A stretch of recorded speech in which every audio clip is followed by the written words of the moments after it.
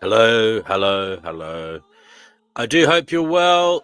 This is the Finding Gnosis Show. We are live again because we are reading the Pistis Sophia, a Gnostic text that Sister Patricia suggested to us all to read.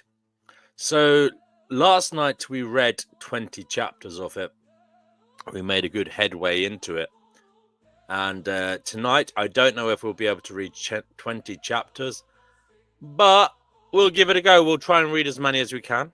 And hopefully, we'll get somewhere, you know. Hopefully, we might find sparks of gnosis that we seek. Do stick around. Last night, we had a good conversation afterwards, and there were some insightful remarks made. Yeah, I did enjoy listening to people sharing their opinions on what is happening in this existence and what might be happening outside of this existence. So, yeah, this is the Finding Gnosis Show. Welcome, and I do hope you're well. If you'd like to join the discussion panel, please do. The link is in live chat. Do say hello if you're here. There's about 6 of you watching now. There's about 3 on Twitter and 3 on YouTube. I say Twitter, I mean X, but you know, I think I'll keep calling it Twitter. You know, I'm a bit stubborn. So welcome, and we have Brother Marcus, who is already here. Brother Marcus says greetings to you too, Brother Marcus. I do hope you are keeping well. And Brother Marcus is one of the supporters here, so I do appreciate that. If you'd like to help the channel grow, you can become a member of the channel. There's loads of different price points, so hopefully one of them is suitable for you. Just click join under the video. Okay, and we will start reading soon. We've got about a minute and a half, I suppose. We're going to read chapter 21. So let me get it on screen so that I'm actually ready for once, you know. Miracles do happen. So let me find it. The Pistis Sophia. If you don't know what it is, do feel free to watch last night's video. It's still there. So you can catch up in your own time. It is a Gnostic text that was written at the end of the 1st century AD and into the 2nd century AD, based on Gnostic thoughts and ancient Gnostic Christianity. But also, you know, we did realize through conversation that Gnosticism has existed even before Christ supposedly walked this planet. There were Platonic musings on it, and there were other ancient peoples who, you know, deliberated on whether the creator of this realm was in fact not the true God. Divine Hazel says she didn't get a chance to say thank you for Monday. Well, that's fine, Divine Hazel. I didn't stay awake at night wondering why you hadn't said thank you. I know you're a very pleasant and polite person, so no hard feelings. And thank you for saying thank you now. I appreciate it. So if anybody would like to come on, now is the time. I think we've got about 2 minutes actually, and then oh, sorry, I don't know, about a minute and something anyway, until we start reading. So if you'd like to come on, you don't have to say anything. You can just come on, and you don't have to do any reading. You can interject as and when you feel like it. Don't feel under any pressure. This is a kind of chilled out stream. We're just trying to learn something. Hopefully, get towards Gnosis somehow or other. Hopefully. What else can you do? You can but try. I'm just going to turn off the Wi-Fi on my phone so I have enough bandwidth on my computer, because it's showing up. I don't know why it's showing up as if it's struggling to transit data. So there we go. 1 second. I have no idea why that is. Hopefully we'll be okay. And I've got a reasonable package of broadband, that is. Now, hello, Brother Marcus, says Divine Hazel.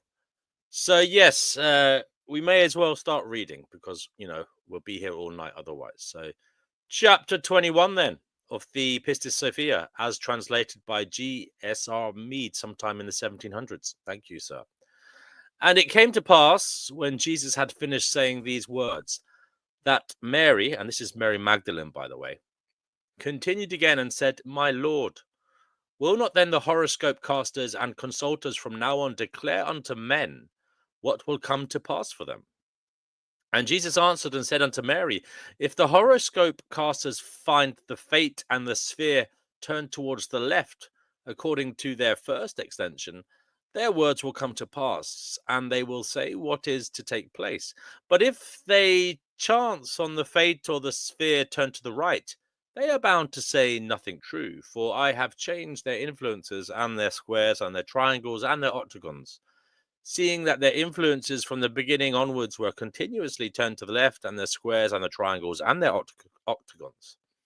But now I have made them spend 6 months turned to the left and 6 months turned to the right.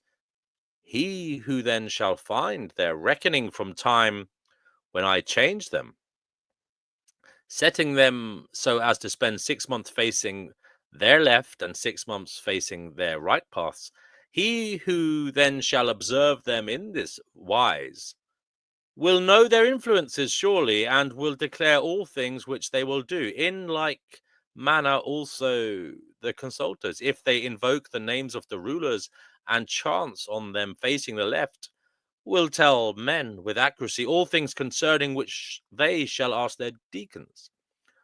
On the contrary, if the consulters invoke their names when they face to the right, they will not give ear unto them, because they are facing in another form compared with their former position, in which you, Y-E-W, had established them. Seeing that other are their names when they are turned to the left, and other are their names when they are turned to the right. And if they invoke them when they are turned to the right, they will not tell them the truth, but they will confound them with confusion and threaten them with threatening. Those then who do not know their path, when they are turned to the right, and their triangles and their squares, and all their figures, will find nothing true, but will be confounded in great confusion, and will find themselves in great delusion, because I have now changed the works which they effected aforetime in their squares, when turned to the left, and in their triangles and in their octagons, in which they were busied continuously, turned to the left.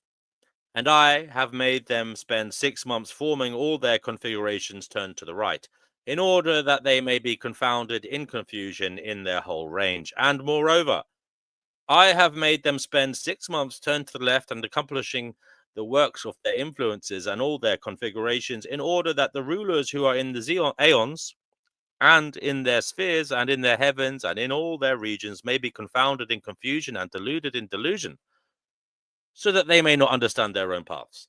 Okay, so that is chapter 21. I will now look up a kind of more plain English translation for us on Chat GPT, our trusty AI model friend. That something is turning into the demiurge, but we won't talk about that now. We'll hope that it's going to give us a good explanation. Okay, so please give us a plain English version of this chapter 21. There we go.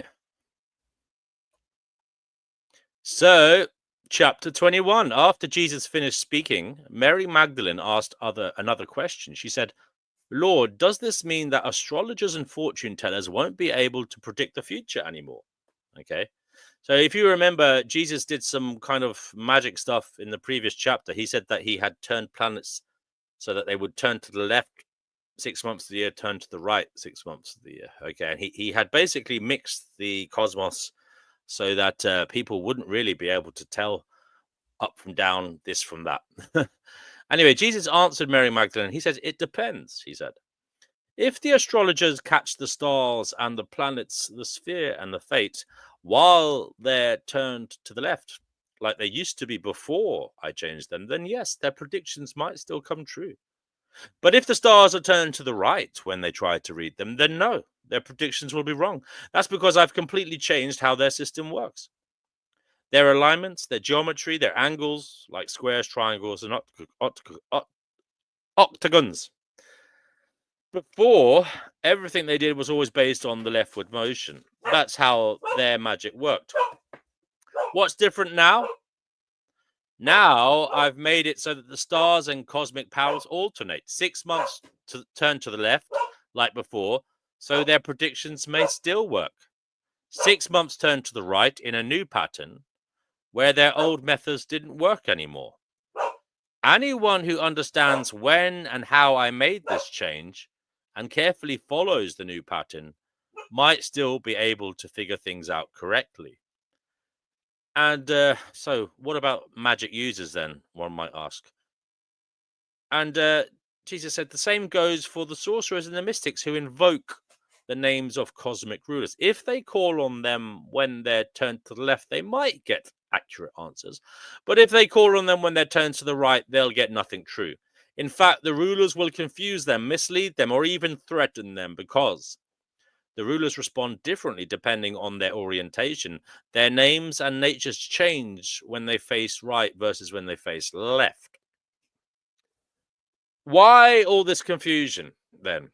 So Jesus says, Jesus said, this is Jesus speaking, "I did it all on purpose to confuse and disorient the rulers of the heavens and the people who rely on their powers. I changed how their systems operate, their shapes, alignments, and patterns, so that now when people use their old methods during..." Sorry, guys, my dog is barking. I'll be right back. I just have to check something. Max? One moment.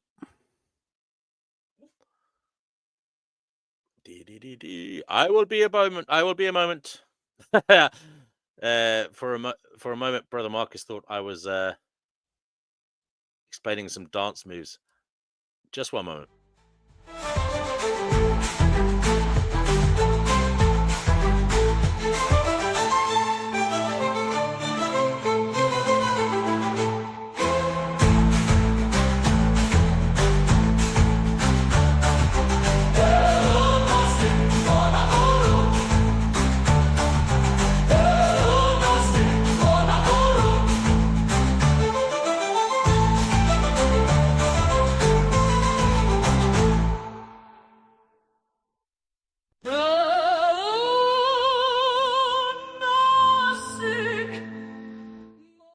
Okay, I'm back, and just one moment, guys. And Thank you for your patience. So I was reading the ChatGPT explanation, wasn't I? Okay. So basically, we were talking about why all the confusion. Jesus said he did it all on purpose to confuse and disorient the rulers of the heavens and the people who rely on their powers. Okay. So he changed their systems. He changed how their systems operate, their shapes, alignments, and patterns, so that now, when people try their sorcery and they use their old methods during the right-facing period, they'll be thrown into total confusion and delusion. And even the rulers themselves in their aeons, spheres, and heavens won't fully understand their own paths anymore. So basically, complete disarray. So, in summary, Jesus confirmed that astrology and occult systems still work, but only halfway. He changed the cosmic timing so that half the time they lead people astray. The system's squares, triangles, octagons that astrologers used to depend on have been disrupted. When the spiritual rulers are confused now, they don't fully understand their own cosmic. Even the spiritual rulers are confused now. They don't fully understand their own cosmic roles anymore. And the overall effect, a disruption of fate-based systems. And by fate, I spell that F-A-T-E, okay? So the overall effect, a disruption of fate-based systems and a blow to dark powers, so people can't rely on the old magic and predictions like before. So he has created a state of confusion. Okay, so that's chapter 21, guys. Right, we'll go to chapter 22 now. That's a nice short one. Lovely, jubbly. Hello there. Do say hello if you're watching. Chapter 22 then of the Pistis Sophia. It came to pass then, when Jesus had finished saying these words, while Philip sat and wrote all the words that Jesus spake, thereafter then it came to pass that Philip came forward, fell down and adored the feet of Jesus, saying, My Lord and Saviour, grant me authority to discourse before thee and to question thee on this word before thou discoursest with us concerning the regions whither thou didst go because of thy ministry. Okay. And the compassionate Saviour answered and said unto Philip, Authority is given thee to bring forward the word which thou willest. And Philip answered and said unto Jesus, My Lord, on account of what mystery hast thou changed the binding of the rulers and their aeons and their fate and their sphere and all their regions, and made them confounded in confusion on their path and deluded in their course? Hast thou then done this unto them for the salvation of the world, or hast thou not? So basically, Philip's apparently writing down Jesus's words. Okay, Philip is one of the disciples, and he says to Jesus, Look, Lord, please give me permission to talk to thee, to talk to you, and question you on what you're saying before you talk to us about where you went in the course of your ministry. Okay, where you went in the course of your plan or your mission. And the compassionate, loving Savior Jesus did say then to Philip, Look, I give you permission. Speak however frankly you want to, and however you want to. And Philip answered and said to Jesus, Look, Lord, on account of what mystery? So basically, what mystery have you changed in the binding of the ruler? So what have you done to these individuals? What have you done to the rulers? And what have you done to the aeons, the planets, the cosmos, and all the regions of the spiritual realms that has made them so confused on their path, so has made them so muddled and deluded in their course? So what have you done to make them so mixed up? And have you done this to them to save the world, or have you not? Okay, so chapter 23 then. And Jesus answered and said unto Philip and to all the disciples together, I have changed their path for the salvation of all souls. Amen. Amen. I say unto you, if I had not changed their path, a host of souls would have been destroyed, and they would have spent a long time if the rulers of the aeons and the rulers of the fate and of the sphere and of all the regions and all their heavens and all their aeons had not been brought to naught. And the souls would have continued a long time here outside, and the completion of the number of perfect souls would have been delayed, which souls shall be counted in the inheritance of the height through the mysteries, and shall be in the treasury of the light. For this cause, then, I have changed their path, and they might be deluded and fall into agitation and yield up the power which is in the matter of their world, and which they fashion into souls, in order that those who shall be saved might be quickly purified and raised on high, they and the whole power, that those who shall not be saved might quickly be destroyed. So that's interesting. So basically, it seems like Jesus did all this to try and speed up the purification of souls and destroy those that won't be saved as quickly as possible. Okay, I'll get a quick chat GPT summary for you guys. So basically, chapter 22 of the Pistis Sophia, Jesus responds to Philip and the other disciples and says, look, I've changed the cosmic pathways, the movements of the rulers and the stars and all their systems to save souls.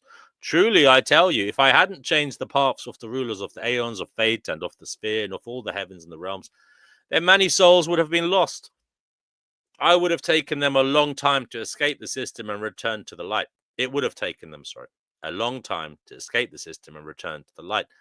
The completion of the total number of perfected souls, the ones meant to inherit the highest realms and enter the treasury of light, would have been delayed. So that's why I've disrupted the system, to confuse the rulers, to throw them into chaos, and to make them give up the power they used to create souls from matter. This way, these souls that are meant to be saved can be purified faster and lifted up into the higher realms, along with all the divine power within them. And those souls that aren't meant to be saved can be cleansed from existence more quickly instead of dragging things out. So in summary, Jesus says he restructured the cosmic order to speed up the salvation process. If he hadn't, too many souls would stay stuck under the influence of corrupt powers. His goal, to liberate the good and remove the false and bring the whole divine plan to completion faster. So yeah, this is a big turning point. Jesus is explaining not just what he's doing, but why. So yeah, so it's all about freeing souls from a corrupted material system, aka this world, and helping them return to the divine source without delay. So that's chapter 22 of the Pistis Sophia, folks. We will go on to... No, that was chapter 23. Sorry, guys. Getting ahead of myself here. Chapter 24 now. Getting ahead of myself. I was going behind myself. All right, chapter 24.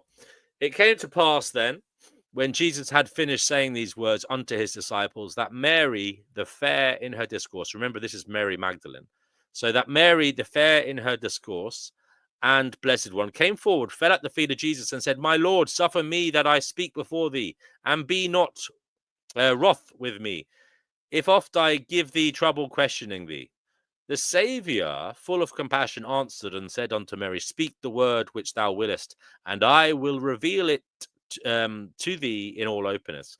Mary answered and said unto Jesus, My Lord, in what way will the souls have delayed themselves here outside, and in what type will they be quickly purified?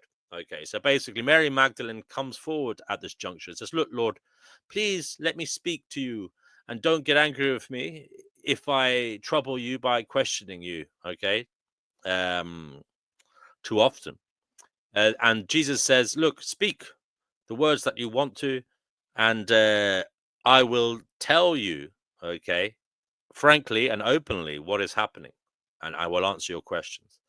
And Mary Magdalene goes on to say, look, my Lord Jesus, in what way will the souls have delayed themselves here outside? So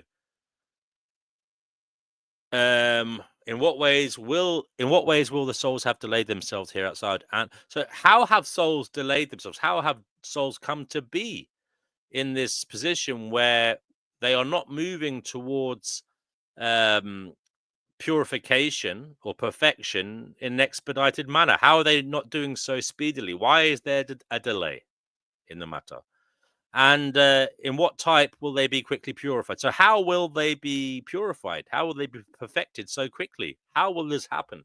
That is what Mary Magdalene is asking in chapter 24. Okay, and we go on then to chapter 25. We're doing okay, folks. We're doing okay. Say hello if you're with us. Chapter 25 of the Pistis Sophia.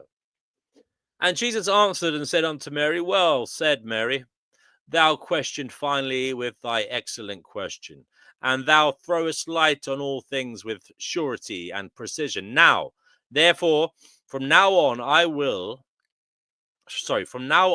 I hide nothing from you, but I will reveal unto you all things with surety and openness. Hearken then, Mary, and give ear, all ye disciples, before I make proclamation to all the rulers of the aeons, and to all the rulers of the fate and of the sphere. They were all bound in their bonds, and in their spheres, and in their seals, as you, the overseer of the light, had bound them from the beginning, and every one of them remained in his order, and every one journeyed according to his course, as you, the overseer of the light, had established them. And when the time of the number of Melchizedek, the great receiver of the light, came, he was wont to come into the midst of the aeons and of all the rulers, who are bound in the sphere and in the fate, and he carried away the purification of the light from all the rulers of the aeons, and from all the rulers of the fate, and from those of the sphere. For he carried away then that which brings them into agitation. And he set in motion the hastener. And he set in motion the hastener who is over them, and made them turn their circles swiftly. And he, the hastener, carried away their power, which was in them, and the breath of their mouth, and the tears of their eyes, and the sweat of their bodies. And Melchizedek, or however you say that, sorry, I'll say Melchizedek, the receiver of the light, purifieth those powers, and carrieth their light into the treasury of the light, while the servitors of all the rulers gather together all matter from them all, and the servitors of all the rulers of the fate, and the servitors of the sphere which is below the aeons, take it and fashion it into souls of men, and cattle, and reptiles, and wild beasts and birds, and send them down into the world of mankind. And further, the receivers of the sun and the receivers of the moon, if they look above and see the configurations of the paths of the aeons, and the configurations of the fate, and those of the sphere, then they take from them the light power, and the receivers of the sun get it ready and deposit it until they hand it over to the receivers of the Melchizedek, the light purifier, and their material refuse they bring to the sphere which is below the aeons, and fashioned it into souls of men, and fashion it also into souls of reptiles, and of cattle, and of wild beasts, and of birds, according to the circle of the rulers of that sphere, and according to all the configurations of its revolution. And they cast them into this world of mankind, and they become souls in this region I have just said unto you. So that is chapter 25, and basically Jesus is describing to Mary how the souls are cast into this material realm that we are in, planet Earth. Okay, and I will get a breakdown for that now in plain English for you from ChatGPT.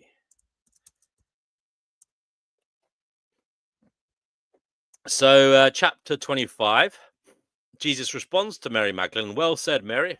That was an excellent question. You're really seeing things clearly and bringing light to these deep mysteries. So now, I won't hold anything back from you or the other disciples. I'm going to reveal everything openly and clearly from this point on.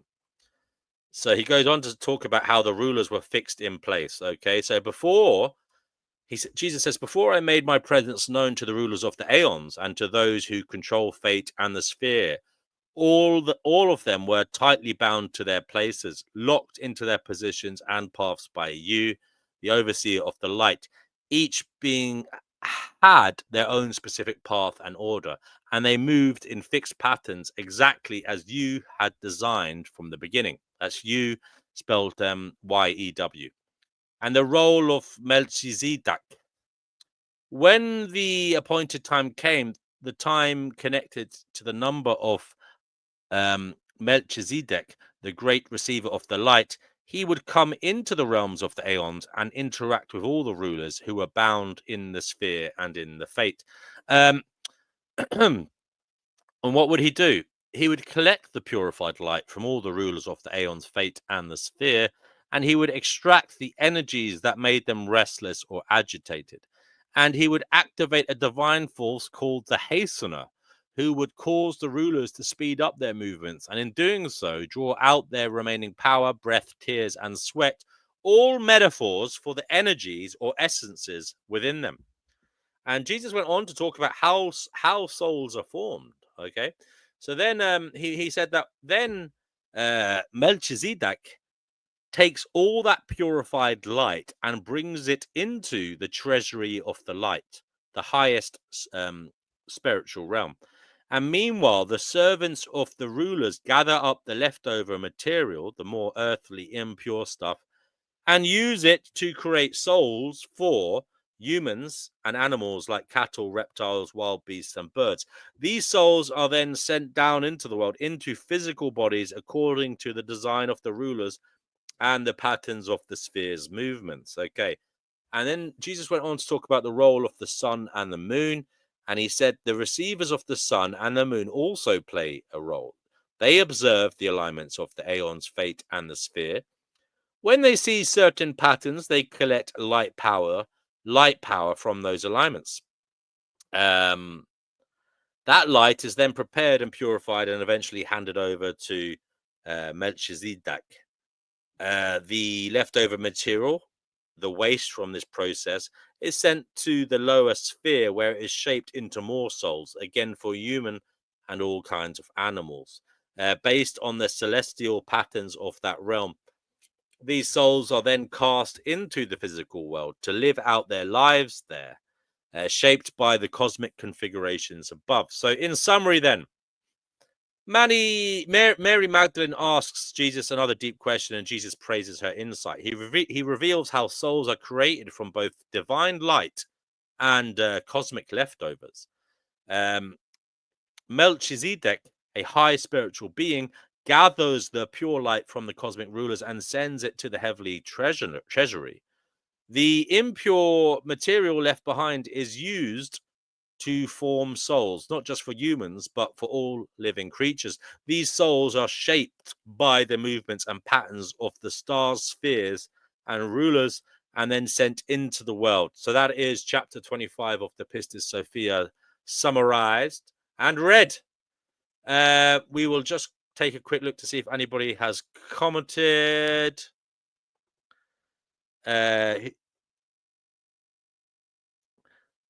Necker King says he believes it's pronounced Melchizedek. And D Prophet says to himself, because D Prophet is also the Necker King, he says, "Shut up, Necker King." But by the way, guys, if you want to see, if you want to pang off nostalgia, perhaps, or you want to see what figurines were like in the past, toys that you might have got for Christmas, Teenage Mutant Hero Turtles and such, you can go to the Necker King channel, and he unboxes stuff. He collects there's a lot of collectibles on shelves. It's quite an interesting little channel to give you a kind of pang of nostalgia and a kind of cozy, content feeling. So good. And Divine Hazel says it is Melchizedek. I know this. I had a master teacher with that name, so it's Melchizedek. Okay. Oh, right. So D Prophet says, I agree, Divine. That's how we pronounced it in church, Mormons. So the Mormons believe in the Melchizedek. Okay, so the Melchizedek, I will pronounce it from now on. Melchizedek. If I mispronounce it, please do call me out. Melchizedek. Okay, so we're going on now to chapter 26, right? And do come on here and tell us about Melchizedek in your from your learned appreciation of him, D Prophet, as a Mormon back in the day. That would be interesting. Chapter 26. This then they accomplished continuously before their power was diminished in them, and they waned and became exhausted or powerless. It came to pass then, when they became powerless, that their power began to cease in them, so that they became exhausted in their power, and their light, which was in their region, ceased, and their kingdom was destroyed, and the universe became quickly raised up. It came to pass then, when they had perceived this at the time, and when the number of the cipher of Melchizedek, how do I say it again? Sorry, I'm not on your screen. 1 second now. Okay. Melchizedek. Yes, I did. Melchizedek. Okay. It came to pass then, when they have received this at the time, and when the number of the cipher of Melchizedek, the receiver of the light, happened, then had he to come out again and enter into the midst of all the rulers of the aeons, and into the midst of all the rulers of the fate, and those of the sphere, and he threw them into agitation, and made them quickly abandon their circles. And forthwith they were constrained, and cast forth the power out of themselves, out of the breath of their mouth, and the tears of their eyes, and the sweat of their bodies. And Melchizedek, the receiver of the light, purifieth them, as he doth continually. He carrieth their light into the treasury of light, and all the rulers of the aeons, and the rulers of the fate, and those of the sphere, turn to the matter of their refuse. They devour it, and do not let it go, because and become they devour it, and do not let it go, and become souls in the world. They devour then their matter, so that they may not become powerless and exhausted, and their power cease in them, and their kingdom become destroyed, but in order that they may delay and linger a long time, until the completion of the number of the perfect souls, who shall be in the treasury of light. Okay, guys, that is chapter 26 read. I will just get a plain English breakdown. Yes, from ChatGPT. One moment. So yes, chapter 26. Plain language translation. So Jesus continued, in the beginning, the cosmic rulers, those of the aeon's fate and the sphere, used to keep doing their work without interruption, constantly creating souls from the light and matter available to them. But then over time, they started to lose power. Their energy began to fade, and eventually they became exhausted and weakened.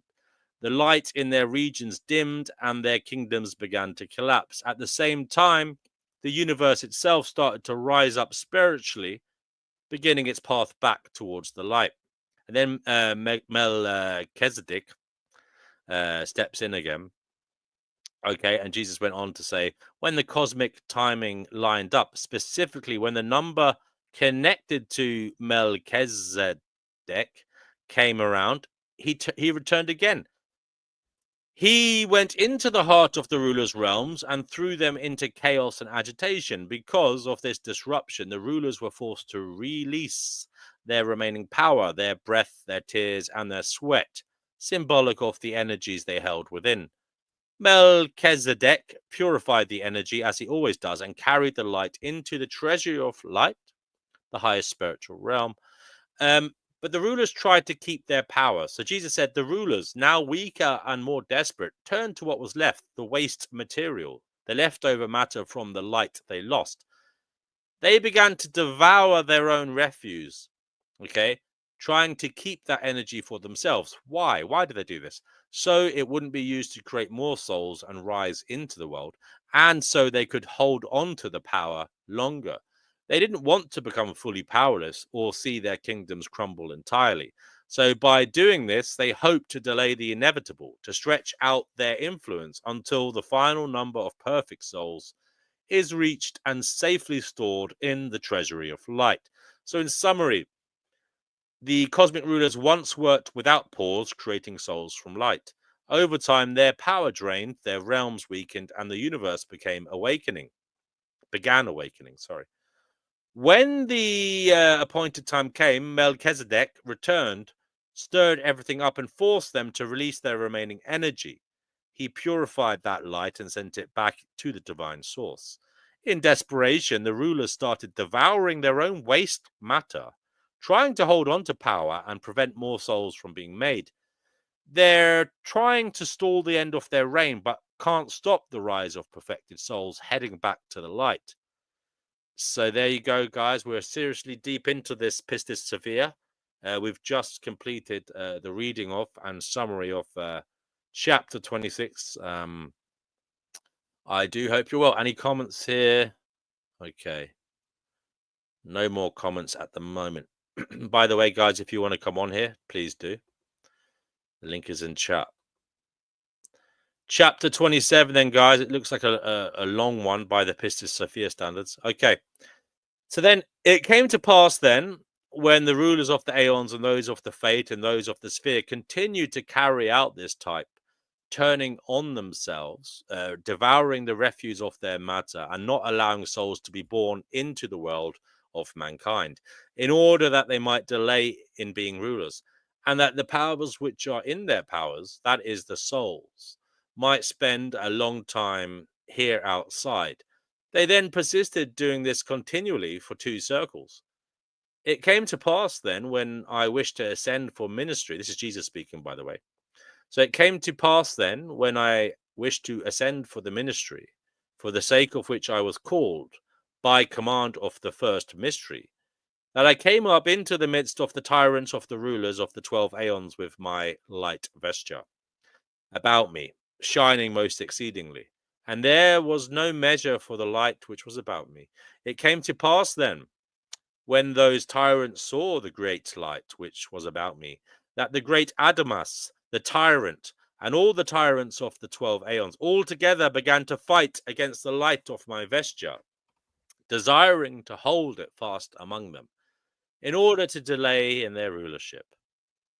This then they did, not knowing against whom they fought.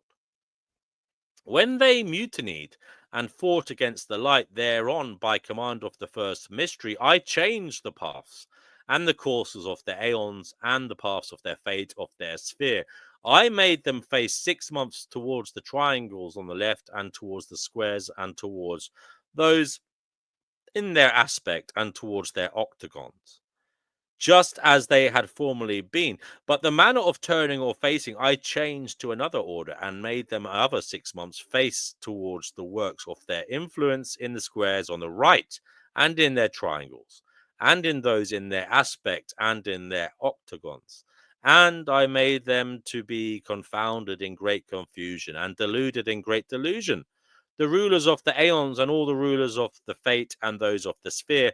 And I set them in great agitation, and thence on they were no longer able to return towards the refuse, or their matter to devour it, in order that their regions may continue to delay, and they themselves may spend a long time as rulers.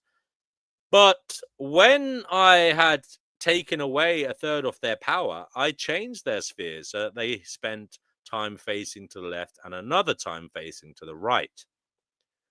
I have changed their whole path and their whole course. I have made the path of their course to hurry, so that they may quickly be purified and raised up quickly. And I have shortened their circles and made their path more speedy, and it would be exceedingly hurried. And they were thrown into confusion in their path, and from then on were no more able to devour the matter of the refuse or the purification of their light. And moreover, I have shortened their times and their periods, so that the perfect number of souls who shall receive the mysteries and be in the treasury of the light shall be quickly completed. For had I not changed their courses, and had I not shortened their periods, they would not have let any soul come into the world, because of the matter of refuse, which they devoured, and they would have destroyed many souls. For this cause I said unto you aforetime, I have shortened the times because of my elect. Otherwise no soul would have been able to be saved.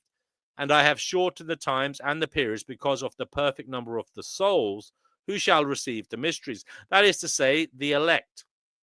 And had I not shortened their periods, no material soul would have been saved, but they would have perished in the fire which is in the flesh of the rulers. This then is the word on which thou dost question me with precision. It came to pass then, when Jesus had finished speaking those words unto his disciples, that they fell down all together, adored him, and said to him, Blessed are we before all men, for unto us thou hast revealed these great exploits. Okay, guys, that is chapter 27 read. I will get a brief plain English summary for us on ChatGPT now. One moment, please. Any okay. Chapter 27. So Jesus continues explaining what he did to the cosmic rulers to make salvation possible. And the rulers tried to delay their fall because Jesus, don't forget, speeded up the process. Okay. The rulers of the aeons, fate and the sphere, kept doing something sneaky. They turned in on themselves. They devoured their own leftover matter, refuse, and they refused to allow souls to be born into the world. Why? So that they could delay the end of their rule and prolong their power. Okay. They didn't want souls to escape and ascend because souls contain light, and that's where the rulers got their energy.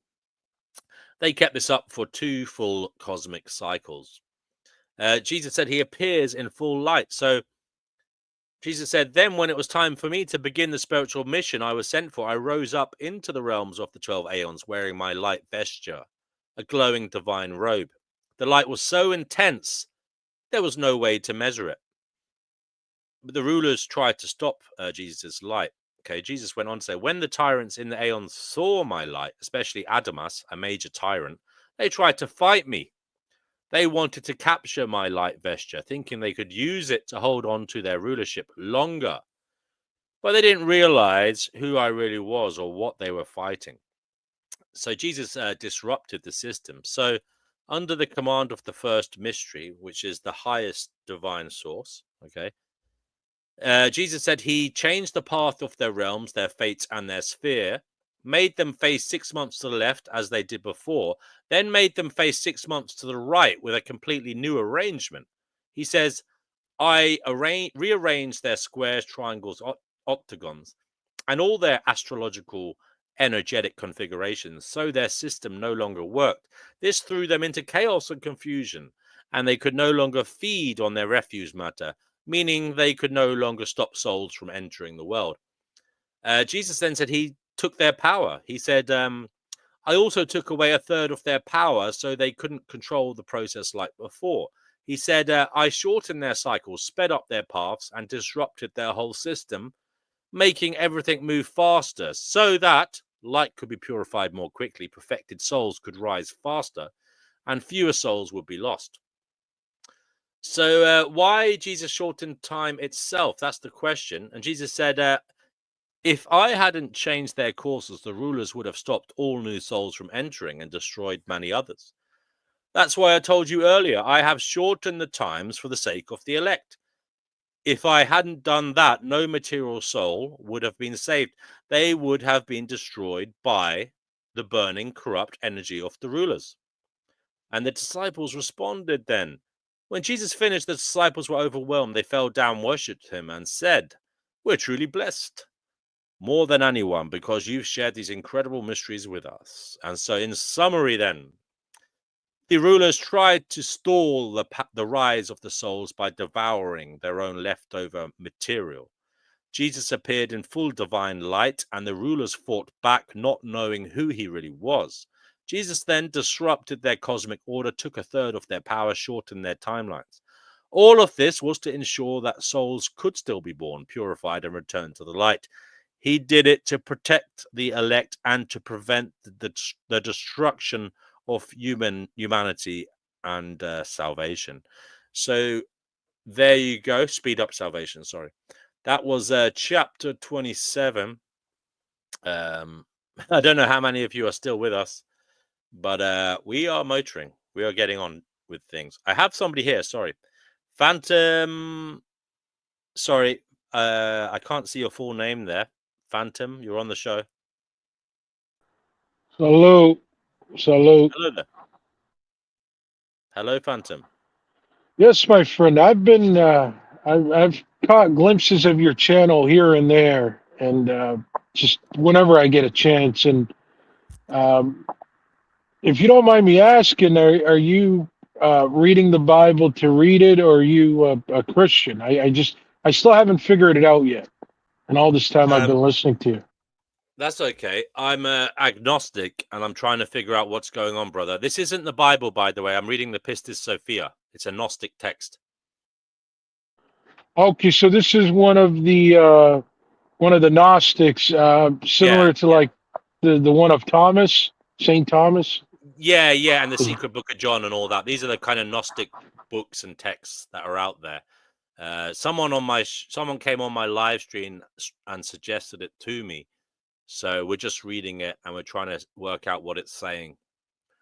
I mean, we don't necessarily know. We don't necessarily follow it. We're just trying to give it some credit and read it and see what it's saying and if there's anything interesting in it. But some people who follow this show, I think the lady who suggested it, she said there's stuff in this text. We haven't quite got to that yet, but she kind of believes it. So we're reading it because of her. Okay. Now I just I want to ask you this because you mentioned you're an agnostic, but it seems like your channel is more of a Gnostic type of channel. So Well, which one are you? Agnostic means without knowledge. Yeah. Gnostic, finding gnosis means finding knowledge. So trying to find knowledge. Do you understand? So I am agnostic, but Right. I'm trying to find knowledge. Yeah. Gnosis means knowledge. Okay. Now, did you ever at one point consider yourself an atheist or anything like that? No. I was raised a Catholic. Briefly, I was I toyed with the idea of atheism, but I couldn't really sit down with it. You know what I mean? In my early adulthood, and then ever since then, I've been kind of in and out of Christian views, but agnostic, and I've toyed with Buddhism as well. But I don't know what's going on, bro. What about you? Okay, me. Well, I'm definitely a truth seeker. I'll tell you that. I definitely, yeah, I'm similar to you in the sense that I can't really wrap my head around atheism. I believe atheism in itself is still a belief system or some sort of religion, and I think when an atheist will give a quote unquote believer, or sorry, and whenever they Sorry, give I atheists. lost you. I lost you there. I lost you there. Oh, can you hear me now? You said you said you were similar to me, but keep going. So you're back now, yeah. Okay, yeah, it could have just been my connection here. Yeah, I'm similar to you in the sense that uh, I'm not I've never been an atheist. I never will be. The thought of it doesn't make too much sense. That we obviously don't know who the creator is. I'd say at least with most people, we kind of have this debate on who the creator or creators are, and they're unseen. But I don't think that's an enough argument to not believe that we come from something. So yeah, I'm not an atheist. I'd say I've been an agnostic years ago, and I'd say maybe last year I've come to a more of a spiritual belief that there is a higher power out there. Um, I knew ever since I was a child I would feel it. I would feel there would be some sort of guide with me. I just can't really explain it. And Right. Right. yeah, and I tell I you see. what, Phantom, if it's all right with you, I am on number, what chapter was that? 27. Will we read to 30 tonight, guys? And then we'll open up the conversation. So I've got about 3 more chapters to do. Is that okay, Phantom? Because Yeah, because we that's might fine. get. I'll come back. I'll come back. That's no Oh, you problem, can just brother. wait That's there, no mate. problem. You can wait on there. You can wait there, mate. You can wait there. It's fine. I'm just mindful. Like, it'd be good to get through the text, and then we can open up the show a bit. I Yeah, think I'd be absolutely, happy with. absolutely. Yeah. So, did I give the summary, guys? Let me just check.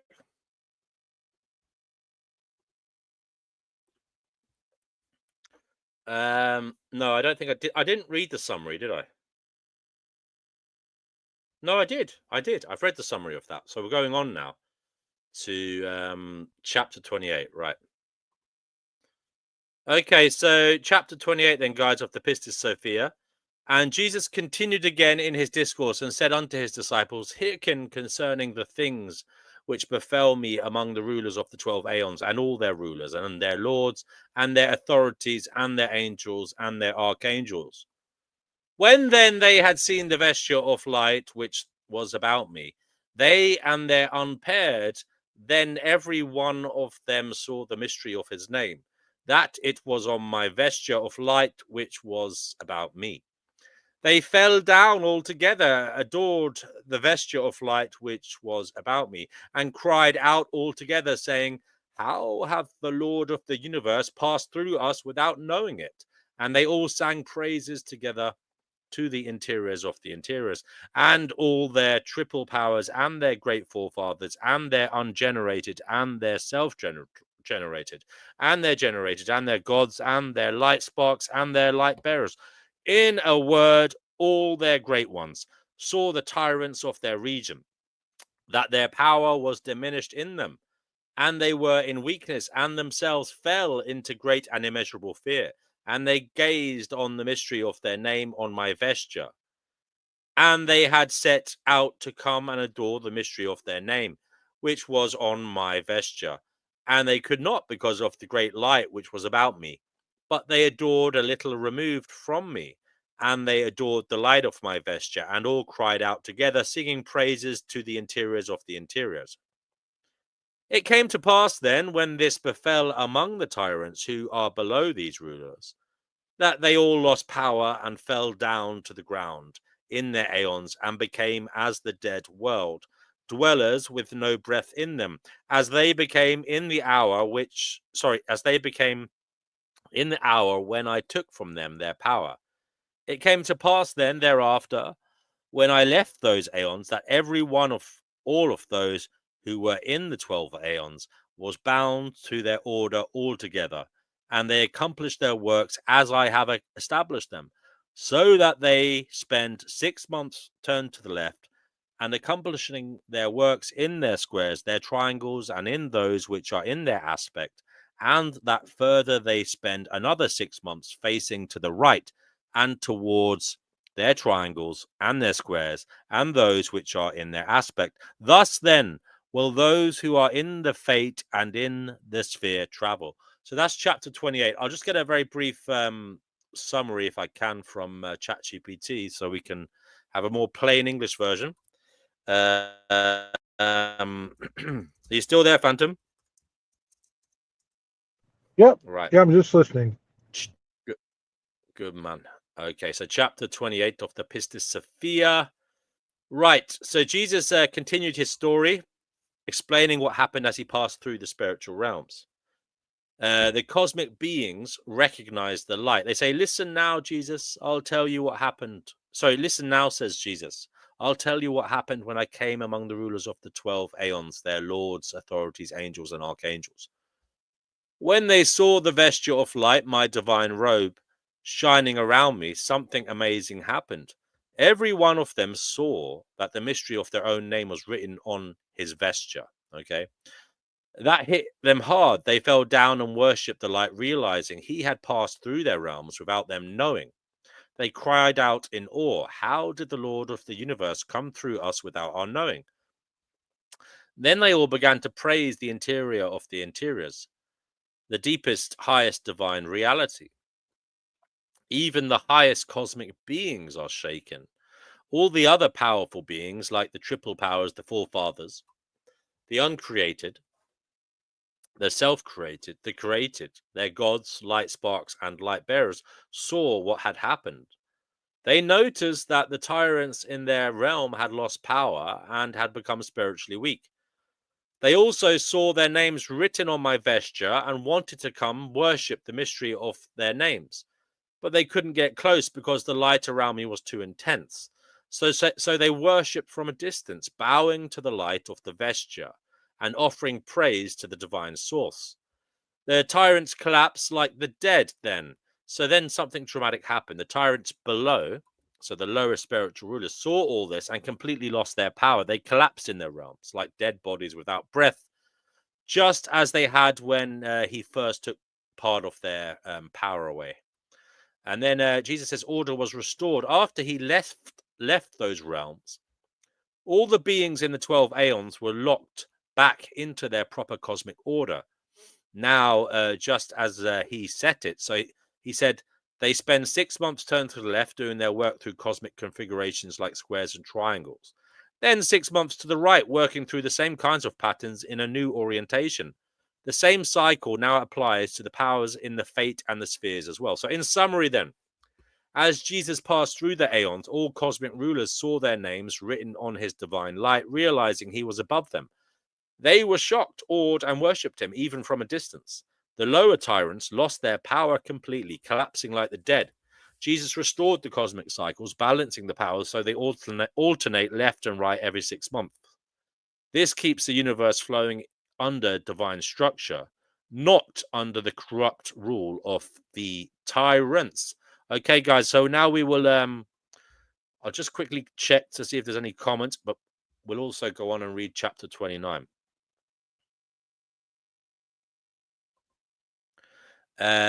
Okay, so chapter 29. It came to pass then thereafter that I ascended to the veils of the 13th aeon. This is Jesus speaking.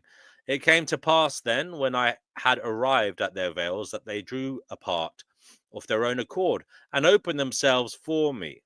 I entered into the 13th aeon and found Pistis Sophia below the 13th aeon, all alone, and no one of them with her. And she sat in that region, grieving and mourning, because she had not been admitted into the 13th aeon, her higher region. And she was moreover grieving because of the torments which self-willed, who is one of the three triple powers, had inflicted on her. But this, when I shall come to speak with you respecting their expansion, I will tell you the mystery, how this befell her.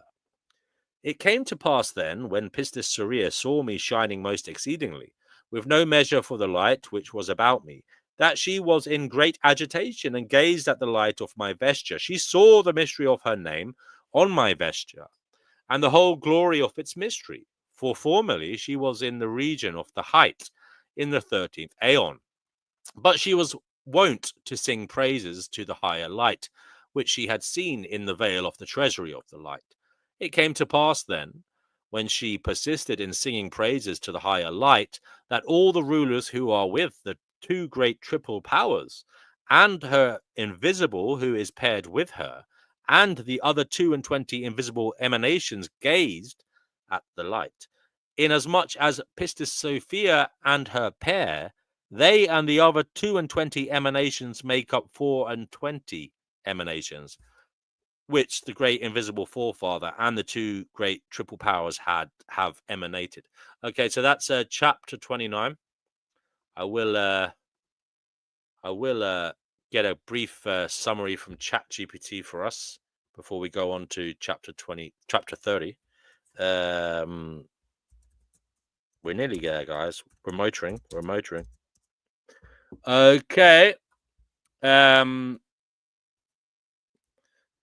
So, chapter 29, Jesus continues his cosmic journey, now reaching the realms beyond the 12 aeons. Okay, so he enters the 13th aeon, and after he passes through the 12 aeons, he ascended to the veils that guard the entrance to the 13th aeon, a higher, more divine realm. And when he arrived, the veils opened on their own to let him in, and inside he saw Pistis Sophia. She was sitting just below the 13th aeon, completely alone. No other beings were with her, and she was deeply saddened, grieving, and mourning for two reasons. First of all, she wasn't allowed to re-enter the 13th aeon, which was her original home. And secondly, she had been tormented by being called self-willed, one of the three triple powers. Okay, these are powerful spiritual rulers. Jesus says he'll explain how that will happen later on when he talks about their roles in more detail. Sophia sees the light. So when Pistis Sophia saw Jesus glowing with immeasurable light, she was shaken and amazed. She looked closely at the light shining from his vesture, and she saw something incredible. She saw the mystery of her own name written on it. She saw the glory of that mystery, and she remembered who she truly was. You see, Sophia used to live in the 13th aeon in a very high place, but then she would sing praises to the even higher light she had seen shining from the veil of the treasury of light, the realm beyond even the 13th aeon.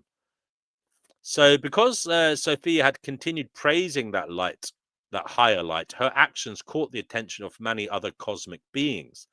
And these were the rulers who were with the two great triple powers, her invisible counterpart, her spiritual pair, and the other 22 invisible emanations like her.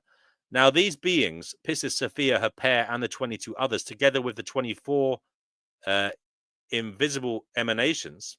It says 24 here. I thought it said 22, but anyway. Oh no, yes, I get it.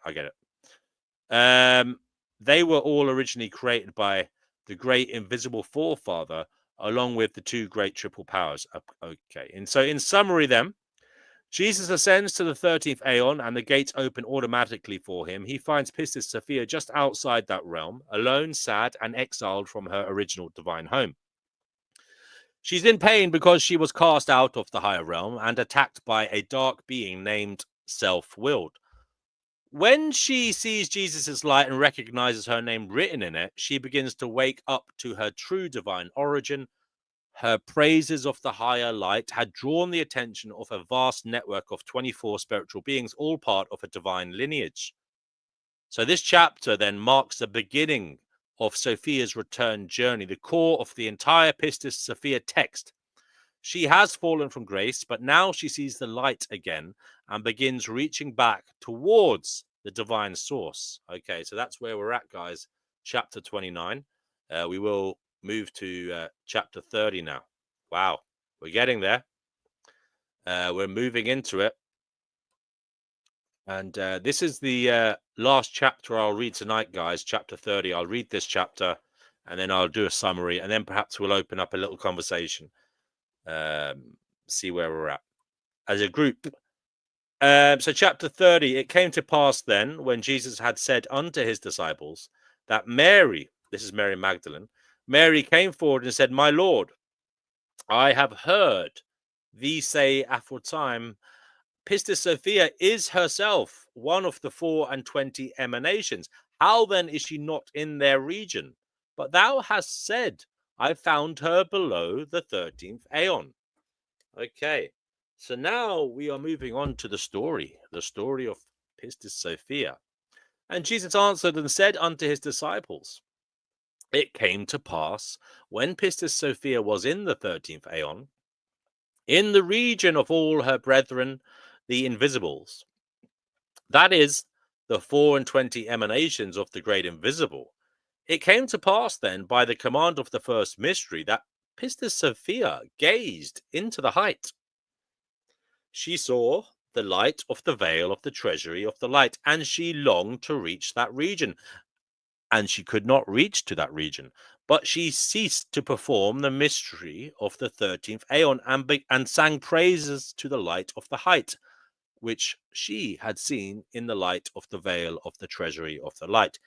It came to pass then, When she sang praises to the region of the height, that all the rulers in the 12 aeons who are below hated her, because she had ceased from their mysteries, and because she had desired to go into the height and be above them all. For this cause, then, they were enraged against her and hated her, as did the great triple-powered self-willed, that is, the third triple power, who is in the 13th aeon, he who had become disobedient, inasmuch as he had not emanated the whole purification of his power in him, and had not given the purification of his light at the time when the rulers gave their purification, in that he had desired to rule over the whole 13th aeon and those who are below it. It came to pass then, when the rulers of the 12 aeons were enraged against Pistis Sophia, who is above them, and hated her exceedingly, that the great triple-powered self-willed, of whom I have just now told you, joined himself to the rulers of the 12 aeons, and also was enraged against Pistis Sophia, and hated her exceedingly, because she had thought to go to the light which is higher than her. And he emanated out of himself a great lion-faced power, and out of his matter in him he emanated a host of other very violent material emanations, and sent them into the regions below, to the parts of the chaos, in order that they might there lie in wait for Pistis Sophia, and take away her power out of her, because she thought to go to the height which is above them all. And moreover, she had ceased to perform their mystery, and lamented continuously, and sought after the light which she had seen. And the rulers who abide or persist in performing the mystery hated her, and all the guards who are at the gates of the aeons hated her also.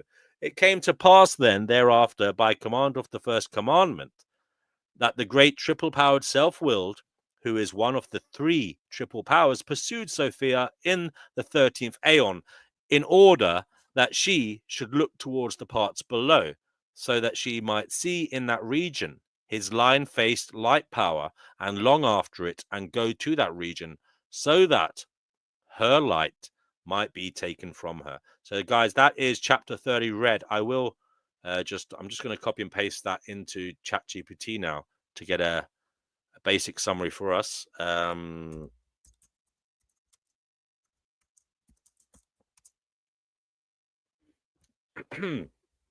Chapter 30 then.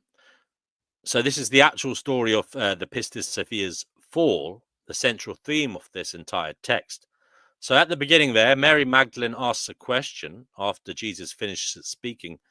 And she said, Lord, earlier you said that Pistis Sophia is one of the 24 emanations. So if she belongs up there with the other invisibles, why did you say you found her below the 13th aeon? And Jesus begins then the story of Sophia's fall. Jesus replies, here's what happened. Pistis Sophia was originally in the 13th aeon, along with the other 24 divine emanations, all spiritual beings created by the great invisible. One day, by command of the first mystery, the highest divine source, she looked upwards, and she saw the brilliant light coming from the veil of the treasure of light, an even higher realm beyond her own. She longed to reach that light, but she couldn't. Instead of continuing her role in the mysteries of the 13th aeon, she stopped performing her duties and began singing praises to that higher light, hoping to reach it. The rulers turned against her. But when she did this, all the rulers in the 12 aeons below her got angry, okay? So they hated her because she stopped following their system. She desired to go above them all. One ruler in particular was especially enraged, and that was self-willed, a triple power being from the 13th aeon. He had already rebelled by refusing to give up his light during the cosmic purification. He wanted to dominate the 13th aeon and everything below it. Self-willed strikes back. So self-willed joined forces with the rulers of the 12 aeons to go against Pistis Sophia. He was furious that she had dared to reach for the higher light. He created a massive lion-faced power. So this is a symbolic, terrifying energy. and also created a host of violent beings from his own material essence. He sent them down into the lower realms of chaos, where they waited to trap Pistis Sophia, steal her power, and pull her down because she longed for the light above. She rejected their system. She cried constantly for the light. Even the guards at the gate of the Aeons had turned against her. So the trap was set. So then, by the command of the first commandment, a divine principle, self-willed, began actively chasing Sophia within the 13th Aeon. His goal was to make her look downwards, okay, towards the line-faced light he had created, and become, instead of looking up and being fascinated with the light above, he wanted her to become fascinated by what was below, by it, and make her mistake it for the true higher light. If he could lure her towards his false light, he could take her divine power away. So in summary then, chapter 30, Pistis Sophia was originally a high spiritual being in the 13th Aeon. She saw the higher light and longed for it, but wasn't able to reach it. She stopped following the system and began worshipping the higher light. This made the lower rulers furious, especially self-willed, who wanted control. He created a lion-faced power and a group of dark forces to trap her. He pursued her, trying to distract her with false light so he could steal her power and prevent her from ascending. So there we go, guys. This chapter kicks off Sophia's fall into chaos. And this will become a long spiritual journey of suffering, crying out, and eventual redemption. So that is chapter 30. We've gone into the book now. So that's enough reading for tonight, I do believe. We have spaces on the show if you want to come on here. Join the discussion using the link in chat. I will share it. We have Brother Phantom here. Brother Phantom, please feel free to say whatever it is you want to say. Yeah. Now I was wondering, are you by any chance restreaming this from another channel? I'm on YouTube, right? And I'm using StreamYard, but it's also going to Twitter. It's live. We're live. Okay. Well, okay. No, it's I not know from some. another. Oh, I know what you mean. No, this is my channel. It's not coming This is from your. another channel. No. Okay, good. Yeah, I saw some people. I went to somebody's panel the other day, and then I didn't realize that I got on through somebody else's channel, but it was another guy's panel, and I was kind of confused. But no, Yeah, that that's does happen. yeah. But see, I want to say, so the book you were reading, the Sophia book there, I've heard about that. I've never read it, but it's a very, very interesting take to hear all that stuff, because you don't find the stuff in the Bible. So I'm gonna have to kind of read that on my own. I really like that. That was kind of cool stuff. Now, yeah, go ahead. It is interesting to read, and I'm always amazed at ancient and old texts, and the writing styles of the people, and just the kind of imagination they had. I want to ask though, what are your kind of spiritual views then? You said you're kind of searching, is that it? Yeah, right. What has been your personal evolution, brother, in life on belief, So awakening, my biggest thing, yeah. but my biggest thing is like so. For example, I kind of dabble into uh, different things. Like, I'm very big on philosophy. I'm very big on psychology. But my biggest thing that kind of got me into all this is, as the old saying is, know thyself. And it's like, once I got to do that, and that's really as far as just knowing everything about you. Like, really, like, see, it's really funny when you live in today's world. Almost a bunch of stuff you say, you'll get called nuts for. But knowing thyself is really, part of it is becoming a friend to thyself, becoming a friend to yourself. And um, like that's something we don't really ever think about, but it's being understanding to who you are, but also knowing everything about you. And I'd say I really got into that maybe last year. Um, and one of the sayings I've read a long time ago was, "To know thyself is to know God." Because a lot of people do preach that God is within, that the kingdom of heaven is within. It's not an external; it's internal. You got to seek within to get it. And that's where I'm at. So um, again, I do believe there's always been a spiritual guide with me all along. I don't know how to show that. I don't know how to prove it. I'm right now at a. I've seen. I'm very similar to you. I'm at a stage where I'm trying to figure out if the feelings I'm having, if they're more mental or they're more spiritual. Um, I know some people might make an argument that spirituality is all mental, anyways. They'll say uh, because it's the unseen world, just like your thoughts are unseen, so they kind of align together. That mental thoughts and spirituality aligns. But science would differ, right? Science would tell you, no, one thing is psychology, the other is a belief system.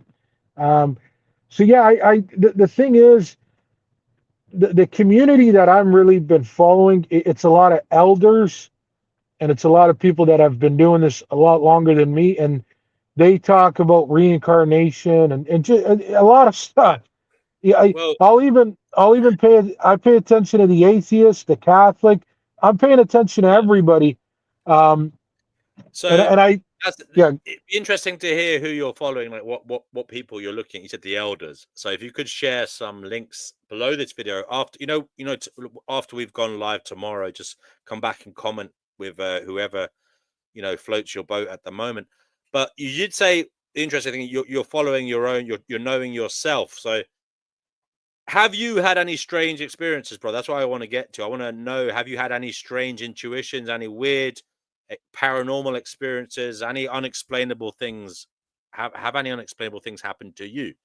Um, no, no, and no. that's what I'm kind of waiting for. So I this is what I believe. I do believe in destiny. I've come to that belief now. I haven't always had that belief, but I've come to the belief that the reason things have never worked out for me is, and I'm not trying to pat myself on the back, and I'm not trying to make myself special, but I've watched certain videos where they talk about chosen ones, and when we're talking about the Bible, it says many are called, but only a few are chosen.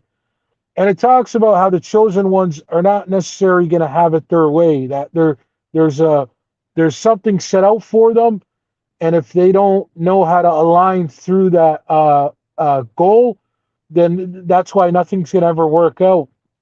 And I don't want to talk too much about my personal life, but yeah, I'd say it always seemed like nothing really uh, worked out as far as how I wanted. For the most part, I'm very happy.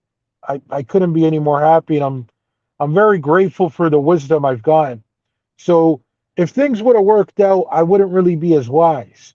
And I can't complain because I really am happy with my life. But sorry, to answer your question, for me, I just came across this belief recently that I don't actually have free will because a lot of the wrong things I know I'm not supposed to do them, and I'll never do them.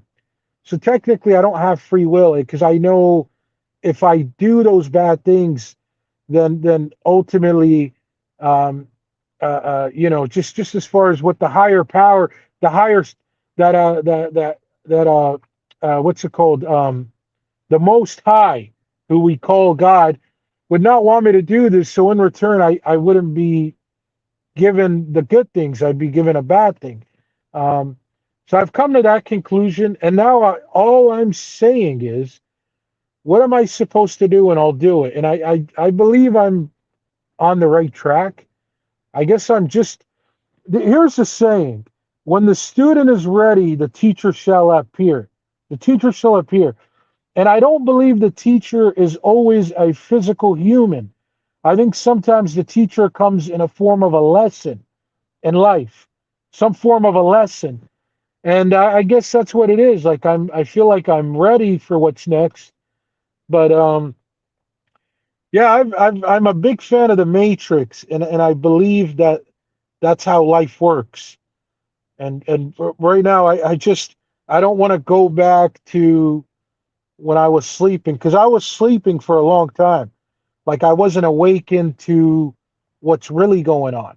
And now that I'm awake, now So it's like, what okay, is really going on, brother? That's what I want to hear.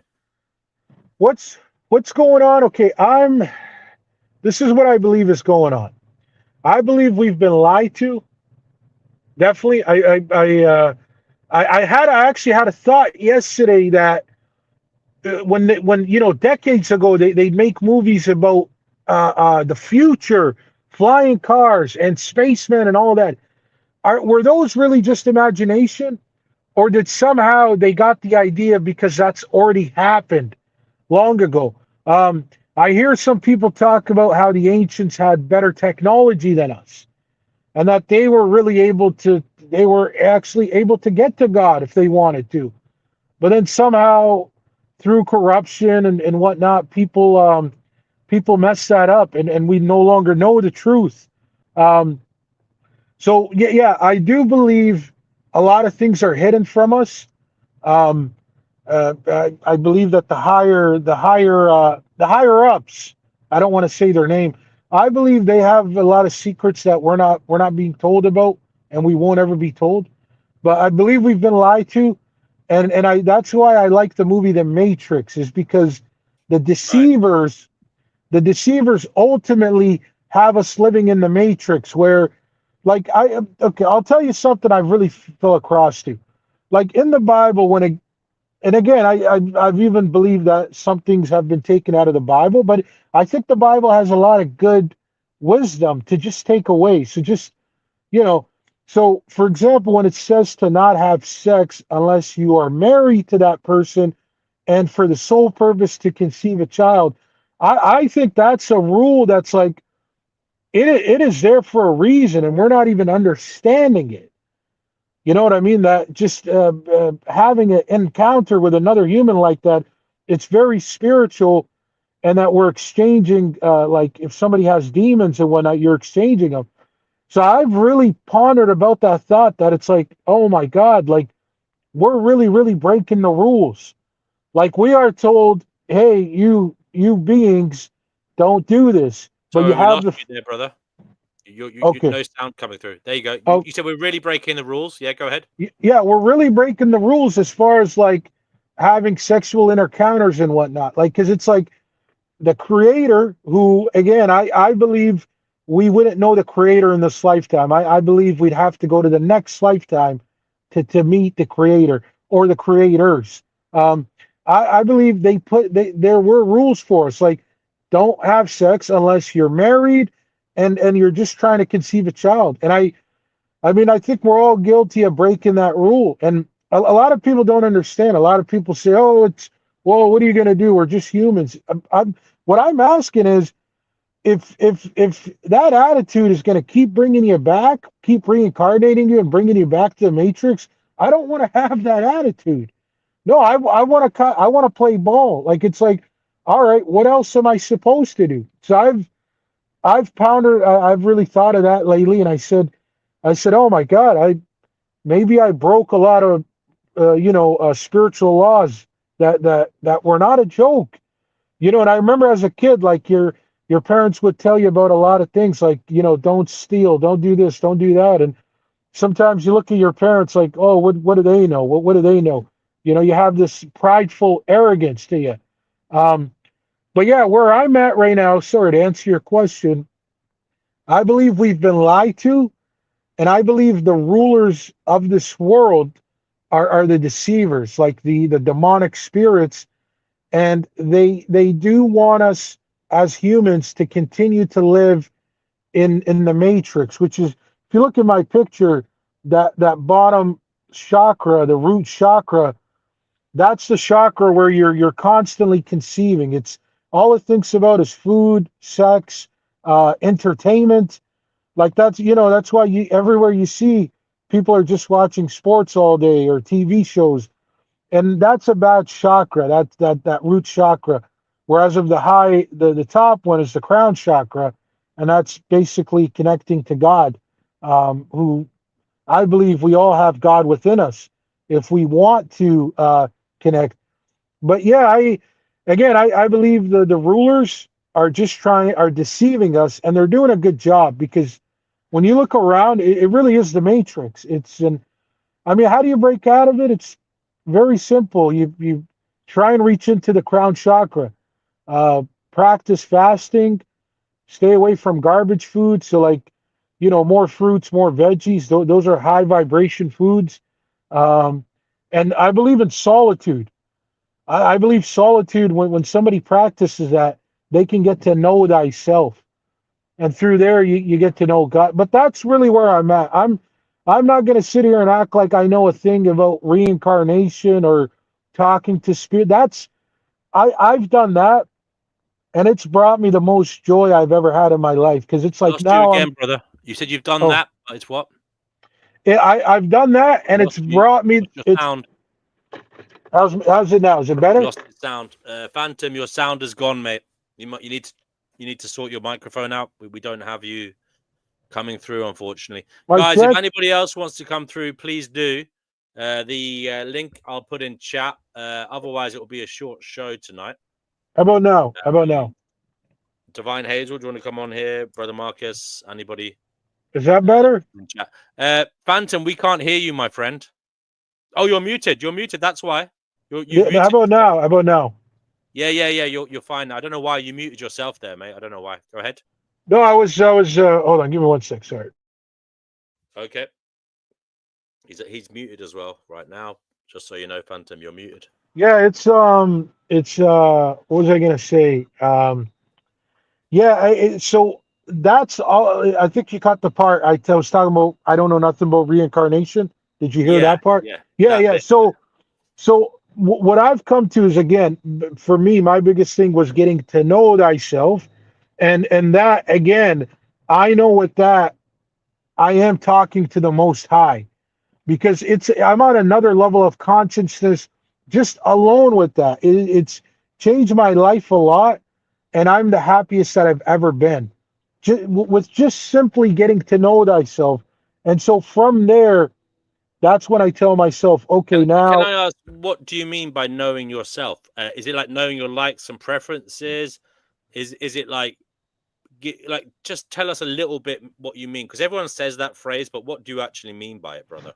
So for me, I'm gonna tell you this, man. I'm gonna just get. By the way, I'm not sure your age. I don't mind sharing it, but I just actually turned 31, so I'm a lot. That's why I call them elders, You're because they're younger than older. me, bro. You're younger than me. Believe it or not. Okay, Yeah. but so getting to know. So for example, I got to know all my vices, all my demons, um, and then I worked on them. I really worked on them, and I don't want to be arrogant, but I believe I've got them under control. Um, and then it's like I got into Stoicism, Stoic philosophy, which really tells you, which really is the art of just shutting up, because when you do that, you're going to listen more than you talk. And so that that helped a lot. But knowing thyself, I really got to know that I'm not as good as I think I am.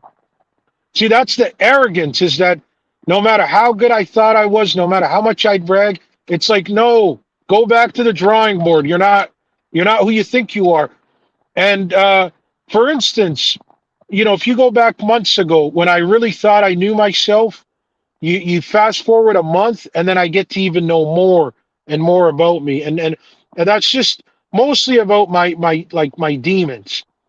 It's mostly about my faults, my sins. And then it's like, okay, well, I don't have an excuse for these. I have to work on them. So you work on them and you try and eliminate them. But ultimately, like, getting to know thyself, it's going to lead to a lot of stoicism, because like, as a human, you're going to be embarrassed with a lot of the stuff you've done. And that's where I'm at, as far as when I keep saying that word, know thyself.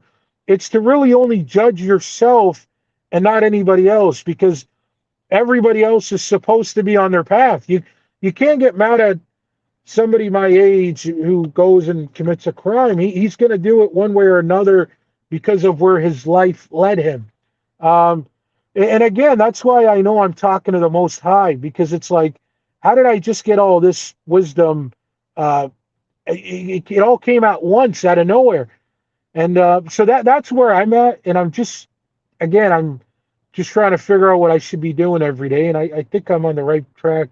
Uh, but sorry, brother, how about yourself? What do you, what's the thing with you? If you don't mind Yeah, me I asking. mean, what do I think? I think I resonated with your thing where we don't really have free will. It doesn't seem apparent. Okay.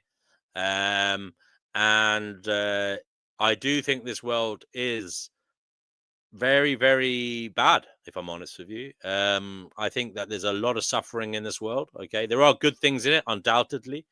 I do have good experiences, and I care about people, etc., etc. But this world is a tearful veil. You know, there's a lot of pain, a lot of suffering, a lot of oppression, a lot of torment. And in terms of spirituality, I think I don't quite know exactly what it is. Okay, I remain agnostic, but I don't think it looks good in this world. I don't think this world is good ultimately, brother. I think that we don't seem to have free will, and I think, what if anything, this realm, if it does one thing, it forces you to hope for better. Okay, so you are Mm, forced. mm. You're forced to hope for better. And I don't know whether that's, if there is a meaning, if there's a lesson in any of this. It may well be that we all put through a meat grinder to hope for better. Like, maybe it's but again, that's just me ascribing some meaning to it. But it does seem that the only thing that this place does is make you hope for better, you know. um and But I don't know whether the better is in this realm or above this realm, or if there is anything above this realm. Do you understand? I have Right. myself had some very strange experiences in life. I've spoken about them on this channel, but I can't, in all honesty, say it wasn't my brain playing tricks on me. And that's why this existence is extremely cruel, because people think they have the answers sometimes. But, it could be just their brain playing tricks on them. Having said that, I like to think I am developing empathy to accept people having different views, different opinions, and not judge them too much for it, um, on this existence, because I don't know what's going on. I would say I am a little bit wary of people who claim to know exactly what's going on. You know what I mean? Um, I don't think any of us truly have that power, you know. Um, if there was a godly power, it would be knowing what was going on, you know. Um, but yeah, I mean, to be honest with you, brother, I'm none the wiser. I do believe to try and be a good person, etc., etc. Um, but yeah, this world isn't looking good at the moment, is it, brother? No, it's not. And I see. It's funny. As you're talking, I'm already thinking to myself, I'm gonna keep coming back to this guy's channel, because out of everybody I've ever talked to, I am the only one that goes like this. I don't think there's a single human on here that knows what's going on. I don't think a single human on here knows what happens when we die. No. And I don't think we'll ever get to really see God in this lifetime. And it's so awesome to hear you say it uh, pretty much the exact same way I've said it. So we do have, but I want to share this theory with you that I've had. Okay. So when I hear a lot of people who believe in reincarnation, when they say you're going to keep coming back here until you get it right, and I'm sure you've heard of that theory, Yeah. um, and then I hear certain sectors of Christianity. I've talked to this one person who says they don't believe that when you die there's a hell, that either you go to heaven or you just die. So then I've started coming to the conclusion that what if Earth itself is heaven? Is hell? Yeah. Is it because for example, if you keep messing up and you keep reincarnating here, well, why are you being punished back to Earth? There's a thing Mm. to it, right? It's like, what's the thing about Earth? And then, for example, it says the thing in the Bible, let us make Earth as it is in heaven. So Yeah.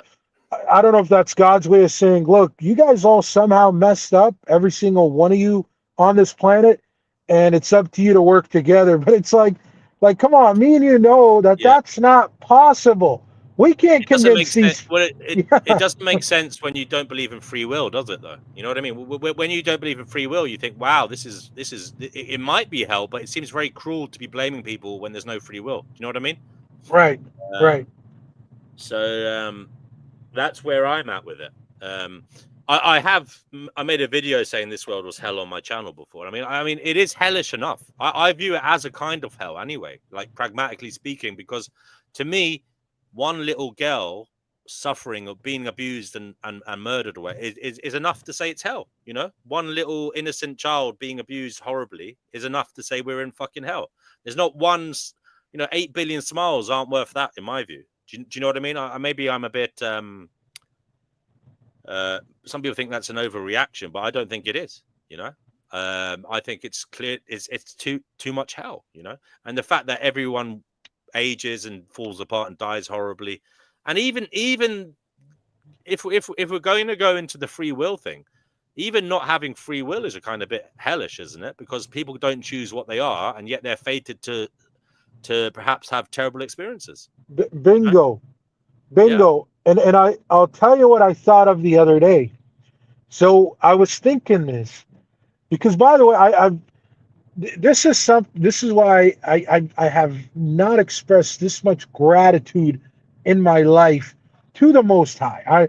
I'm trying to figure out who the Most High is, and I'm saying, look, I know you represent virtues and ethics and being good, so I will be that, but I need some guidance. And so I've been expressing a lot of gratitude in the sense that I've said, I am one of your spoiled children, not financial wise, but wisdom wise, because I've really been shown the light all my life. Like I've gotten to meet all kinds of people from all walks of life. I've gotten to learn about every emotion. So now I know if someone seems irritated, just let them be. They're a human. They're allowed to be irritated. You don't need to get mad at them and say, "How dare you be irritated?" So I really feel like I've been spoiled in that sense, that I've been shown a lot. Um, and a thought that came to me was, if reincarnation is true, right? Just asking the question here. If it is, I said, man, like I think of people in the world that suffer, such as yourself, how you just said it. And I think of people in third world countries like India or Brazil or any country like that. And I go like this, I'm like, why me? Why did I get so lucky? And then some kid has to suffer. And I said, maybe, maybe the philosophy of it is the more you suffer, the more you're stronger and you don't really complain or think about it. Well, I really got shut down with that because now on Facebook, somehow I'm getting recommended to these little kids in Syria that are crying on the video saying, please feed us, we haven't eaten days. And it's really hurting me because I know how it yeah, feels to be there. It's hurting right. me because I've been there as a kid. And but then I'm thinking, I said, you know what? You know what, Most High, if your way of doing things is at some point we all have to live somebody's life. If we really are going to reincarnate, if in one lifetime we come back as a robber, as a poor man, as a homeless guy, as everything possible, um, yeah, I don't know if that's necessarily a bad idea because it's like some people here are very, very judgmental and they don't know how good they got it. And they will judge people who didn't have the same tools or mindset or opportunities. I see a lot of people, man, that are on drugs or stuff like that, and the only thing that comes to mind is, if you break it down from a sociology point of view, is that this person doesn't have a job, they sit around all day, they smoke weed, and naturally they're going to get into trouble. That's just the natural outcome. So you can't really judge. But I'm sorry, it looks like somebody joined. I don't want Yeah, to. I don't Chickpea want joined. Chickpea, have you got anything to add here, Chickpea? Muted there, Chickpea, if you want to unmute. She's not talking right now. Sorry. I've only just woken up. Oh, that's okay. Sleep all day. Have you got anything to add to what Brother Phantom was saying? No, not really. No, it's an utter hell. It's an utter hellhole. It's a shit house. Well, you know that. You know what I think. Yeah. Right. But it is interesting to hear someone thinking about it and trying to make sense of it and develop a strategy for dealing with it. Well, there is no way of dealing with it. We have to. There is no way of dealing with it apart from. There is no way. It's there. Can't do anything about it. I mean, I used to be in the animal rights movement, and well, you may as well talk to a brick wall. Might just as well talk to a brick wall. So, as to what we do to each other, well, I just don't even go there. Well, I would say I brought David Icke's new book today. It arrived today. It's very good. Okay. Well, maybe tell us about it once you've read it. Yeah, it's very What's nice it about, Chickpea? It's sort of about how I'm reading about the mind prison. It's all to do with the hierarchy of the world.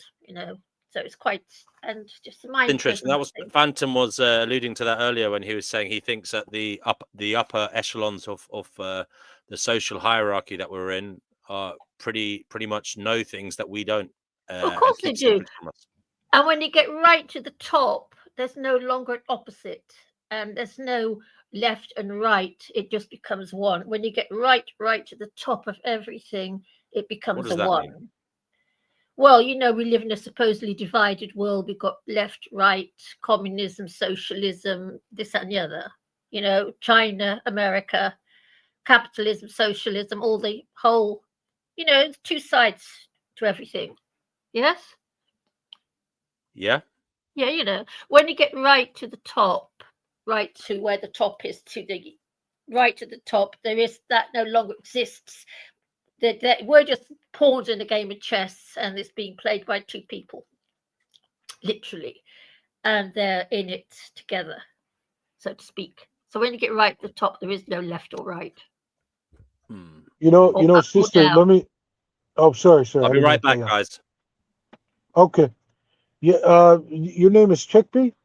Yeah, well, that's my cat. That's the cat. No, I didn't mean it literally. I just wanted to see how to address you. It's nice to meet you. It's nice to meet you, Chickpea. I'm Phantom of the Chakras.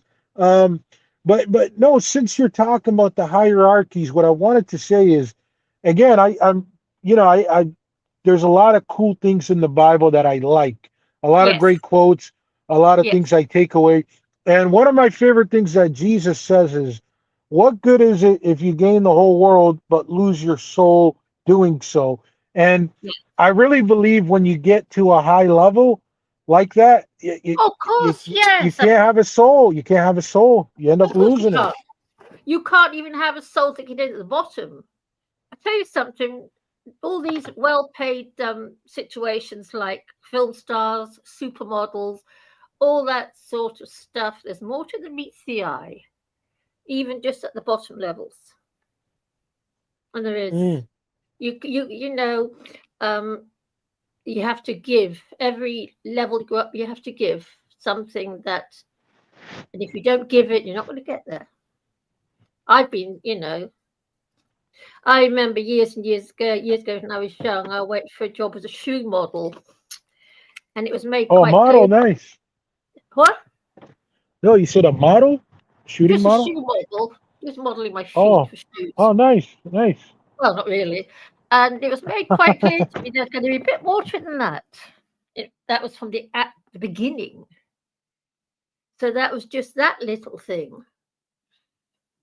Yeah, you don't get anywhere I think every level you go up, you have to. It's all to do with Freemason. The whole world. It's all. Yeah. It's.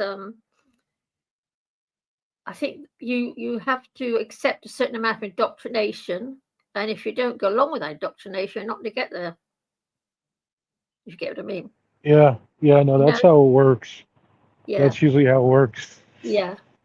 David talks about that in this book. I just got David Icke's new book. He talks about. Yeah, it's a good book. I'm going to get the rest of his books. I've got 18 of them at the moment. I'm going to buy the other 2 because I've been very anti-David Icke for the past few years, but I'm back admiring him again. Hello? Yeah, I'm gonna be right back, Chickpea. I just gotta do something in the store. I just gotta do something in the store. Talk to myself. Oh, right. Yeah, I'll be right back. Just like five minutes. I just need like 5 minutes. Yeah, that's all. I'll be right back. Okay, Phantom. Yeah, guys, if anybody else wants to come on, please do. Whilst we're waiting for Phantom to come back. Actually, it's DW. It's time going fast for you. It seems to be, yeah. Yeah, isn't it racing? Mm. Isn't it racing by? Mm. I cannot believe it's Wednesday tomorrow. I just cannot believe it. This evening, oh God, I don't know. It's just the past week has just shot by. Weird. Really Very strange. What? Very strange. It is. It's been really speeding strange. up. Mm. Yes, it's weird. It's very, very strange. But anyway, the book's very good, and I'm going to enjoy reading it. Lovely. All his books are good. Yeah, I used to be a real fan of his until he said that grass feels pain. And I sort of saw red. But it wouldn't surprise me one little bit of grass did feel pain. That would be just about how evil this planet really is. That even a blade of grass suffers. It wouldn't surprise me. Mm. It really wouldn't surprise me. Mm. Yeah, seriously. That ants suffer, even a blade of grass has to suffer. I'm in a lovely mood. Mm. So have you got the kitten yet? No, darling. That's. I will update you when that happens. It's not in the foreseeable future, unfortunately, Chickpea. Oh no. I know because my dog. I really don't think it's suitable to have a kitten with my dog where I live. All right. Okay. I think it'd be quite mean on the kitten, and the dog probably. The dog will probably You never know with animals. You don't know because no, but he's a real chaser, and apparently when they chase squirrels and that much, and he does chase cats like viciously. Oh so no, then you mustn't have a cat in the house. No. Yeah. Oh, what he might calm down eventually. Doubt it. He's 3 years old next month. Oh wow. So yeah. Oh, so you didn't get him as a baby then? No, I got him when he was about 1.5 years. Rescue dog. Yeah. Yeah. Right. Yeah, my cat was a very frightened animal when I got him. He was very nervous. He was very aggressive with other dogs. And he was petrified all the time. And he was very skinny and ill. But now he's a happy dog. He doesn't fight anymore. And he seems to be much happier, people say. And also, he kind of is a bit more mannerly. He wasn't house trained when I got him, and he wasn't. He wasn't used to walking on a lead. He wasn't used to anything. Sorry. Horrible family he came from. Yeah, I have a suspicion that he didn't actually go outside because he'd never seen a car before. Oh my goodness. Yeah, and where I got him from was apparently I don't know where. Like I didn't get him from the previous owner, but the intermediary told me that he was from the dog was from Stratford, and that's a very built up area. Yeah. So I lived there. Yeah. Yeah, so I'm surprised that the dog hadn't seen a car before. So obviously he'd never been let out, never walked. I would say he's never walked before. Oh my goodness! Yeah. I had Boris. Now he goes for 5-mile walks every day, so he's all right. Boris, the cat, the grey cat I've got on, and I'll just bring him up. Oopsie day, where's Boris? This cat. Whoops. You have to turn your Oh camera on. no, but now I've gone gaga. I'm so stupid. Done. Boris, he was a rescue. I got him years ago. And he'd spent his whole life in a cage as used for breeding purposes. This one of these breeder hoarder people. And this poor cat, when I got him, all his hind legs, his hind part of his body, had no muscle on it at all. He'd been completely locked up in a cage for literally his whole life. Because they didn't know how old he was, but I thought he would have been about 10 or 11 years old when I got him. And the poor little boy, he had no muscle mass on his hind part of his body. Oh dear. So yeah, poor little boy. And I miss him terribly. Miss him dreadfully, Boris. Yeah, I loved him to bits. Well, I love all my cats, but yeah, he was he was a rescue. Well, all my cats are rescues, in one way or another. But Boris, he was such a dear cat, but he came from this horrible breeding situation. You know, these people breed cats to sell on country and places. Yeah. Mm-hmm. And he was a beauty, Boris. I mean, he's quite something else. Miss him terribly, dreadfully. Yeah. Horribly. I love my cats more than I love people.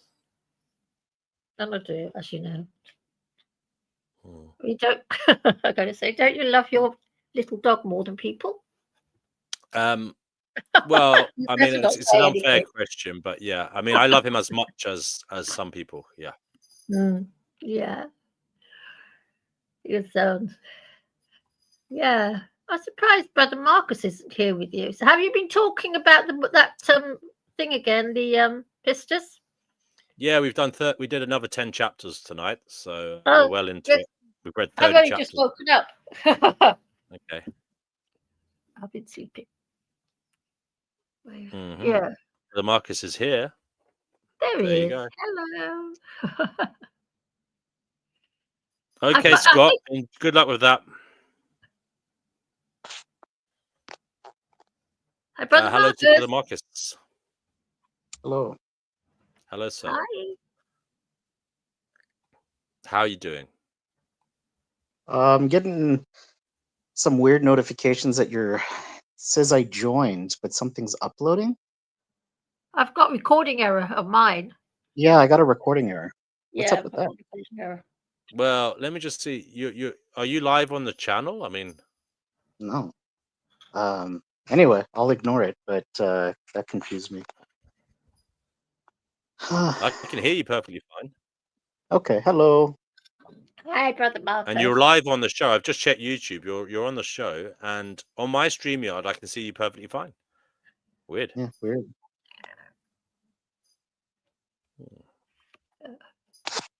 All my cats asleep are here with me, all asleep. Babies? Yes, you are. One just meowed. I don't know what I'd do without them, you know. I don't know what. They're the only thing that brings me happiness. Only thing? What? Only thing? Are you sure about that? They well, they're certainly the love of my life. Gone, but hopefully he'll come back. Sorry, say that again. They are, yeah, they are the most. I love cats more than anything else in my life. Always have to. Well, not always have. Well, I've always loved cats, but I do love. They're the only thing that I always get pleasure from them. Always. I'm always happy that they're there and with me. And I think that cats are the most beautiful things in creation. I do. Love cats. Oh, I know what happened. You enabled local recordings so that afterwards it'll upload to your account. Oh, I didn't mean to do that. So how do I stop that? I don't know. Or maybe edit? I don't know. Okay. What does that mean, Brother Marcus? So like after the recording, it'll like any local copy of the recording will go onto your account. Oh, so that means your audio, if your audio sounds better, it will go on. Is that what it means? Yeah. Oh, right, okay. I think anyway. Yeah, don't really Sorry about talk that, guys. I didn't mean to do that. Yeah. How are you, Chickpea? I've got up in David Knight books here. He's got the same. He talks about the heart of the matter and the whole human chakra vortex, like depicted on the screen here. It's going to be a good book. I've already read about 35 pages. It's good, yeah. So it's a good book. All his books are good. The only thing I'm not happy about is that he's not a vegan, which is a bit of a problem for me. He's written a lot of books, hasn't he? How much was the book? $12.99 from Amazon. £3 off. Was it Amazon self-published, or who published it? Who's it been published by? Oh, good point. Iconic Publishing. Yeah, David Knight got his own publishing company. Oh, he's got his own publishing company. Okay. Yes, he must be doing quite well for himself. Oh, lucky him. Yeah. Or Yeah. you, BMW? You know what I find? He doesn't talk Okay, about. bro. Sorry, Chickpea, what'd you say? He doesn't talk about how we get to be here. None of his books is how it is we get to be here. Yeah. Really bugs me.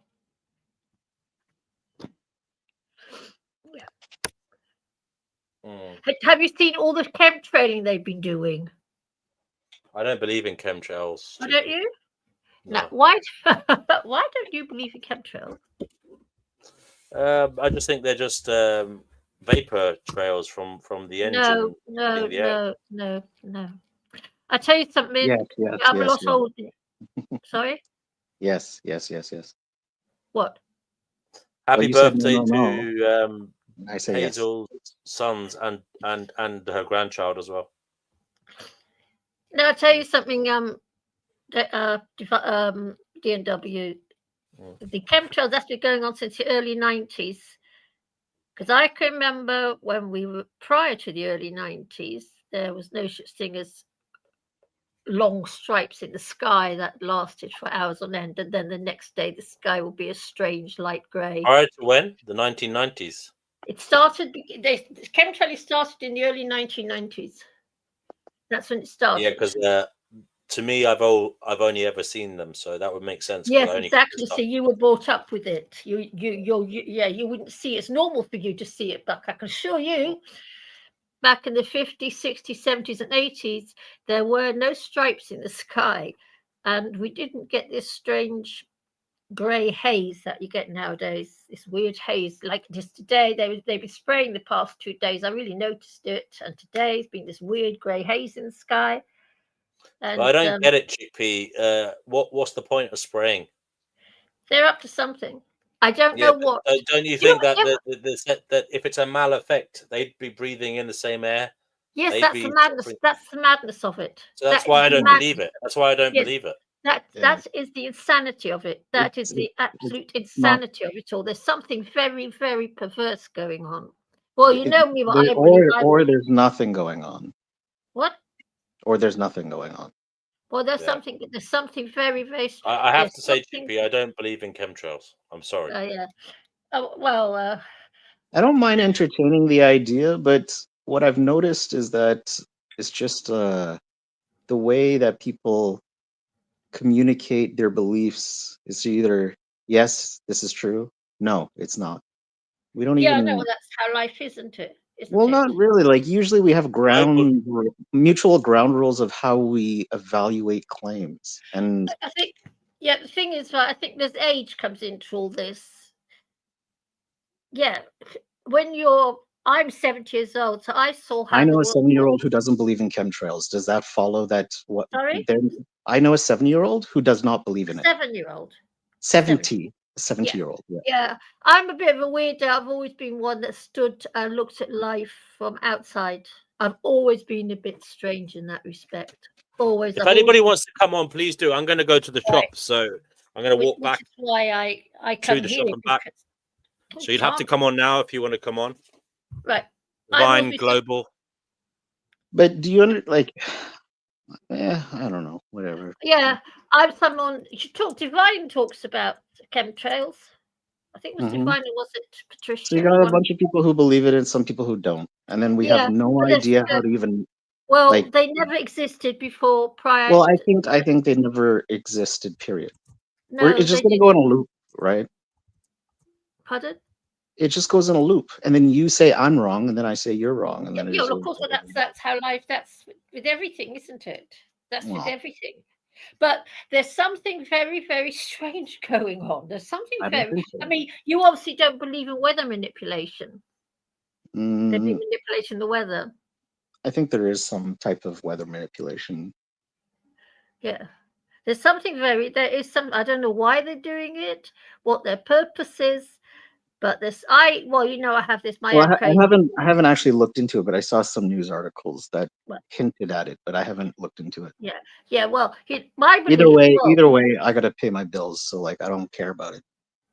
Yeah, well, that's a good way of looking at it. Yes, because at the end of the day, no matter what you do, you are a member, you are one of the masses, and no matter what they do, you have to go out to work to pay your bills. Guys, I'm going to go to the shop. I'll be back in around 20 minutes, okay? I am listening, but I won't be able to do anything. I won't be able to talk or add anybody for 20 minutes. But I tell you, Marcus, next... Is that okay? Yeah. Okay. Bye.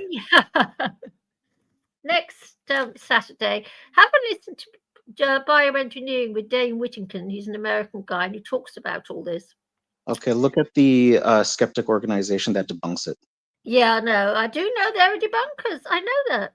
So again, it just goes in a circle. What's the point of spending my time? time? Flat earthers, flat earthers, and flat earthers. Yeah. Yeah, it's the same as that. It's the same thing. I mean, I think myself, flat earthers have really lost the plot, but why? Well, because if you go up in a plane and go over 50,000 feet, you can see there's a curve. You can see it. Plus, if you set off from A and just sail straight round, you end up back where you started off. What do the flat earthers say to that? Sorry? What do the flat earthers say to that? Well, I've given up discussing it with them. I don't even bother discussing it. It's a bit like veganism and meat eating. I don't discuss it anymore. Given up discussing it because I'm kind of the same. I don't really debate. I've just given up discussing it. Because everybody's going to believe whatever they want to believe. Yes, exactly. But I believe in the chemtrails. There's something very well. You know what I believe? I truly, truly believe that there's some sort of extraterrestrial force that is running this planet, bringing us, reincarnating us on and on and on, and they're going to kill us all off and have a massive feast. That's what I believe. That's what I believe. I know you're going to say, yes, Liz, you've got completely crackers. That's what I didn't say that. No, I wouldn't call you crackers. The majority of people on this earth believe in some type of supernaturalism, and I am the minority. Yeah. I don't believe in anything. Okay, brother. How do you say your name, Brother Marcus? Yeah, I should change it. Are you an atheist? Yes. Okay. Have you always been an atheist? No, I was Roman Catholic before. There we go. Usually, with most atheists, they were something, right? Some sort of Christian sector, and but you just, were you reading the Bible or going to the church, or what were you doing? Yep, I did all that. I was part of Bible studies, and I helped out with the church. Even when I was an atheist, I still volunteered for the church because I saw it more as like a community center that helped neighbors and stuff. Phantom, speak. Yeah. What's your take on pre-life incarnation? Do you believe in all that we exist somewhere before we come back here? Me personally, I'm still trying to figure out how if but like currently I yes and no, and I can explain. So the some of the elders I talked to, they all seem to, a lot of them believe in reincarnation, and Oh, goodness. yeah, yeah, and I'm a respectful individual where I say, okay, let me see what they know, and I wanna learn what they know. Now here is something I find interesting. Hmm. I remember ever since I was a kid, like let's go back to when I was 4 years old, and Mm-hmm. I've lived everywhere. By the way, I've been in a third world country. I've been Oh, here you in like Canada. me? Yeah, you like Yeah, me. yeah, and I've been in Canada ever since I was 7. But Yeah. I recall when I was 4 years old, 4 or 5 years old, I'd see a lot of bullying with the kids. Like, they would Yes. bully people and they would jump you. Yes. And Yes. I don't know why I didn't really have it in my heart to do so. Um, and I also recall thinking, why are they creating a problem? We don't have to create a problem. Like, this is unnecessary. Um, Yes. so I don't know why. Like, I don't know if other kids my age ever thought like that, but I think I went on my whole life just uh, feeling like we shouldn't create problems and we should get along. And so I've talked to some people, and some people have said it sounds like you've lived here before. Um, Oh, now I'm great. not. Again, that's their belief. I'm not going to sit here and say it's a fact, but Hmm. but like I was telling the brother Gnosis on here earlier, I said I know ever since I was a kid I can feel a spiritual guide with me, and I Yes. just yeah, you know what I'm talking about. How would you Yes. describe it? How would you Well, describe it? I ever since I was a little girl, from my earliest memories, I was vegan and I was antinatalist. That was there when I was born. Also, I could knit and sew and crochet from my earliest memories. My mother didn't have to teach me, it was already there. And I remember, especially in dressmaking class at school when I was a little girl, the teacher would be teaching us something. And I'd be thinking to myself, how do I know this? I used to know things that I hadn't been taught. It was only when it came to crocheting and knitting, as if I'd done it before somewhere else. And my mother said to me, you were a bit of a weird child with this knitting and crocheting thing of yours. And no one taught me. I just knew. And I did. And of course, the veganism. I started that nonsense from my earliest memories. It's as if I knew. When I looked at that stuff on my plate, I questioned it and I knew. Anyway, back in the 80s, I went to see a hypnotherapist to try and stop smoking. Are you listening to me? Yeah, I can hear you. I'm just on mute. I'm Yeah. just on mute, but I can hear you. Yeah. When back in the 80s, I went to see a hypnotherapist to try and quit smoking. Anyway, this guy started playing word games with me. I don't know what happened. It was all very strange because don't forget this happened back in the 80s. It's 50 years, 40 years ago. I found myself in a blue place and I witnessed my own conception in this strange blue place. And as I watched the fetus growing, it happened in very sped up time. It was weird. I didn't recognize anything, obviously, because it was not something I'd seen before in my life. Anyway, something happened to the forehead. And so I put my hand out to the forehead. I put a V on it to make it better. And then I went into it. But I was born with a big red V on my forehead. My mother told me. That's how this is why it's A been big a red horrible what? What did you what? say? A big red what? A big red V. V. V? Like the Yeah, letter V. V? The letter V on my forehead when I was born. It was there for Oh, about a week. And people came to look at me because I was just a strange looking baby. Yeah. And I found all this out seeing a hypnotherapist purely by accident, and I never believed in anything like this because I used to be a straightforward Christian. I believed you go to heaven. When you die, you go to heaven. I believe in the Bible. I was very, very heavily into the Bible, got an A level in the stupid subject. And yeah, my whole life just collapsed and all this started. And I do believe, I hate to say it, but I believe in some kind of reincarnation. But I don't know.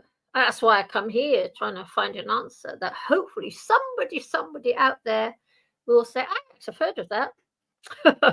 So I'll tell you who would say that if you're willing to take their word for it. But I've watched a lot of near-death experience, and Yeah. they talk about reincarnation. A Yeah. lot of their stories align with one another as far as what they saw. Um, they all talk about how they pretty much go up to the heaven realm or a Mm. higher Yeah. realm to say the least.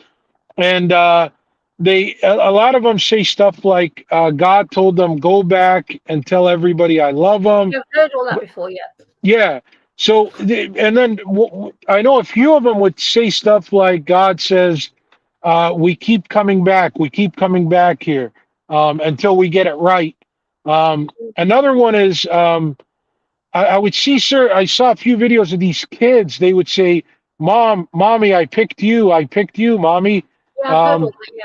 Yeah. And, Yeah. Terrifies me.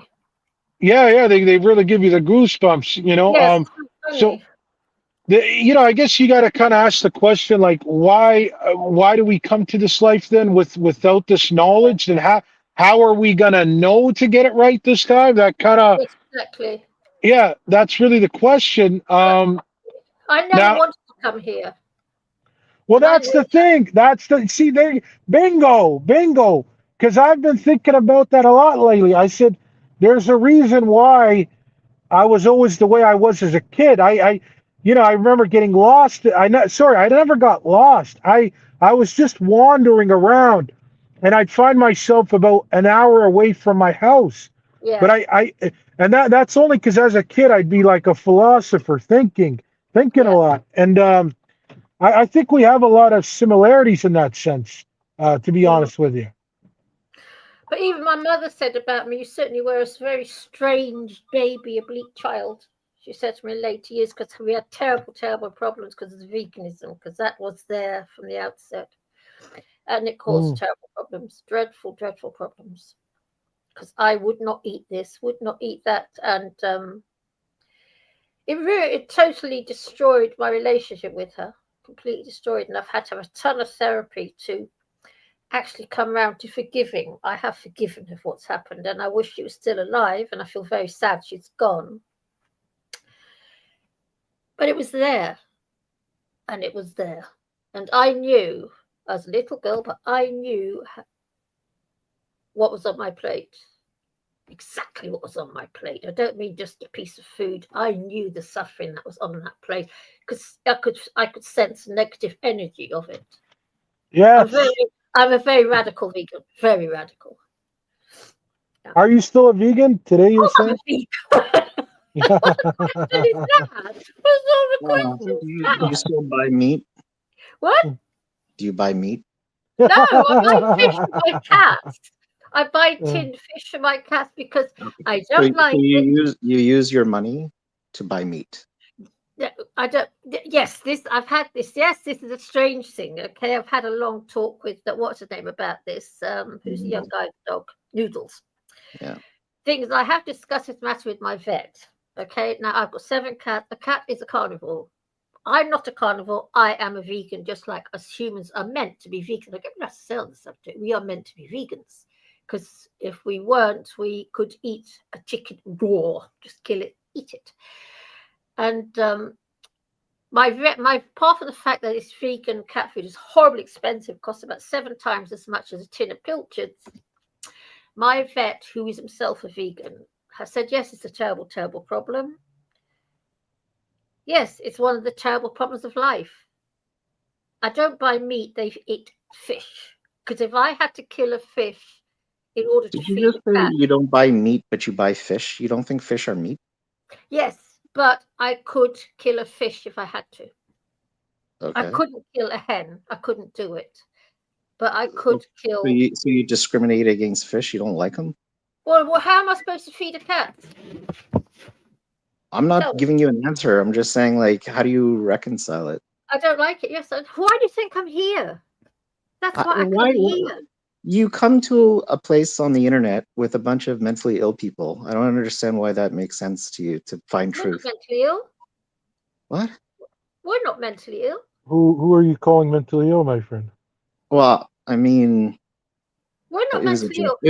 It was a tongue in cheek. It was a tongue in cheek joke. I meant Yes, YouTube. I know. I don't like it. Why does I'm so unhappy? We're Yeah, but more. YouTube. I YouTube mean, is like what about like the incel YouTube or like or the flat Earth YouTube? Like there's so many corners of YouTube. Yes, I there's a know. lot. How do you differentiate between the truth YouTube? Yes, I know. Not, I do Well, know. truth is subjective. You know that, so right? if truth is subjective, why would you find truth here if it's all subjective? Well, here it's easy access, right? So you know, like right now I'm in my car, right? And so this is awesome where you have a phone, a smartphone, and you could talk to people like, you know, our two friends here, Chickpea and Gnosis, they're in England. I could tell from the accent. And that's awesome. I get to talk to people from that other side of the world. Where Because do Ik you you're ben not een think getting. you're Hollands from? vrouwtje. Ik ben een Where do you, Hollands vrouwtje. Yeah. You said what? Sorry, from where? where do Ik you ben een think? Hollands vrouwtje. Maar Oh, ik woon Holland. in I'm Dutch, but I live in Holland. I'm Dutch, but I Oh, live in England. you're Dutch. My Yeah, apologies. My apologies for that. that's okay. But What as is I was this? saying, Please excuse my Canuck no, I was just making a joke. ignorance. My Canuck Chickpea. ignorance. I was What does making a joke. a thick Dutch accent sound like? I don't know. Gosh, I'm very, very anglicized. So I sound more Londonish than a lot of Londoners do. I'm very anglicized. I had to fit in very quickly. Yeah, it's weird. It's a weird thing to do. But anyway, talking back to the subject of fish. Okay. Oh, Yes, I don't like it. But okay. if I had to feed a kitten and I had to Well, kill a wait a fish. minute. You had Noodles talking to you about not Yes, doing well, that. I've So had this what? with Wait a noodles. minute. What you said? You come here to find truth. What if Noodles was telling you the truth? Well, my vet says differently. Yes, no, I've had this long discussion Well, with you said you Noodles. come here for like. It's, So you're it's, getting it's a conflicting conundrum. information. It's a conundrum that doesn't have an answer. Mm, mm. I spoke to my vet about it. My vet said to me that, in his opinion, there's certain nutrients missing from these vegan foods that are given. A fish, a cat is nature's little carnivore. I don't like that, but it's not the cat's fault. Okay, if the world's a different place, I could let my cats go out and find their own food to eat, their own mice, their own sparrows. See, you can't win. You cannot win. It's a horrible, horrible setup. But if I had to kill a fish to feed my cats, I would. I wouldn't like it. What? Why would you do that? Like, I'm just curious. What did the fish do to you? Nothing. That's how awful life on this earth is. Why is that Well, so happy? instead of killing 100 fish for one cat, why would Yes, you? I know. I agree Okay. with you. Okay. I agree with you. I agree with you 100%. I don't disagree. And I don't know what the fucking solution is. And I don't know. Okay. You know, that's why I come. That's why Yeah, I'm no, don't say you come here for this. There is no answer. There's no answer to it. It's a There is conundrum. no answer. But The answer is there is no answer. That's the At the end answer. of the day, there's no answer to the problem. But I'm not going to allow we've built a world where cats are not free to roam and hunt. We've built that world, and they shouldn't have to suffer for it. So I do my best. It's no good, I know. Don't you tell me. I know. But the poor cats can't win because I've been told I'm bad for letting my cats go out to play. Who said that? What's his name? Noodles. Because Other than one person you met on the internet, who else? No, I've had a few people say to me, a neighbour said it to me recently. One of my neighbours said to me recently, I shouldn't let my cats go out to play because there's some mice where I live. And yes, Dave, my cat, the tomcat, brings home mice to play with, and I have to get hold of the mice and put it back So your outside. neighbors like mice? Sometimes it kills them. Huh? Your neighbors like mice? Yes, that's how crazy it is. Oh, He okay. objects to my cat killing mice. That's how mad it all is. And I wish David would stop it. I put a bell round his neck, and I've tried to stop him, and I take the mice off him when he brings it home, but it's nature. I didn't invent this fucking planet. I didn't invent it. I do my best. How do you know you didn't invent it? Well, I can't imagine I would invent a place of meat eaters. But then, you see, if there were no meat eaters, we'd be sky high in rotting flesh, wouldn't we? Because the meat wouldn't be getting, the dead bodies would not be getting. You knew that before you created this place. So you solved the problem. Well, yeah, but I don't have the power to create this place. How do you know that? Because I'm too stupid. You just gave a great answer. I think you know exactly how to create the place. I don't actually. Wish I did. I'll tell you something though. If I knew how to kill the arsehole that did create it, I would go and do it. In fact, when I die, I'm going to get myself a big, long silver sword. What if it was a child who created this place? What? What if it was a child? Probably, God knows. Would you kill a child? A child god? Would I kill a child god?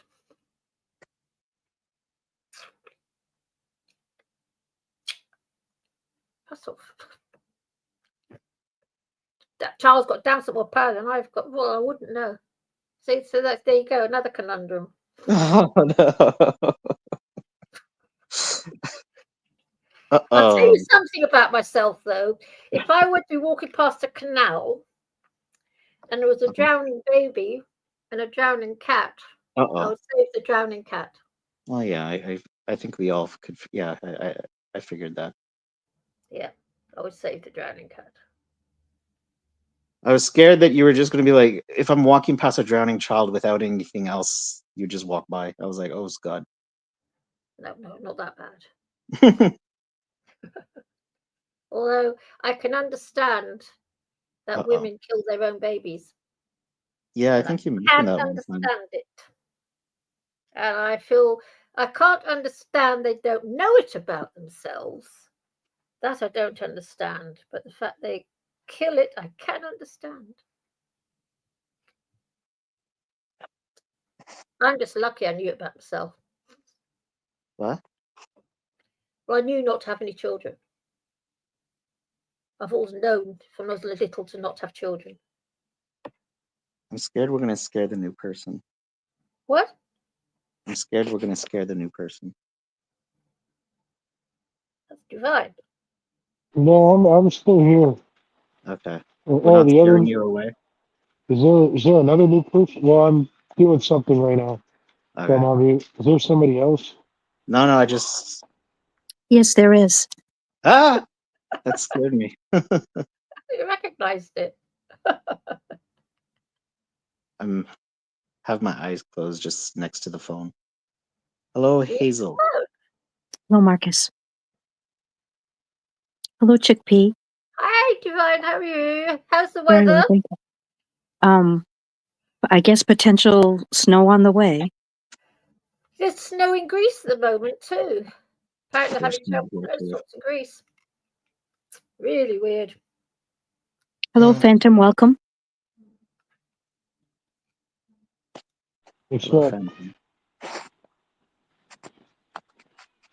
Hello, who is this one? I can't see your name.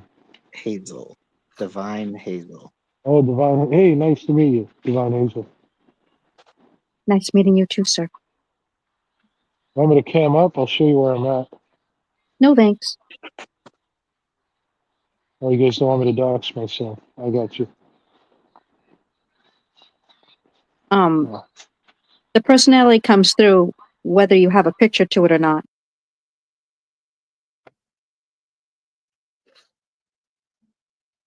But back to what we were talking about, Marcus, and this horrible world.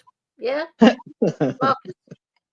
Yes, your favorite topic. About the whole thing is like the whole veganism issue and the whole meat eating issue. Yes, if us if there were no meat eating, say we lived in a paradise and nothing, meat didn't get eaten, we'd be mile high in rotting meat. So it's been invented to be the way it is. It has to be. It can't be any other way. Lovely. Just gets better and better. It's like a bugbear of mine, as you may have guessed. Circle of life. Yeah. Terrible. But, yes, contrary to what anyone has to say, my cats will be eating fish for as long as I'm looking after them.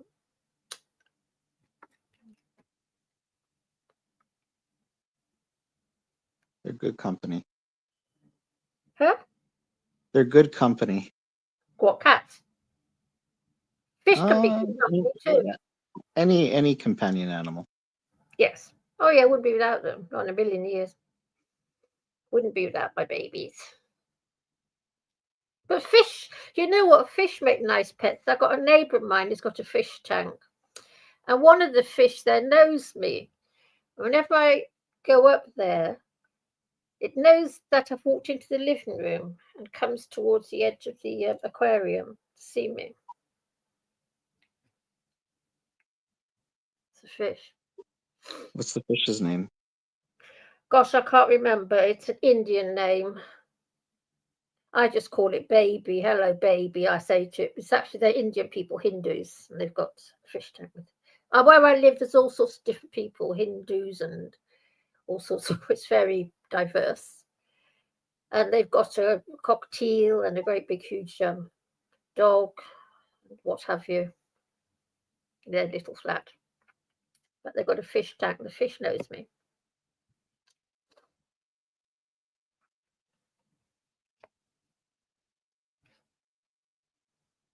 You're a modern day aqua woman. Who?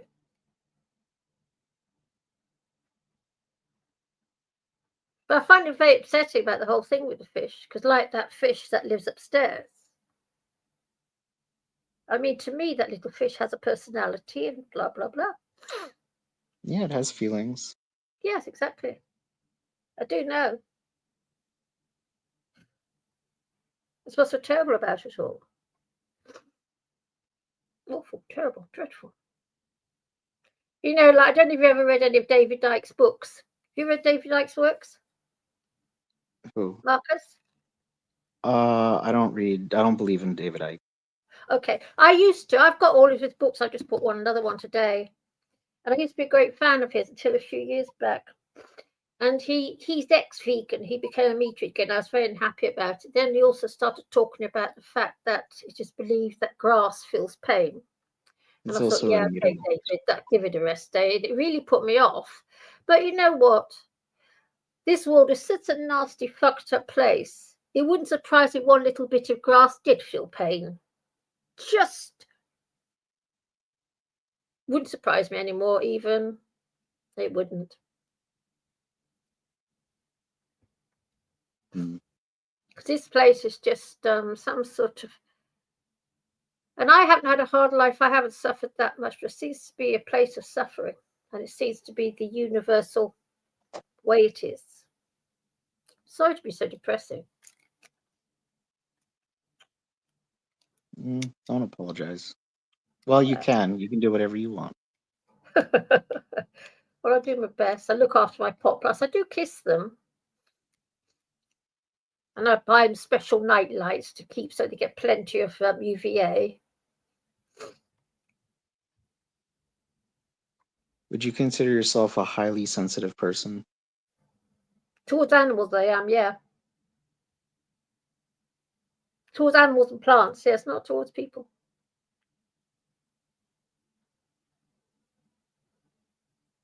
My love for humanity has died. It's not there anymore. I would never hurt anyone, and I wouldn't. I've never struck anyone. Would you wish harm on other people? No. No. No. Would you derive Schadenfreude out of the sufferings of others? No, far from it. Okay. But when I was young, I remember there was this terrible disaster in the UK called the Aberfan disaster. This was back in the 60s. And I was a little girl at the time, and I was heartbroken by all these children being killed. And I remember for days being in this thing. I was so distressed. But over the years, and I remember when I went to Belsen concentration camp, I was in tears by what I saw. That's all gone in me. That's not there anymore. Oh, you don't feel bad anymore? I used to be someone that used to get really distressed by human suffering. Now, that's gone in me. Yeah, I've seen so much shit completely that's gone, or humans. do you have? Is it completely gone, or do you have some? Yeah, empathy but for not others? like I used to. Not like I Okay. used to. No, it's gone. And like, if I were to walk, like I said about the canal, if I were to walk past a canal, a drowning baby and a drowning kitten, I would save the kitten. End of. I wouldn't even think it. Yes, I know. But then don't treat people as badly as a lot of people treat people. I would never steal from anyone. I'm dead honest. Don't go doing horrible things. But no. If a human is suffering, would you feel bad for that human? Well, I feel sorry for them, but not like I feel sorry for a cat if I see a cat suffering. It's Okay. totally different. When I see an animal suffering, I feel it in my soul. When I see human suffering, I just see it logically. They're suffering, I must do something about it, but it's just pure logic.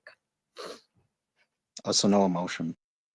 No, that's gone. It's gone on me. It's gone on me over the years of dealing with So people. when I told you my friends died, Huh? you felt when you heard that my friends died, Yes. you just messaged me for logic, not because you felt emotion. Well, I know that you're going to be upset. I know that. I Mhm. know you're going to be upset. Well, obviously, if your friend dies, you're upset. I've had three friends die in the past 30 years. And my mother died a while back. Of course, I'm upset. But I don't care en masse. Like I care for Okay. animals en masse. I don't Yeah, care but for humans en masse. why would you message someone logically but not emotionally? Because I know how it feels to lose a friend. I lost a couple of friends the past 4 or 5 years.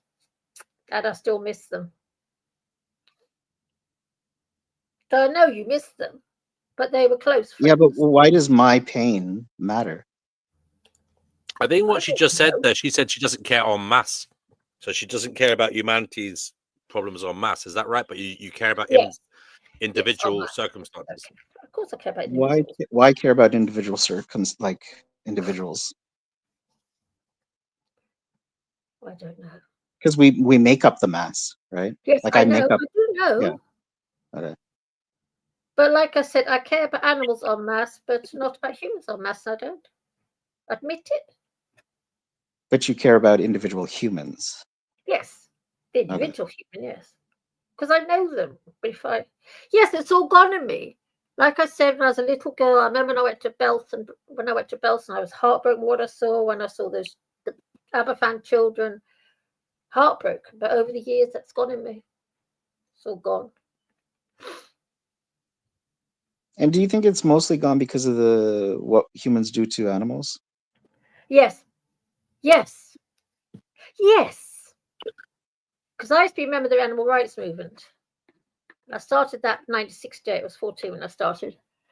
And I find people's attitude towards suffering, cavalier fucking attitude towards the suffering of animals, absolutely sickening. And it absolutely sickens me. I was on a demo in Leicester Square a few years back. And we had big telescreens of lambs being slaughtered. I just wept. And a couple of children with their dad. And these children thought it was funny watching lambs being slaughtered. Oh, fucking hell, I don't know. But people don't care. The vast majority of people don't give a shit. Just don't care. And that's what bugs me about the human race. Because that is the reason why I hate life so much. It's to do with how we treat the animal kingdom. Are there anything in this life that you like? I guess you Yes, I like like reading, animals and plants. David Icke, right? Well, I bought the book today. I'll read it. He says some very good stuff. I'm very, very interested in. Well, I'm trying to find the truth. I'm trying to find the truth. When you say Somehow, finding the that truth, might like be what? the truth about what? I don't know, life. Because I'm 70 years old. I'm not going to be here for much longer. And you know what? I don't want to come back again. Do you know calculus? Like when you could read about like different mathematical equations, like Principia Mathematica with the Bertrand I'm Russell no book. good at maths. I know. I'm just saying, like, there's different types of truths, but you're specific. You're geared towards a particular type of truth, Yes. right? And what's That's that the way I particular? am. How would you describe the particular type of truth that you're attracted to? I don't know. It's just the way I am. Oh, I've always okay. been the same. I've always been the same. But I just don't like this bloodbath I'm living in. And I see it every day in the You like supermarket. art? Of course I like art. I've got wall covered. I have got nearly 30. I do a lot of painting by numbers. Painting by numbers you get on Amazon. No, I don't know what that is. You can do painting. You can get famous artworks. I've got a lot of Van Goghs in my flat. It's all produced by. You just do. The sunflowers by Van Gogh. Yep. Yeah, you could buy painted by numbers replicas of that, and you just sit and paint it all in yourself. So you've got your own home painted sunflowers. Oh, okay. I know what you're. Okay, I get it. Yeah. I've got about 30 of them, I think, in my flat. 30, 35. When Chickpea died, I spent about 2 years doing nothing other than painting by numbers. So I've got loads and loads of Van Goghs all over my walls and stuff. Yeah, it's fun to do because when you paint, you can't grieve. It's very easy to do. You don't need any talent. You just need to sit and concentrate. Was it therapeutic for you? Yes, very, very, because my heart was broken. I was heartbroken when Chickpea died. And I spent about 2 years just sitting here painting. It was weird. But I got over it eventually. Yeah, you could get them on Amazon. They're very good, actually. I've got some very, very nice Van Goghs. Yeah, I just Googled it. I might buy some. Thank you. Yeah, they're very good. They're not as good as they used to be years ago, because this was 10 years ago I did this. 10 years ago, yeah. But yeah, I've got the one of the church and the couple laying in the hay, and the all the different ones he did. I like Van Gogh's. He comes to the same part of town as me. Well, my ancestors. Yeah. Yeah, you ought to do some. Maybe you're related to him. No, but he comes from a place called Brabant. So my ancestors, it's quite possible, would have perhaps bumped into him or something hundreds of Maybe years you have ago. this. Maybe you're related, yeah. Maybe that's where you get your clinical depression from. The same gene as him. The same genes. but my ancestry's in that part of the world. So, Yeah. Which is why, yeah, I suppose it's yeah. I've got quite a few books on his life, for some obscure reason. Tell us about his I've got life. lots of his paintings. Yeah, a whole load of them. Tell us a brief biography of Vincent. Well, I can't really remember now. It's it's he lived in Brixton. He lived in Brixton for a while, in London. Did he? Yeah.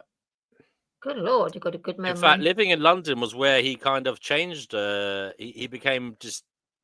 He grew like to have despair for humanity because he saw how poor people could be and how much they suffered. Yes. And it was living in London that actually did that to him and made him even more depressed. Hello to Black Hole. Come on here if you want, sir. The link is in chat. I do have his life story book, obviously, I haven't read it, but yeah, I've got books on his life. Hmm. Yeah. But he hasn't got any paintings when he was in London, has he? That's a very good question. I No, don't he think hasn't. so. No, because I think I would have Maybe. noticed that. Hmm. I would have noticed if he'd have picked No, he didn't. them. I'm not aware of any. No, Let me I'm just not. look it up. No, Maybe there's no, some sketches or something. You know, he might have had sketches. yeah.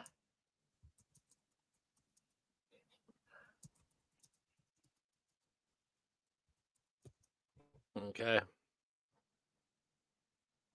Okay, so he didn't create any of his famous paintings in London, but he did, however, immerse himself in the city's culture and art scene. Really? God, I didn't know that. He lived in London. He lived in London for 3 years, 1873 to 1876. Yeah. I didn't know that. He wasn't a painter yet. During this time, he was not yet a painter, and his famous works date from later in his life. There you go. Oh, wow. No, I've got a book all about it, but I just, there's nothing about, it's just, I don't know. I didn't know that, no. But I like his paintings. 87 Hackford Road, apparently, is where he stayed. Wow, you're kidding. Oh, my goodness. Hackford Road, yeah. There must have been bleak times, actually. Oof. I wouldn't have liked to be a woman in those days. Oh, my God.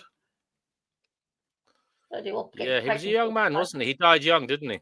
Yeah, quite young, yeah. Was he 37 when he died? Gosh, that's bad. You've got a good memory. I don't remember all this sort of stuff.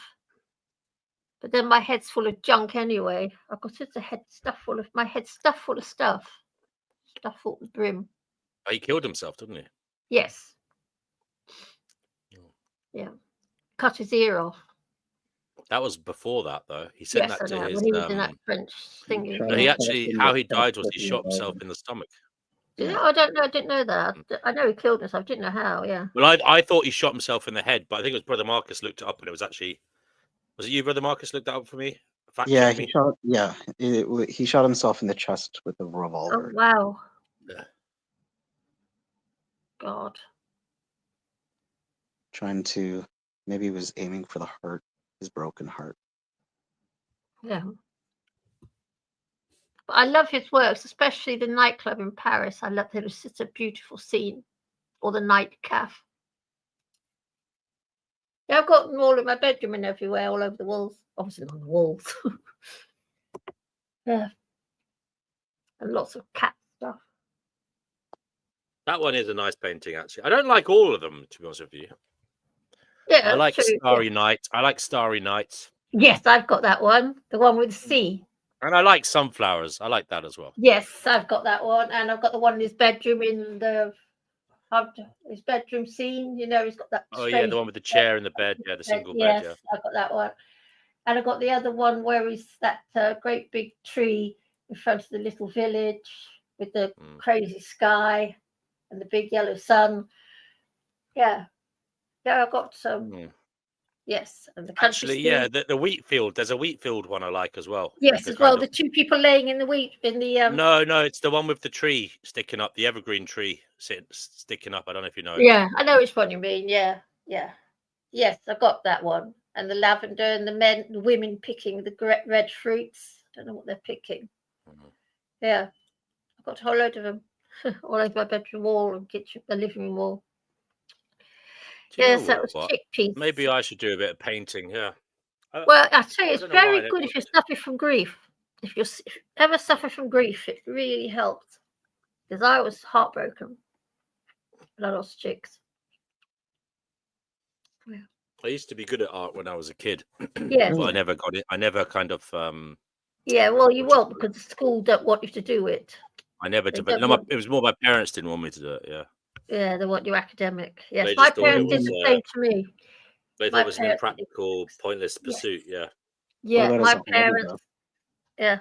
No, that wasn't encouraged either. I think they might thought that they were worried it might turn me queer or something. Wait, I thought don't you play an instrument or no?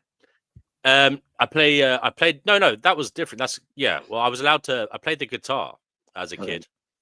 Lucky you. Yeah, well, I was taught it as a kid, and I was very good at it. But then when I moved when I was 13, and I didn't get a teacher when I moved. Yeah. And then when I did try to go back to guitar later on, about 27, 28, that age, my mind was a little bit ADHD kind of at that stage, and I found it hard to pick it up again. But it's really sad because I used to read music and play music Yeah, I and can read stuff, and music. Yeah. then but yeah, then by the time I Yeah. went back to it years later, it was difficult. So Gone. as I say, I never really developed a passion for playing it again. But I used to love it as a young kid. Yeah. But I do play it now and again. Yeah. Yeah. I pick it up now and again. I did try and learn the ukulele a few years ago. Again, I improvised a few songs on this channel. They're a bit zany if you hear them. Did you ever happen upon them, Chickpea? You might No, be. not yet. No. But if you go yeah, into- same happened to me Yeah. with my parents and music. I remember as a child, little girl, learning how to play recorder, you know, the wooden instrument. Of course. And the following year, we were going to learn a different recorder. My parents wouldn't buy me the new recorder because they found Right. it was a waste of money, all these music lessons. What are you going to do with music lessons? And I wanted to study dressmaking. They weren't happy about it. You know, I was completely pushed in academic thing, although I'm not remotely academic. What's dressmaking? Sorry to interrupt, but what is that? What, dressmaking? Making Yes. dresses.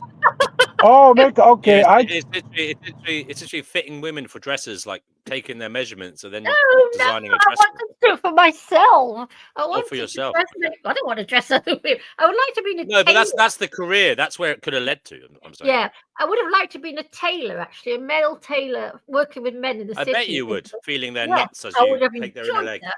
I really, when I see films of men's tailoring, and I see these men working in these high-end tailors, dressing up these rich guys, I think, wow, I would have liked to have done that.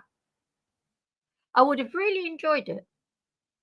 Yeah, I would have done. Because I do like these men walking around in their pinstripe suits and their waistcoats and everything. I think, yeah, you look cute. Are you sure you'd like it? Because you're going to deal with a lot of like snotty rich men that are going to, I know. They never were to me, though. That's the thing. That was the weird part. Because I think I get the feeling, I mean, I don't know how men see what they see, but I never really didn't notice that somehow. I don't know. But I used to work with them, and I did love to see them with their, yeah, wow, you look cute. And I love barristers' attire and all that. Yeah, I like all that sort of thing. I used to like it. Yes, I know. I shouldn't like snotty. It's something I liked. I wouldn't have married it or anything because I wouldn't want to be part of the life. Right. I liked to work amongst it, and I did. You said, Chickpea, you said you by the way, I'm listening in, and I this is a great panel, very high intellectual people on here. Make sure you come back, Phantom. Oh, I absolutely will. I really like this panel, man. Appreciate. By the way, me on. Phantom, we do different topics usually every week, but every show. Sorry, but this week we are just going to finish reading this Pistis Sophia, so bear with us. Yeah. Okay. No, absolutely, and I'm going to read it on my own time as well. But I wanted to ask Chickpea. I was overhearing you say that you didn't want any children and that you don't have any. Yes. Okay. Now, see, here's the interesting thing about us spiritual, like-minded individuals is we do have similarities. I've always, I myself have yet to have any kids. I'm still young enough. Don't do it. Huh? Don't do it. Don't do it. Well, here's the thing. That's why I want to ask you. I want to see if we're similar because I want to know how come you never wanted to have any, if you don't mind me asking. When I look at the world, it amazes me people bring more life into it. It absolutely amazes me. I mean, and speaking as a woman, I don't want to bear that pain anyway because I don't like pain. And I've always 6 years old I was when I made my mind up on that subject. But I look at as ordinary people, at the end of the day, we're slaves to the hierarchy. And I don't want to bring someone else into that. But if you're doubting having children, don't do it, even if you're doubting, because I've spoken to people who said to me, I wish I'd followed my doubts. No, I agree with you. And see, it's kind of cool. This type of thinking, and I'm going to tell you guys something that I thought of today earlier about consciousness. That I'm really wondering if anybody has ever had this idea. But the way you're thinking, I have met a few other people like that, and what that's called, what I call that type of thinking, is what's it called when you're not selfish? What's the word when you're not being selfish? Unselfish. No, there's another one to it. It's a lot more, but anyways, it's on a level of maturity that you're understanding that a life is not a joke, right? No. That when we bring a when we bring a life into this, like what we're like, to me, my biggest thing is if I bring another human into this, aside from the finances to take care of it, the biggest thing is like I want that person to end up a million times better than me, and it's like and that's the thing. I do know I would actually make a great parent. I'm just going to be honest because I consider myself a sociologist in a way where I pay attention to society. I also pay attention to myself, and I believe I know I could do it. Now, spiritually wise, I'm currently I don't seem to have any green lights. I'm following what my path takes me, and I don't feel like the one has ended up in my path because I I don't know if it would work out with me and like a secular women as far as marriage goes.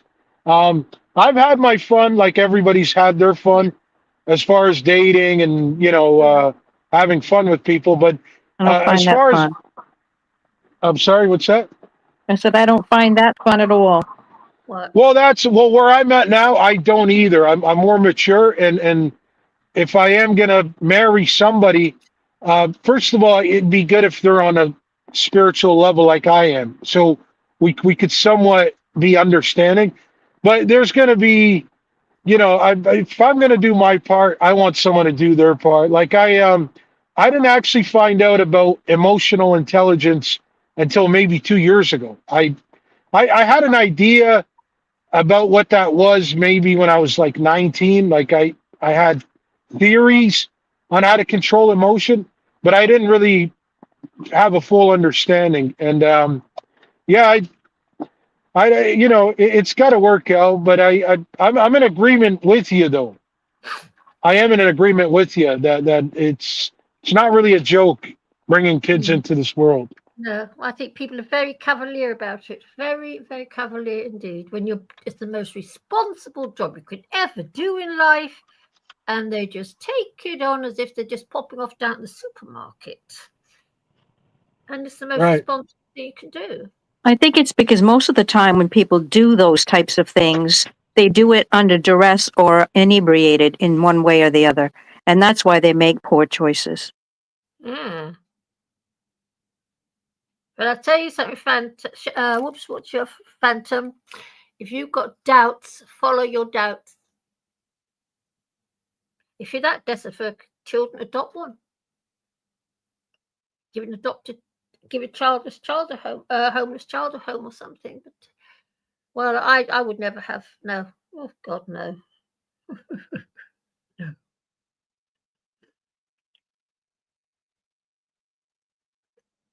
Yeah, give me 1 minute, Chickpea. 1 sec. Yeah.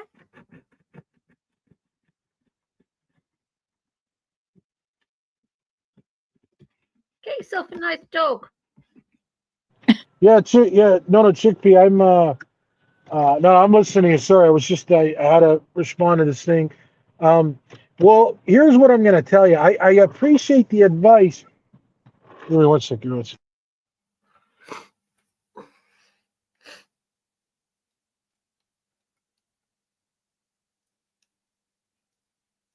Yeah, Chickpea. Sorry, this is what I want to say. I kept getting interrupted by someone here. But although I appreciate the advice, here's what I've come to. I think a lot of us, we're helpful in a way that we can give others wisdom that we've acquired. Ultimately, though, I believe at the end of the day, everyone's going to go through their own path. So I know I'm having doubts about it, but it's not so much the doubts as it is the green lights. So if I do get a green light to make it happen, then I'll make it happen, because it would appear that that's going to be one of my lessons on earth, is to No, take that on. So I would go ahead. You don't always have to make your own mistakes. You can learn by others. I agree with you, and that's why I brought up that I consider myself a sociologist. I really do, and I've saw everybody. I mean, for crying out loud, my neighbor. I'm not talking bad about people, but I see but they fight all the. I'm sorry. Go ahead. Don't do Were you it saying because something? don't do it because we're being recycled in some sort of horrible way. Our souls are caught up in recycle traps, and all the Well, while listen, we keep on if breathing. we are being recycled, don't we have to be reborn then? Are you not in danger of Exactly. leaving So all them? the while we keep breathing, they can recycle. Yeah, but if us you don't back. bring someone here, are you not in danger of leaving them somewhere else? I'm just saying, if what you believe Yeah, is true, I'm well, just well, following we the don't logic of know what you're that, saying. do we? It's a bit like Yeah, nowadays. so if you don't know it, why are you using that as a kind of Well, explanation? okay. I think we are being recycled in some way, the same way as we impregnate billions of animals every year to be factory farmed. Okay. Can I just say, welcome to Noodles. Noodles, feel free to interject at any time. I'm just sitting back tonight, guys.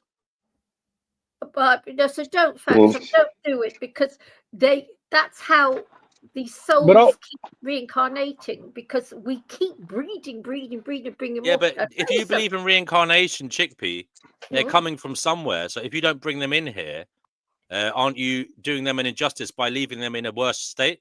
Well, they might be the better. Well, they've been going to. How do you know? We don't know. Well, we don't know that, do they? That we don't know, obviously, because we don't know that. So let me tell Chickpea this.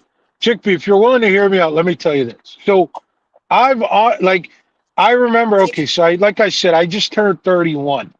And if you go back to maybe 2017, I would have been 23 at the time. And I remember telling my coworkers, I'm like, oh, I'd never have kids. I'd never want to bring kids into this world. Yeah, you're right. And that, right. And that stayed my type of way of thinking for quite a long time. I mean, even you could say up until last year. But just really going through hell and back, just with some of the stuff I've endured, some of the stuff I've been through, and just being a man that's judged the whole world until I've had the Most High say to me, no, now it's time for you to start judging yourself, Mr. Thinking You're Perfect. And when I did, and now I'm working on a lot of things, I don't think, but I know for a fact I would take care of my kids really, really good. And because I've saw my parents. I've also, here's the thing, I've went through that little cycle where you like resent your parents and you're like, I wish they would have did this. And then your higher self says, no, if you were in your parents' shoes, you would have done the same thing. They did the best with their knowledge ability. Yes, But exactly. if That's my you argument. No, but this is what I'm trying to tell you. This is what I'm trying to tell you, sister. Just give me one. I'm almost landing the plane. But to me, I feel like the universe says, okay, if you feel like some people didn't do the best job and you feel like you could do a better, well, that means you learned from their mistakes. And now you're like, I really think I've learned enough to where I believe I can take care of some kids right now, like kids of my own. I think I'd be, again, I'm more waiting for the green light. And, well, then why don't you go adopt some?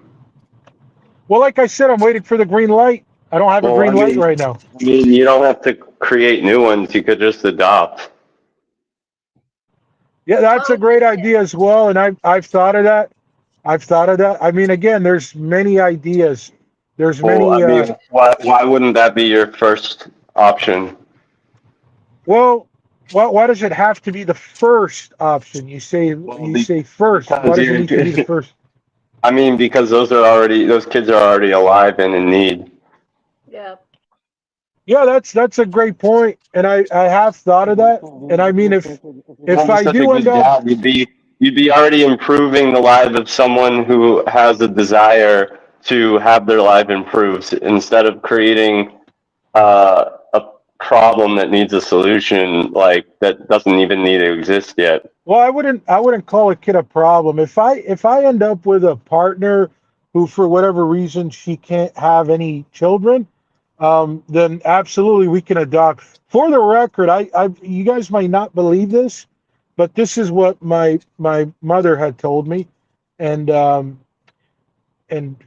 my dad mentions it, and my sister. But apparently, at the time when I was born, she couldn't actually conceive, and she had said that her and my dad had prayed. I still don't understand why it wouldn't be your first option to adopt. Right, Like, right. But what you've I'm already trying to did, and like it's kind of like you would. Do you agree with puppy mills? Do you think that people should be what is breeding puppies? I Do don't you know think too people much should be about breed? that. Do you think people should be like just like breeding animals? Do you know the? Have you heard the term adopt, don't shop?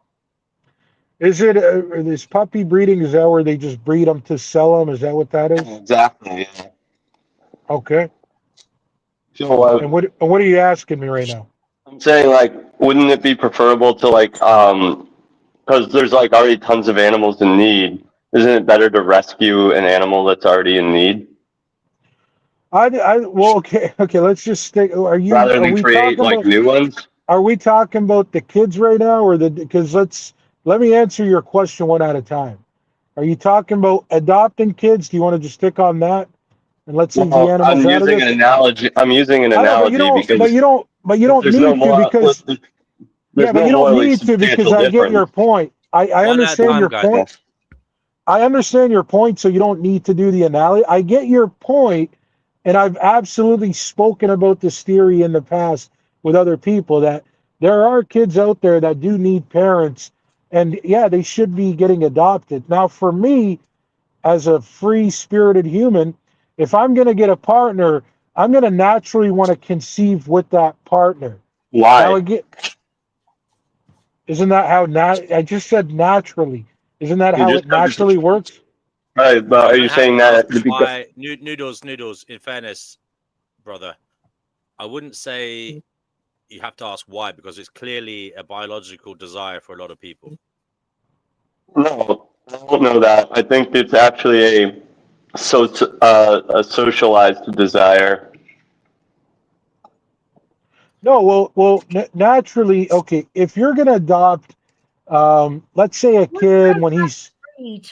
if you're going to adopt a kid when he's still a couple months old, I think he is young enough to where now he's yours. Like you guys are going to bond at such a young age that it's like you're going to build the relationship.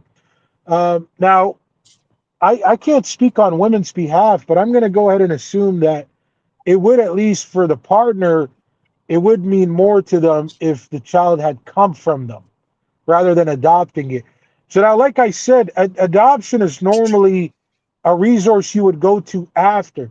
So if I'm a healthy functioning man and my lady's a healthy functioning female and we can conceive, right? We could do that. We have the right to do that. Again, so adopting would be more if she can't conceive. And I was, by the way, telling you about my mother, but you cut me off. I was telling you that my mom at the time was actually told she couldn't conceive, but her and my dad had told me that they prayed, and I was born. Somehow I I, was I still just born. I just don't understand, like, just because you want to do something, why does that mean it's like acceptable or a good thing to do? Well Okay, said, so just Nichols. because, okay, well, hold on. Let me ask him this. You just said just because you want to do, so just because you want to wake up today and go for a walk, why does that make it acceptable? Yeah, but I'm not creating a new being with new Yeah, but you're just problems. changing the narrative now. They're not a No, problem. you're creating a false equivalent. You're bringing something that's Uh-huh. not even salient into the conversation. No, you just said if I have the right to do something, why would I do it? And you don't have any like substance behind your Law question. doesn't like create this whole set of problems and harms Yeah, but why do and you call like it problems? Why do you call it problem? Hold on a second. This is the thing here, guys.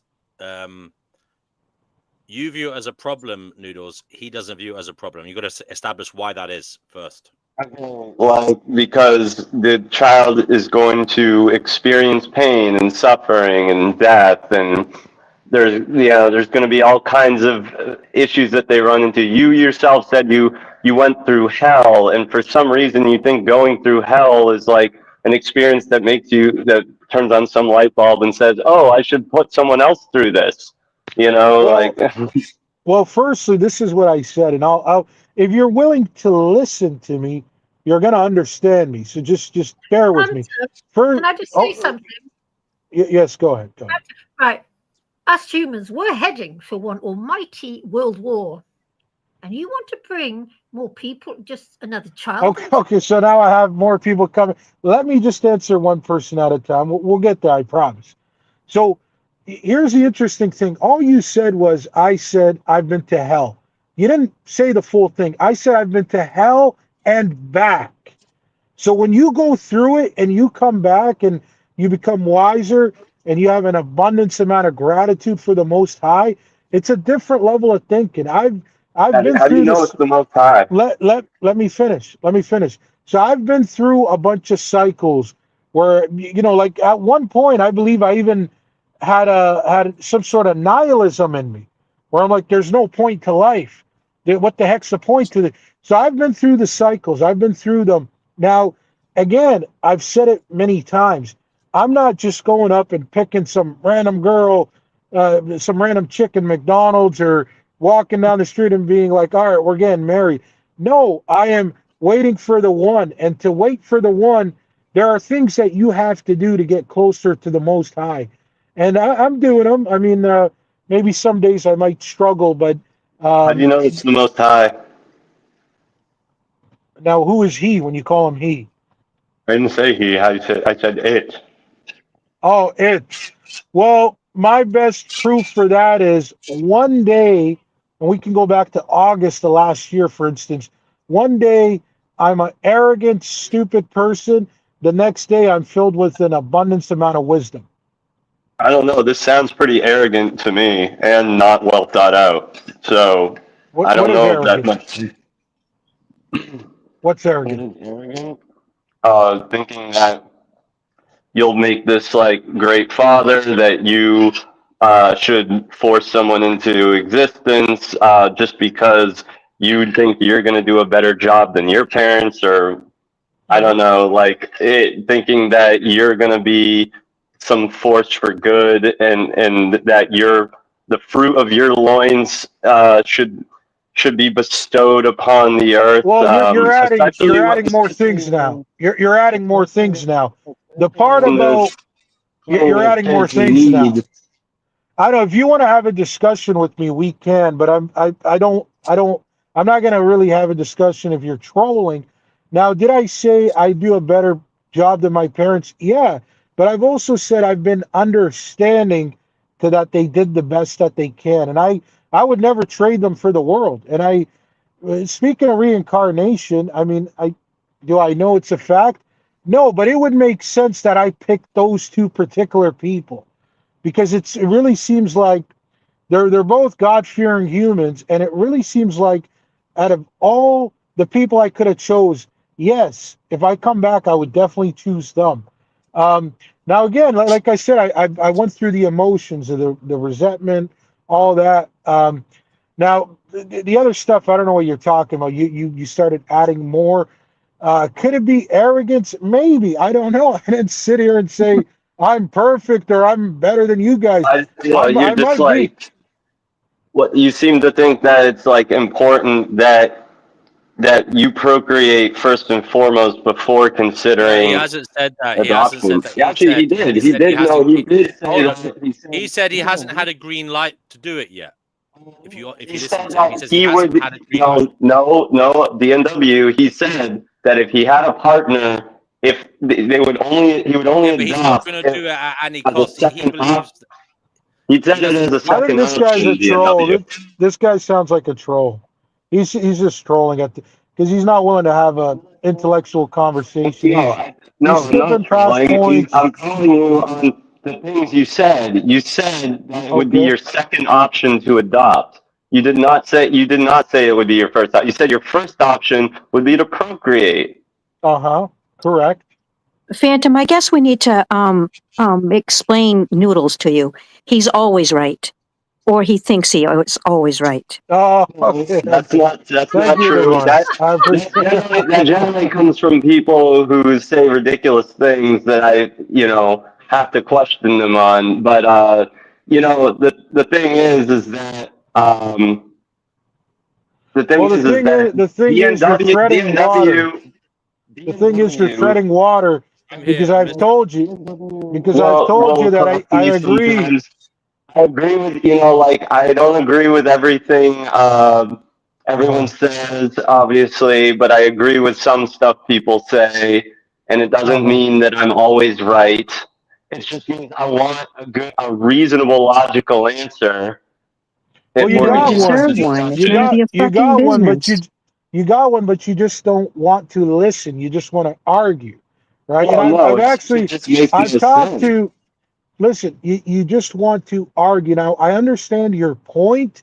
I've already said it. The second you started bringing it up about why wouldn't you just adopt, I've told you that I've had those feelings. So it's like you're now bringing up feelings that I've already had in my mind. So you're not really doing anything. I get it. I've sat there and I've thought, if we have 2 million kids in the orphanage, we should be taking those kids out first. I completely agree with that. Now, at the end of the day, I didn't bring those orphanage kids into here, right? And then these kids they are in the system, they're in the foster homes, they're in all these things.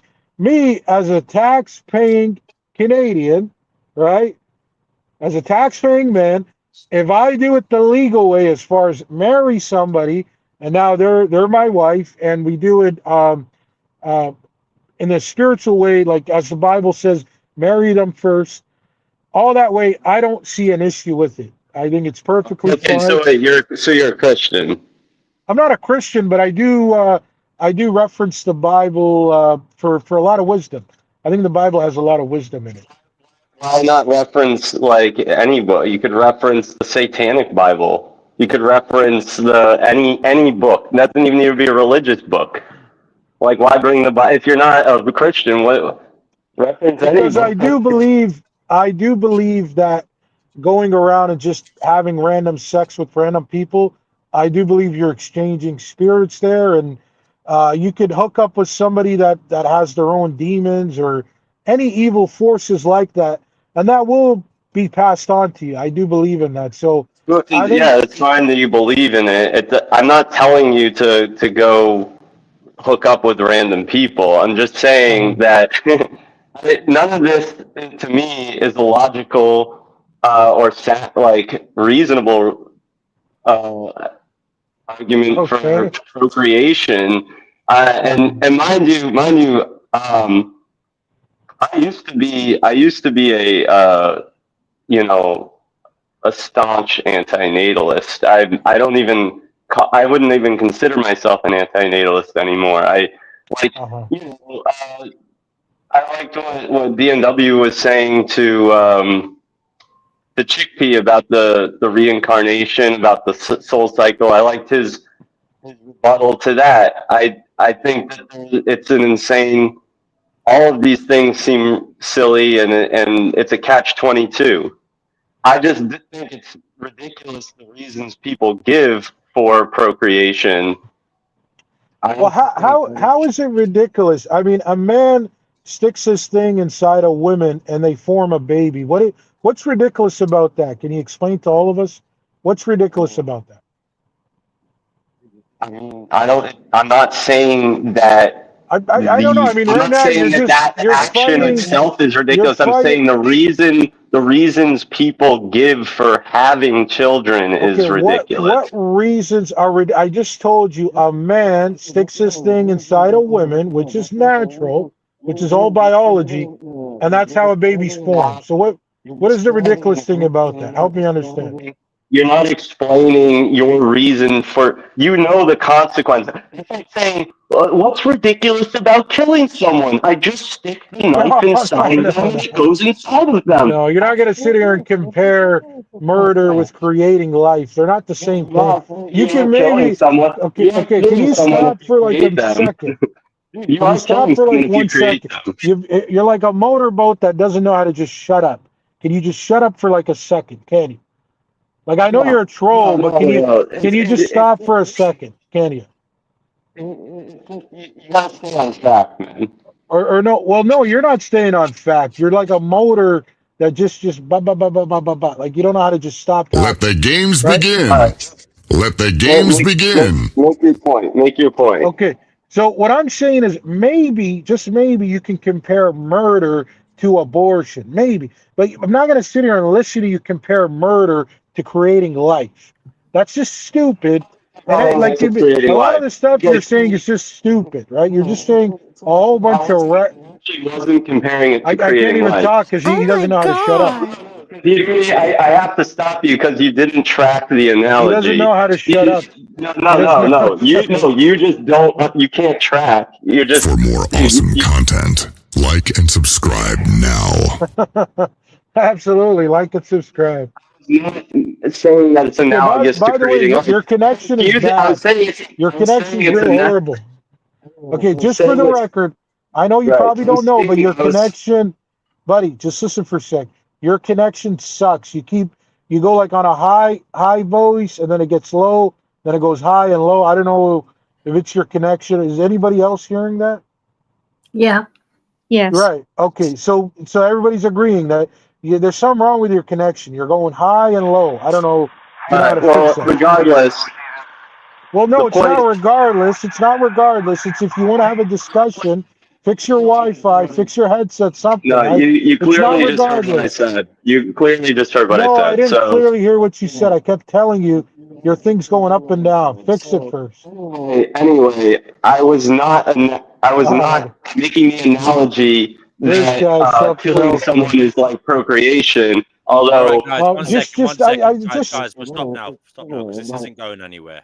Yeah. Well, no, because I want to make clear what my analogy was. He's treading waters. He's just treading waters. You're just having one at a time, dude. One at a time. Noodles, go ahead. The point I was making is that if you're saying that because there's a consequence to an action, a dick goes in a vagina and a baby comes out 9 months later. Child, like that's basically what you were saying. I was saying. I don't even know what he's saying. I can't even hear this guy. Can anybody else hear him? Noodles, we can't hear you. Noodles, I have to mute you because we don't know what you're saying there for a second. Okay, and I can respond to that. I can respond to that, by the way.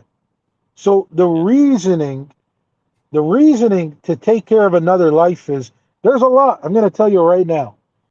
As a 31-year-old man who's not married and doesn't have a kid, okay, I'm hoping I don't have to say it because I'm not going to be all big and masculine and tough. And as men, there's things we got to hide. But yeah, the saying getting lonely is there. Now, whenever I'd be lonely, let's say a year ago or 2 years ago or 3 years ago, yeah, to just bring a life into this world when I have no idea what's going on didn't cross my mind. But right now, I do know that I do a great job with a kid. But then again, I'm not just going around looking for it. I believe the universe has to align me at the right moment, and that's why I do believe in lessons. I've also said to my friend Gnosis earlier that I believe that teachers don't only come in the form of humans, as in they'll teach you, but they also come in a form of lessons. When losing a job or losing a loved one, that's a teacher in itself. That's a lesson. So when the universe aligns me with the right individual, it'll happen. Right now, it's not even on my mind. Right now, what's on my mind is working on some goals, continuing self-work, all that stuff. But yeah, to answer his question on why do I want a child, I just answered it. That's why. Eventually, a man. I was asking why you think it's reasonable or ethical or So logical, now you're but changing the question. Are you gonna ask the same question 50 different ways? Are you gonna ask the same question 50 anyway, different ways? Is that what you're doing? I wanted to make clear what I was analogizing. Yeah, I know you already did, and I answered it. You already did, and I No, answered. You're not gonna ask not it something 50 million you ways. didn't. You're not gonna ask it 50 No, you million did ways. not. You said the point I was making is you said, oh, because do x equals z, like, oh, because you put Oh my God! your dick in Just someone's stick on vagina, subject. a baby comes Stick out. on the That's a good subject. reason to have a kid. Why is that any different than me saying, okay, like, I rob a store, I get money, therefore I should It's do not it. the same I thing. stab someone, they die, therefore I It's should not do the it. same thing. It's not Okay, the same thing. but you're just saying because there's a No, I consequence just for an gave you action. an answer. I just want to welcome Brother Phantom to the show, everybody. He is new here, so go easy, yeah. All right. Oh no! You don't have to. I don't mind the I smoke. think Phantom can hold himself. He can hold himself. Well, he ran. By the way, Divine, you're one to talk about always being right. You seem to know everything about everything. You have an answer for everything. I have my opinions and my perspectives, yes. Yeah. Okay, but I so don't push them on others. I do not push them on others. Do you think that you're wrong? Of course, I'm wrong at times. Okay, hold on a second. Noodles, how are you doing this week? Because last week you said you were in a foul mood. Are you still in a foul mood? Sounds like it. No, I just want to hear. No, it's not funny. No. Phantom, please don't laugh. No, it's not like that. It's not like that. Okay, I got you. It's not like that. Noodles is a cool dude. It's just last week he was in a real bad mood when he came on it, and I'm just asking him, is he still in a very bad mood? He's got. Oh no, I don't know, like, because I get down when I hear some of this, like, this silliness, and I just can't stand religious shit anymore. It just bothers me, man. What's silly? Religious? Isn't a lot of stuff religious? Isn't a lot of stuff a leap of faith? We don't really know what's going on here, Noodles, in any way. Yeah. But the thing is that there ought to be some. I don't like it when people just, like, basically do these gymnastics to get away from, like, really thinking about their actions in that regard. I agree. I think procreation's a catch-22. I just think that it's just really annoying still hearing, like, pronatalists give the silly reasons for why they think they should have kids. But if it's a catch-22 and there's no good reasons either way on the whole, it would seem. Well, isn't it a case where you would just wish for the best or hope for the best? Yeah, but the thing is, when I hear these people talk and I hear the things they say about why they would procreate, it's like I know it would not be the best. I know that would not be the best at all. We kind of need I'm just speculating here. It's not necessarily my belief, but do we kind of need a messiah? We need somebody who's going to save the day, right? As in, like, we need a human who's going to do something, because we're in deep shit here in this world. Is it possible that we need somebody to invent something, do something that will help everybody, that will stop all the suffering? Or what do you mean? Like, do we not need to keep going as a species? No. I mean, I don't understand. What does needing a messiah and continuing as a species have in common? Well, do you think things can be fixed? Do you think someone not having a kid now will end all the suffering in this world? No, it's not. That's not the thing. I would say that I'm a eugenicist, and, like, the majority of people, if we are going to continue the human experiment, the majority of people that procreate or that are procreating now or planning to procreate should not be. Like, definitely. What about that? Could be just. I'm just putting this on you, Noodles. There's a lot of people who are happy despite being disabled or having what you would deem. It's not about them being happy. No, but no, I'm just saying. It's about the harm and damage they're going to cause to others. It kind of is. It kind of is. Well, no, because they're ultimately making shit. They're ultimately making shit more miserable. They're making shit harder and more miserable for more people than. This is like saying, oh, like. Because like okay, you see in the womb, they do an ultrasound, they see, oh, your child's going to be severely disabled. Oh, well, there's a chance that they're going to be really happy. Oh, well, actually they're going to be mentally retarded. Oh, that actually means that they're more likely to be happy. Yeah, but that means that I didn't say you shouldn't abort people. I didn't say that. I know, but it's just like, and then they make stupid decisions. Hold on, I have to mute you because you're talking to us. The point is, right? You might have a problem yourself in that you view people as inferior because of their genetics, when there may well be people with such genes that are happy and content with life, happy to be here, happy they're born, even if they have, for example, bad eyesight, propensity to be obese, maybe they have a heart disease, diabetes. They cause more problems for other people, dude. Look at what Trump is doing. Look at what there's not all a the human retarded amongst us who, but hold on a second. There's not an they could be happy. Oh, but there's not an overman amongst us, guys. There's not one human being amongst us all that has perfect genetics. You do know that, right? And so there's nobody that would fit the fucking bill for what you're saying. There's not one person who hasn't got something shitty in their genetics on this planet, right?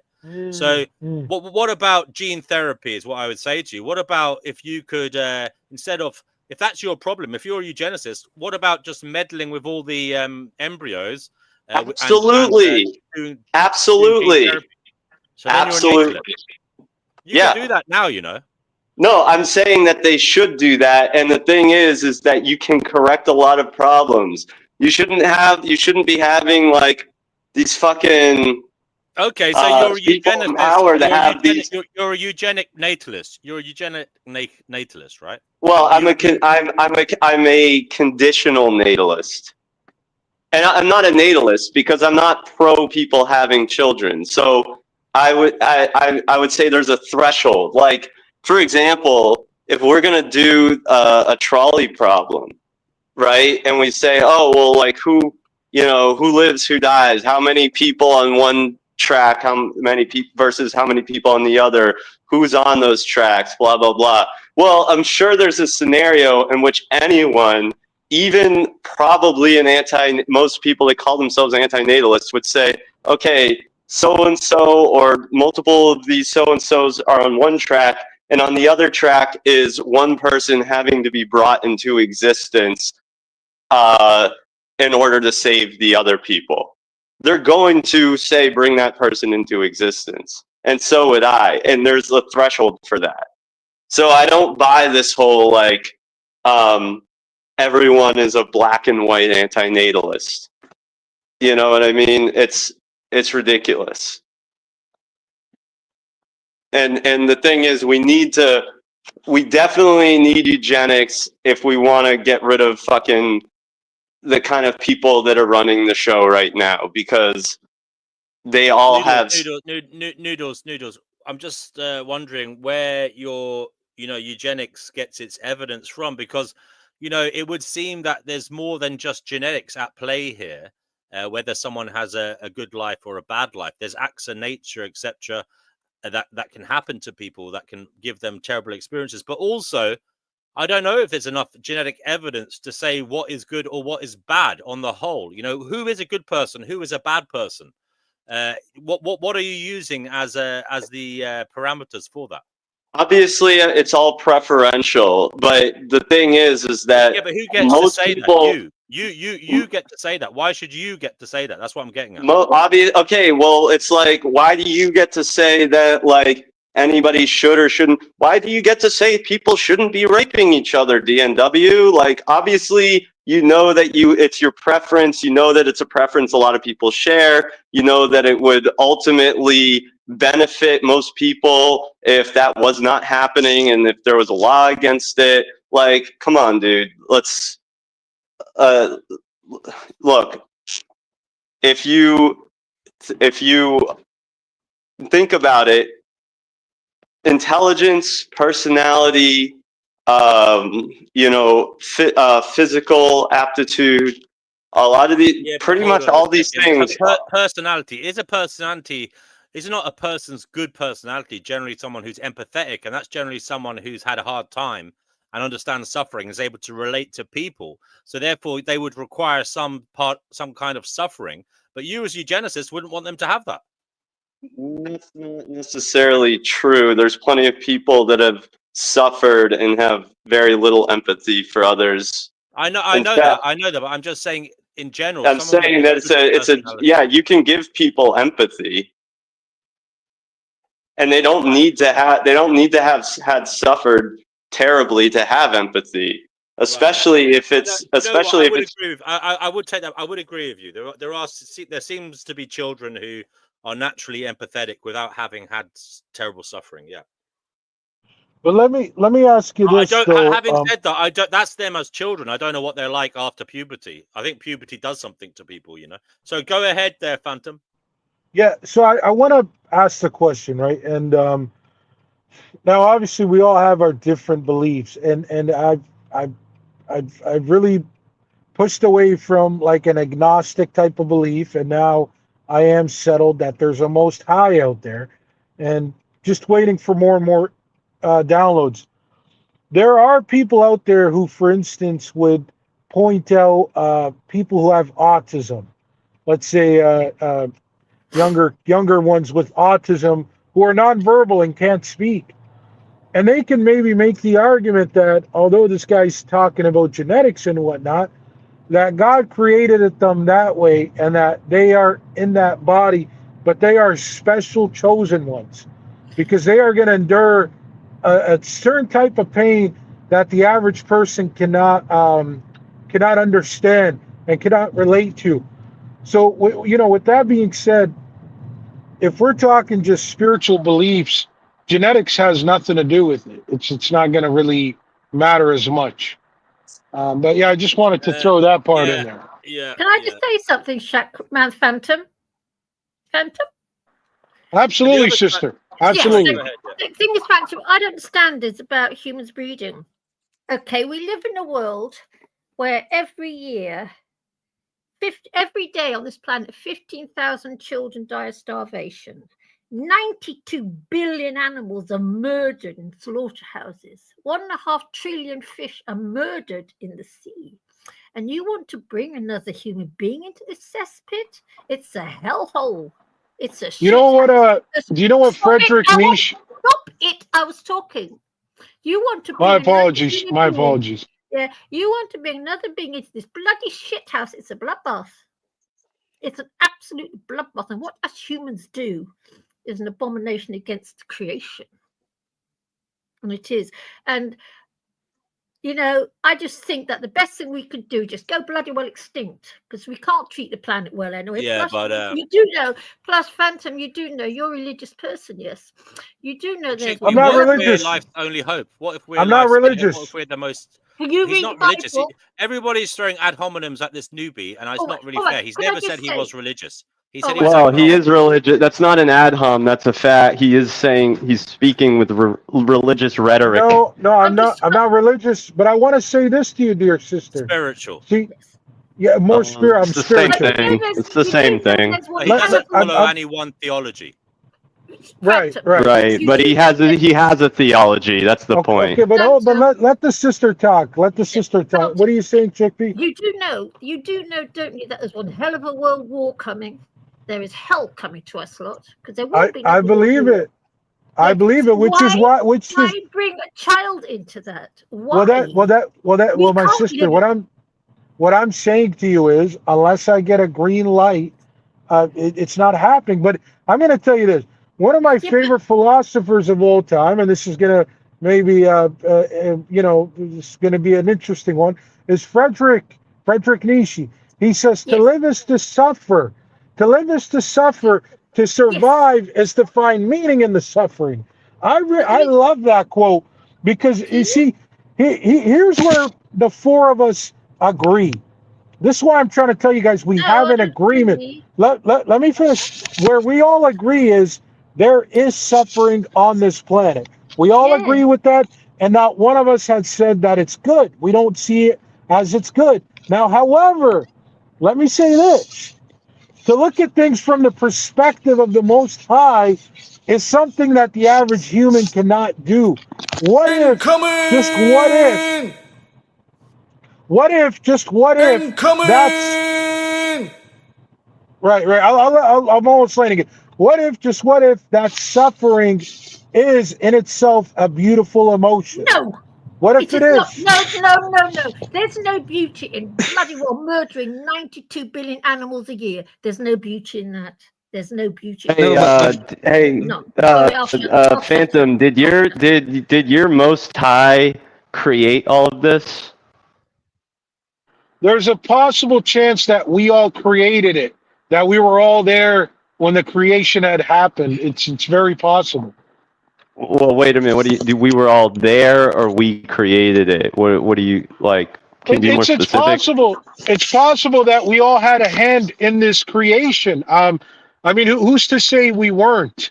Who's to say we weren't all there? Like every living being, every living human has had a say in this world being created. That we all chose to come here. Wait, do you have evidence for that? It's not about evidence, my friend. My friend, you don't have. What do you mean? I'm not the one making the contrary. I doubt it. I'm not making the assertion.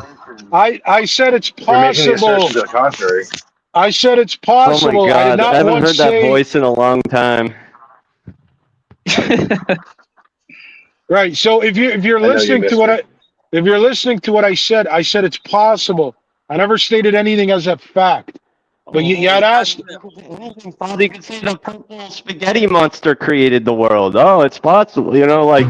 Yeah, maybe. DW. Okay. Enough of this elevator music. Noodles and Deep Prophet in the house together. The lovers are united. He was playing lovemaking music because he knows Deep Prophet. Deep Prophet loves sausage, and he particularly loves my sausage. Oh, okay. I didn't need to hear that. That just ruined my whole evening now. Thank you. I want to barf now.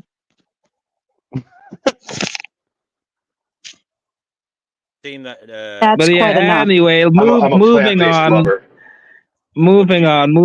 All I wanted to say is that you see, this is the issue, right? Is that we're all just throwing out a bunch of theories and ideas about what's going on, but nobody knows what's going on, and that's the problem. But as far as based on that, what I would say is that based on my experience, I know what's going on. Don't tell me what I don't know. Okay, Robert Marcus, I'm sorry, but based on my experience, what I've experienced and what I've encountered, it seems based on like the incredible true story. Just a whole bunch of there seems like there's just a bunch of chaos and suffering happening, and there is no purpose or order to it, and unless I'm provided evidence that there is purpose and order to it, I have no reason to believe that there is. I'm not saying it doesn't exist. I'm just saying that there just hasn't been insufficient evidence to suggest that there is some benevolent higher power that is overseeing all of it and directing it towards some sort of ultimate positive end goal. That's the issue. Well, here's what we can agree on. We can all agree that the evidence that you guys are seeking for is obviously not there. I can come to an agreement with that. That there's no way to debunk that. The quote unquote. So it's all based on your emotions. The quote unquote high power has never just come out of the cloud and say, "Hey, I'm your sky daddy." All right, like we know that's not the way it works. But so it's just your imaginary friend. Well, I wouldn't go to that extent. My friend. Well, what else could it be? Hold on a second. There you are, buddy. What? Yeah. Now again, I wouldn't say that again, what I'm saying is that I'm agnostic. I'm not saying that Phantom's experiences are wrong or that he's delusional. I'm just saying that I haven't had those experiences, so I'm not inclined to believe that all of this is happening for some sort of special purpose or some sort of good reason. That's it. Well, Okay. how do you make the existence of life? Thank you. How do you explain That's like saying How do I explain it? Jay, you're like basically arguing in favor of solipsism. No, No, I'm I'm not asking you a arguing in simple favor of question. solipsism. I'm Well, asking a you simple you could question. how do you know? How do you know it's all not just in your head, man? Like, come on, dude. No, How do I know I'm that not it's arguing. not all in my head?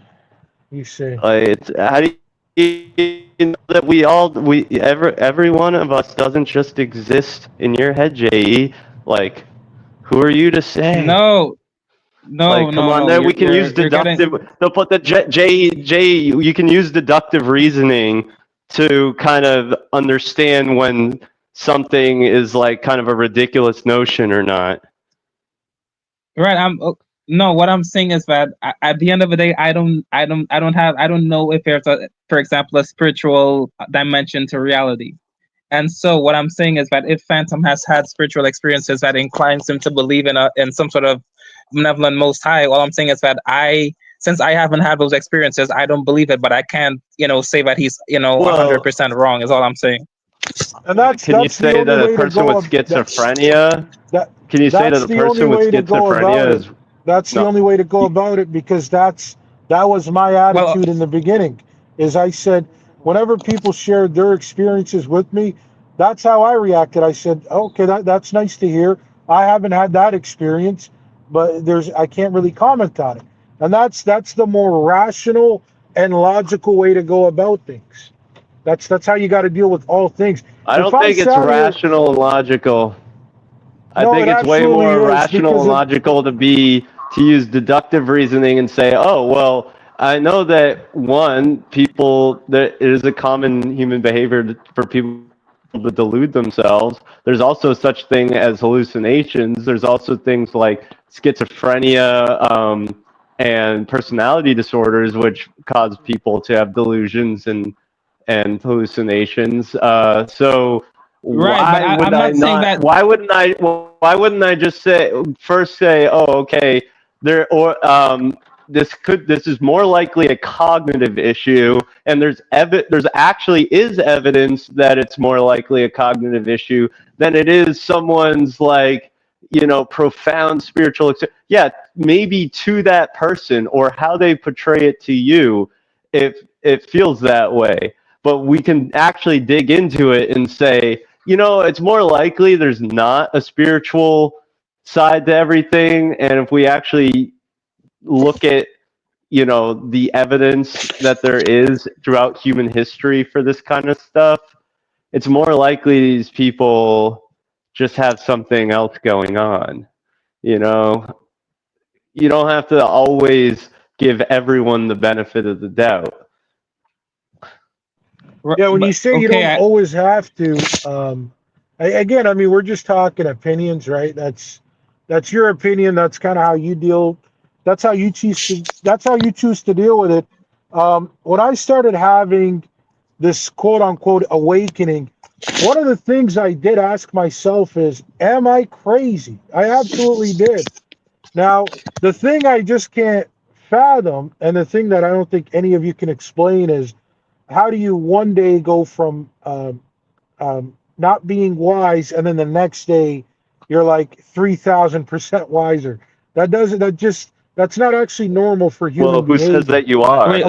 Okay. So let me finish. I know. Let me just finish my plane before you keep cutting me off. Now we're talking downloads that like the average human cannot do, which is knowing thyself, emotional intelligence, being more understanding to everybody, all within like a snap of a finger, right? And that's not something that we're all just able to do. That's with some form of a higher force. And again, you get that, I believe you get that through the crown chakra, which is your highest consciousness. That's the highest out of the 7 chakras up there. And that's how you get to that. I mean, sure, but I mean, people can always go to therapy or do a lot of soul searching and become, a lot more empathetic and wise and stuff. I don't necessarily believe that it has to be something spiritual. Because you're saying you just felt a change overnight, like it was literally one day, and then the literal next day you were different. It would be, yeah, this would be going back to like August. Well, don't answer for me. Who is this troll that's answering for? Like, knock it off. What's your name? Pasta? No, I didn't answer Noodles? for you. I was gonna say, Pasta? yeah, it's Noodles, unlikely. I was gonna say Okay. it's unlikely that it was an overnight thing. It's most likely that there was a lot of programming involved, or whether it be. You don't know what happened. You don't know like you could speak for yourself, and that's fine. But you don't get to speak on other people's behalfs. You don't know me. I've only known you now for 30 minutes. There are general patterns. There are general patterns to but are you a experience psychologist? in life. Are you a psychologist? You don't need to be a psychologist. Sir, are you a psychologist? You don't need to be a psychologist. You just started talking about what if I was a psychologist? What if I said, yeah, I'm a psychologist? Well, then I'd ask you to show me your degree, because I think you're full of crap. And what would that do? What difference would that make? I'd probably take your word for it, other than being an internet troll. But aside from you being an internet troll, I don't take much of what you say. He'd take my word for it, which means he would change his whole perspective on the matter. If a psychologist saying, if he you would are say a it's no longer a spiritual licensed thing, it's a psychological thing. Right. If you're a clinically licensed psychologist, I will show you some form of respect. I will show you some form of respect if you could show me your degree. Right? But other than that, you're just a troll. Other than that, you're just a troll. I don't think that you need to be. I don't think you need to have any credential to still understand that there's patterns to how things work. That's how this entire discussion with you. I don't think this. It's all been opinion based, and I don't really care too much for your opinion. As you know, when I started talking about my spiritual beliefs, I made it very clear they are beliefs. They are not factual facts. They're not proven. I made it very clear. I could sit here and tell you I communicate with the Most High. But yeah, he's never come out of the sky and said, I'm your sky daddy. And I'm saying, what's the difference between the Most High and an imaginary friend? Well, he's not an imaginary friend. He's the highest conscience. That's what the Most High is. It's not what you think it is. What's the difference between a high? Yeah. I'll tell you what the difference is, because your lower self wants to nitpick what other humans do. It wants to not be understanding to people. And then your highest conscience can come out of nowhere one day, and it can show you how to do things a whole lot better, how to be a way better human. So that's the difference, sir. So is it so you're communicating with yourself, not another entity? Well, God is within all of us. We all have access to God. It's just, if you really, here's the thing, right? If you really want to know God, you will get to know him, but you have to be willing to get to know who God is. Is God a separate being or entity or consciousness from yourself? Separate. Your body is your temple. God is within all of us. So are you saying that you are God? Are you? Wait, Phantom, are you saying that you are God? When Jesus said he was God, can you just clarify? All right, okay, guys, one at a time. Okay, but I'm asking for clarification. Are you talking to yourself, or are you talking to a different entity? Someone needs to man the mute button and let everyone talk one at a time. One at a time, guys. I think it's okay. I think it's okay. It's okay, everybody. It's under control. So ask the question, Noodle. Ask the question. I'm asking, is God, when you're talking to God, are you talking to your own conscience, your own thought form, or are you talking to someone else? There's no someone else, my friend. We're all so you're one talking to yourself. We're all one consciousness. We're all one consciousness. That's how God works. God is not separate. Are you saying that one consciousness? You're saying that you're God. Well, I'm trying to answer the question, but you don't know how to shut up. That's the problem. Nobody's ever tell you how to shut up and listen to someone. Just shut your mouth and I'll answer it. I'm trying to, but you don't know how to shut up. That's what I'm telling you. Just shut your mouth and you'll get an answer. You've already told me a bunch of times, which was a non-answer, but go ahead. No, I gave you the answer. I said God. No, well, God is it one is an answer. consciousness. What the fuck? God is one consciousness, and we're all part of God. Now, if you don't want to access that consciousness, you don't have to. You don't have to. You can go into your lower self. You can dig into the lower consciousness and go with that. That's the root chakra. That all So that you're thinks about all you're day talking to is yourself. So you're saying when you talk to God, you're actually talking to yourself, right? no. I'm Is that what you're talking saying? to the Might as same. well. I'm talking to the Let's do same consciousness that you have access to talk to. It's the same consciousnness. It's not any So am I different. ta- I don't. Can't wait until I get out Okay, of work so I can join this conversation. let me okay, Right, no. guys. Let me put it to you Guys. better. Go ahead. After Phantom has stopped speaking, I'm going to let Mo Wisdom say something. All right, go on. Oh. Okay, so the way I'm trying to say it to the friend over here, Noodles, is that God, it's not like we don't all have a piece of God with us. God is one consciousness.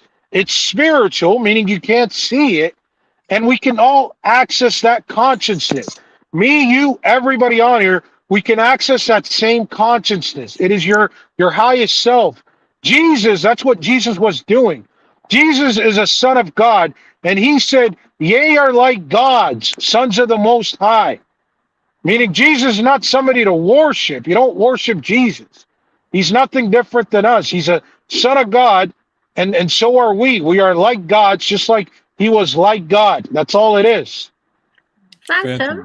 That's great, man. But pretty much Phantom? what I'm trying to get across right now is, if you want someone to understand or believe in what your stance is, you got to just work on the delivery. Noodles is on the fence, or he could be completely against what you're saying. But from my opinion and my take, it seems like he might be on the fence a bit. Phantom. What I wanted to say to Noodles, I'm not trying to convince him of anything. Okay, I'm not can you convincing wait? him of anything. Can you Can wait? I This just all ask something? started because Brother Marcus, Thank you. you're on here Go twice. ahead. Which one is you? Is it the one that just came in or the one? I'll try and That's his- change my name so you know. I It's don't know okay. why I can kick out the other one. It's fine. It's fine. There you go. That's his twin. That's his Okay. twin Yeah. brother. Noodles, so let Yeah. me ask you really quick. Have you ever you know the saying, the inner voice within your mind? Have you experienced that? Or do you speak or think to yourself? Right. So that is my own train of thought. That is my consciousness. He will not give a clear answer as to whether it's his own consciousness or a different entity's I already consciousness. did. He said, "Oh, I already answered God's you. within us." One Okay, does moment. that mean a different One moment. consciousness is within I you, already or answered does you. that mean you're One talking moment, to thank you. yourself? He will not give a yes or no. So give a yes or no. Are you talking to yourself when you talk to God? Yes or no? I already gave Just you a an yes or no. answer. Just give a yes or no. Just a yes or no answer. Just a No, yes or that's no not how it answer. works. Just a That's not yes how it or no works. That's answer. not how it works. That's One not at a how it works, time, my one at a friend. time, one at a That's time, not one at a time, one at a Okay, time. well, I know we get it. You yelling one at a time doesn't actually help. So just stop, right? So that's not how it works. You don't get to just. you to elaborate. Okay, my friend. Now you're not making things any better either. 1 second. Right, right. You're not making things any better either. Okay, You're not making. You're not helping either. It's not me jumping in. No, it is you. It is you because I'm trying to answer Noodles and you're talking. You realize I was the one who asked you the question, right? No, I realize you're the same guy that was trying to educate me on how to deliver stuff, and I told you I wasn't actually pushing an agenda on him. This started because we were talking about conceiving, and he was trying to cook, and I'm cooking him. No, I know how I'm talking. It's all good, bro. Just go on mute. I got it. So Noodles, I do. Thank you, sir. For you to Noodles, say you're cooking me is like, well, you're cutting out, so you're not cooking much. You keep cutting out. Right? But I've already answered you that it's one consciousness, it's a spiritual consciousness, and you can access it if you want. Now, because you're an admitted atheist, you purposely don't want to access it, and that is completely fine. You can separate yourself from the highest consciousness, and you have that free will to do so. right? But then, of Well, course, Actually, that's not how an atheist operates. I'm an agnostic, No, and you're I'm not. You atheist. admitted to being an Yeah, atheist. no. You admitted Actually, to I being an said atheist, sir. no. I never admitted that to you. Oh, I am a okay. atheist leaning I'm an atheist leaning agnostic, and for Okay. you to Well, say you're cooking me is the convert. ultimate You'll Dunning-Kruger convert. effect right there. Don't worry, All you'll right, convert. guys, You'll I want become you a to believer. shut up Anyway, You'll become a believer. you can't even give me a Sorry, yes or no sorry. answer. I have to shut you both up. I want Mo Wisdom to say something. Mo Wisdom, go ahead. Thank you, thank you. You know, I do appreciate the passion within these type of conversations, but it's pretty clear what's going on. I asked Noodles a question. I said, have you heard the inner voice within the mind? He said yes. I wanted to elaborate a little bit more. Phantom, I get it. You have this higher sense of understanding. You can call it, some would call it the sixth sense, but you got to use it as well.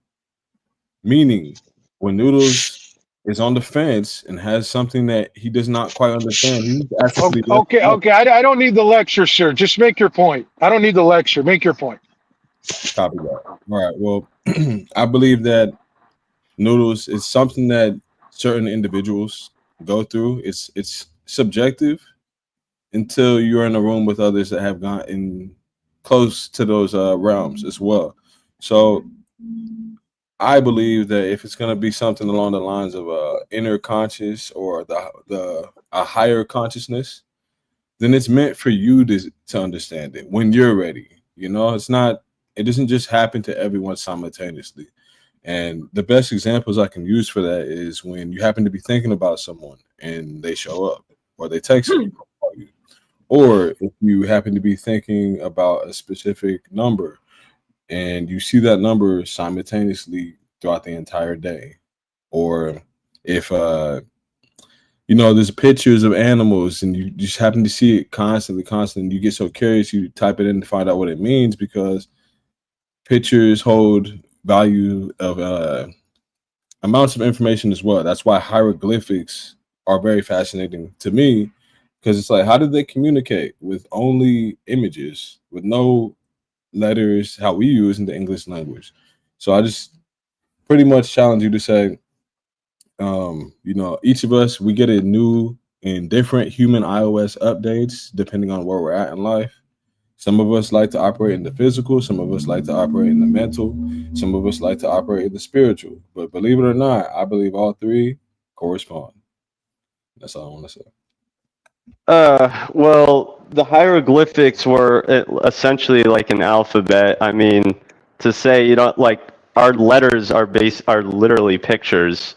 So it's not like crazy to think they had their own alphabet. It was just different shapes that were more actually elaborate than what we have, in a sense. And to say people operate in the mental or versus the spiritual, I mean, there's no difference. It's all about how they cognitively perceive something. And the thing is, I still have not really got a straight answer from Phantom. So it's just this is my problem with all these things. No, I mean, it's best you guys just stop talking about it, because you guys aren't gonna agree. It's one consciousness. What does that even mean? Is it your own consciousness? Right, exactly. You guys aren't gonna agree. You're not gonna agree. So just let it go. You guys aren't gonna agree. No, he's simply asking for a yes or no. Question. Yes or no? It's Phantom. Yes or no? Just a yes or no. Yes or no for what? Are you talking to when you talk to God, are you talking to yourself or are you talking to someone else? I've already answered it, bro. I don't know how many times I got to answer it. Yeah, and I've already told you that's not how it works. That's not how it works. I know that's not how it works. Mr. Mafia, that's not how it works. That's not how it works. You don't get to sit here and box somebody. You don't get to sit here and box questions. That's not how questions work. It's a conversation. Yeah, but I've already answered it, and then you're saying it's yes or no, yes or no.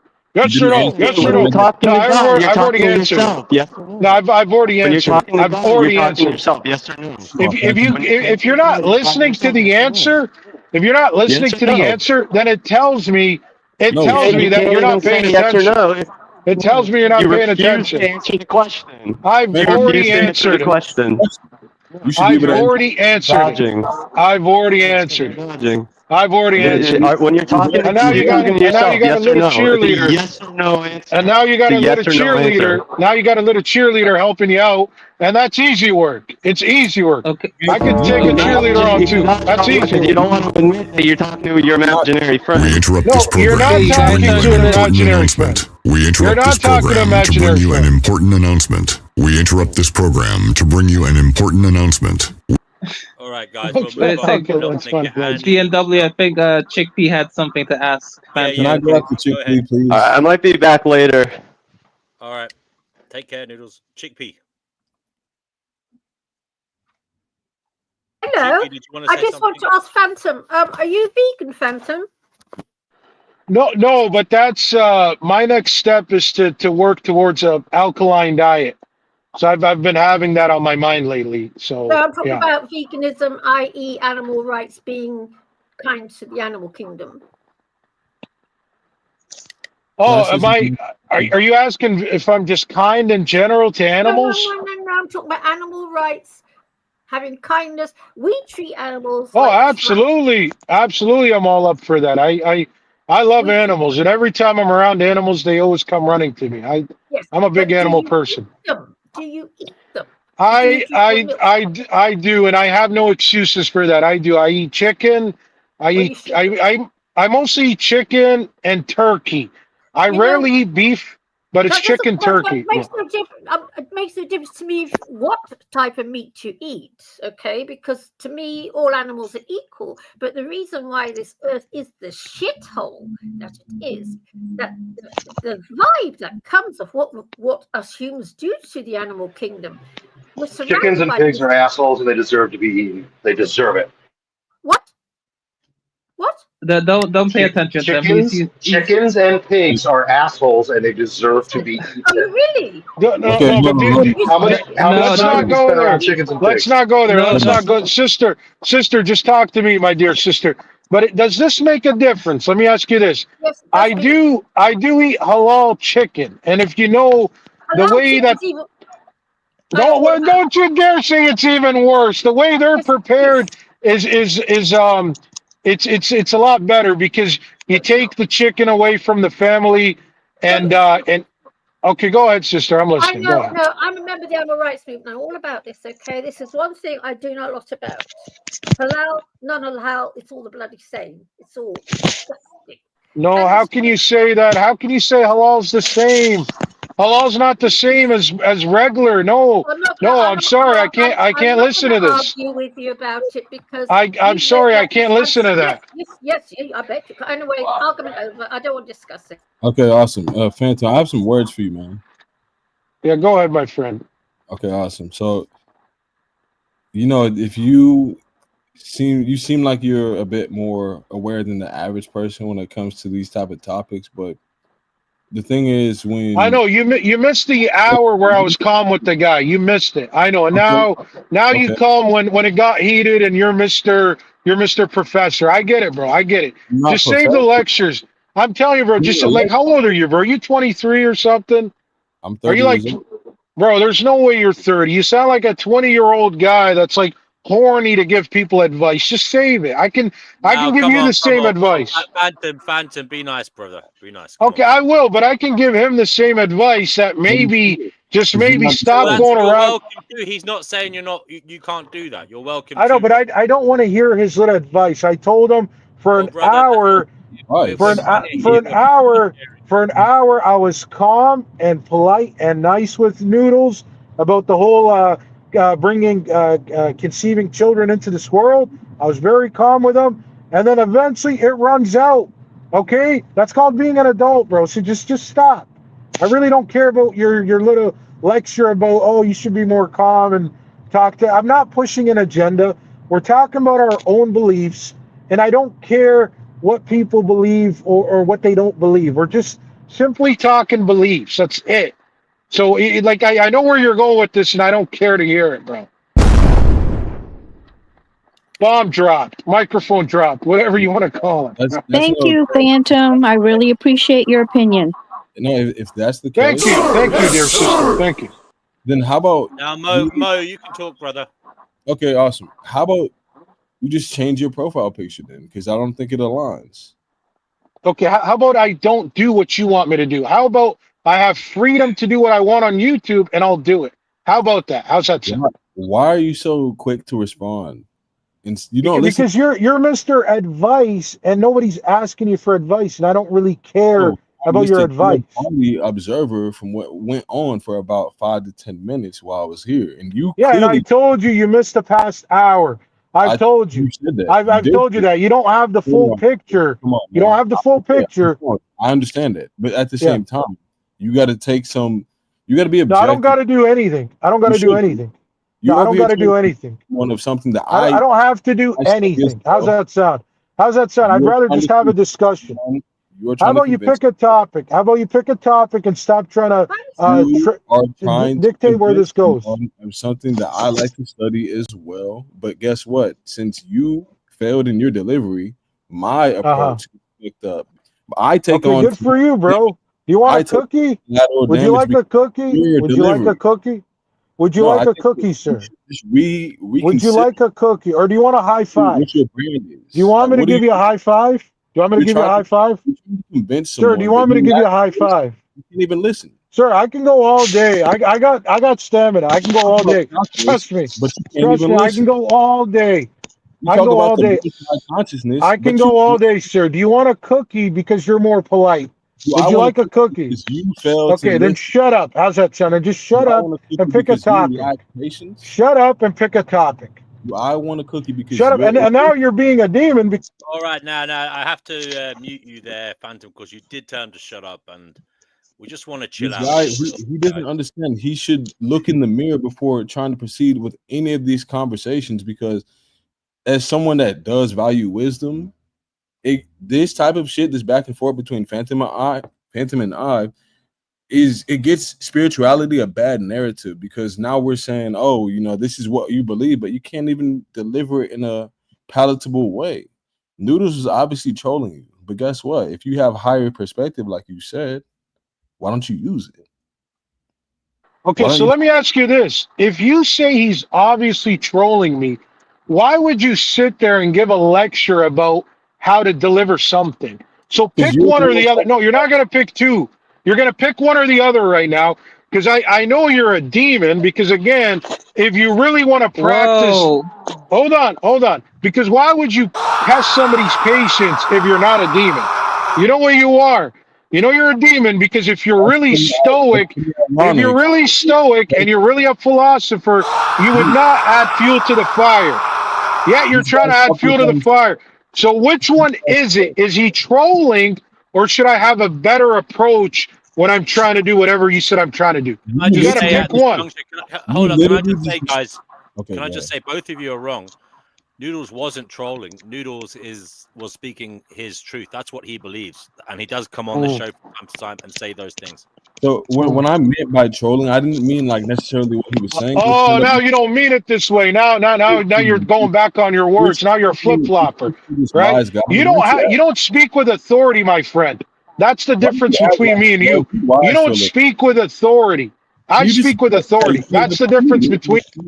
It's been enough. This guy is out of his mind. So what I'm trying to say was, this motherfucking Noodles, yes, he had his stern belief, but the way he was saying it isn't what you liked. You preferred for him to say it in a different way.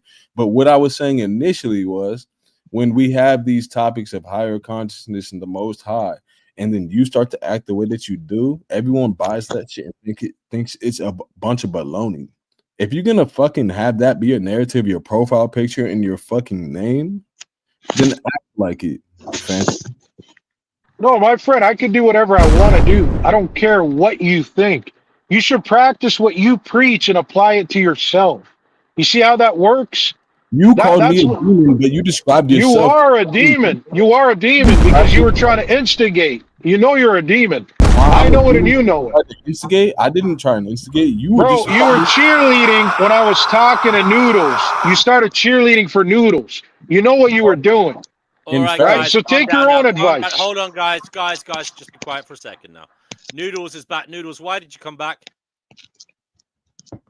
Why? What? Why? Why not? No, it's good you're here. I'm just saying, did you feel compelled to say something on the matter the two guys are talking about? No, like this is what we do. We all hang out on your stream and we do this.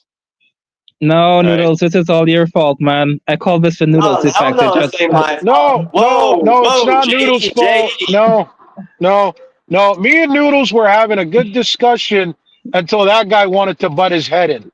Oh, I don't think people. Wait. I don't think people shouting at each other and talking past each other is a good discussion. But okay. Yeah, but we were talking. It doesn't. Yeah, but hold on a second, mate. This is a panel. Anybody can talk. Mo Wisdom is welcome to talk as well, Phantom. Don't forget that, mate. He literally described a demon and described himself. I was trying to bring harmony to the conversation. This motherfucker.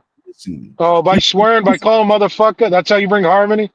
Motherfucker, that's how you bring harmony? Well, Phantom, you did call him a demon, to be fair. You did. Yeah, So, I know, but he's not practicing what he preaches. He's trying to lecture me how to be holier than thou, and he's not holier than thou. I could have sworn. Did Sir, the Most why don't High you take your own advice? Why don't you take your own advice, sir? How's that sound? Oh my God. What the fuck? Okay, I got a better idea for this fella. Why don't you do this? Why don't you just stop bugging me about your lectures? I don't care. I've already told you. So let's move on and talk a discussion. How's that sound? Let's pick a discussion. But dude, just tone it down. Okay, thank you. Let's pick a discussion. Okay, Phantom. Okay, you believe that if you believe that the Most High created all of this, right? Then why did he create the animals to tear each other apart and eat each other alive for food? When did I say the Most High created this? Wait, the Prophet. Wait a second. I want to hear. When did I say the Most High created this? When did I say that? But you just said that earlier. You said that you believe the Most High created everything. Where all the, I did not say that. And if you could pull up an audio of me saying that, I'd be happy. But you're not going to. What I said was, when I was talking to Noodles earlier, is he said something about this being created. I said it's very much we all had a say in this all being created. That's what I said to Noodles. I don't recall having a say in creating. Okay, Divine, did you want to say something? No, wait a second. No, I'm trying to get my point across. Wait, I don't recall having playing a part in creating this mess of a world that I'm living. Because you're living in amnesia. Excuse me? Well, I'm living in amnesia. So how do you know? Wait. So how did you know that I have amnesia? How can you prove that I have amnesia? Because that's how everybody is. Everybody's living in amnesia. That's that's what the Matrix is. That's what the Matrix is.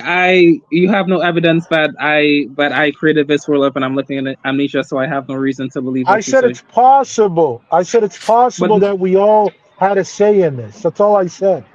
Right, but then you doubled down later on and said forcefully, like with authority, we all have amnesia. So which one is it? It's both. It's possible we all created this, but you have to choose one. You can't say it's possible and then double down and say. I want to choose. No, well then you're being disingenuous. No, you're being disingenuous. This is like how we both talk to God and talk to ourselves at the same time, but it's not ourself, but it's not God, but it is God because it's one consciousness, but it's not ourself, but it is. Well, I'm trying to hold on. Let that person. We're all going to shut up for a second. Yeah, I'm going to mute you all. Please quiet down. We're going to give a voice to the unheard, and that is Divine. Divine, have you got something to say? Switch it up a bit. There's a lot of testosterone tonight. The only thing I can say is the chat itself should be manned better as far as the mute button. Everyone should be speaking their truth and only their truth one at a time. That's it. Other than that, I think the conversation has merit because each one of them have their own profound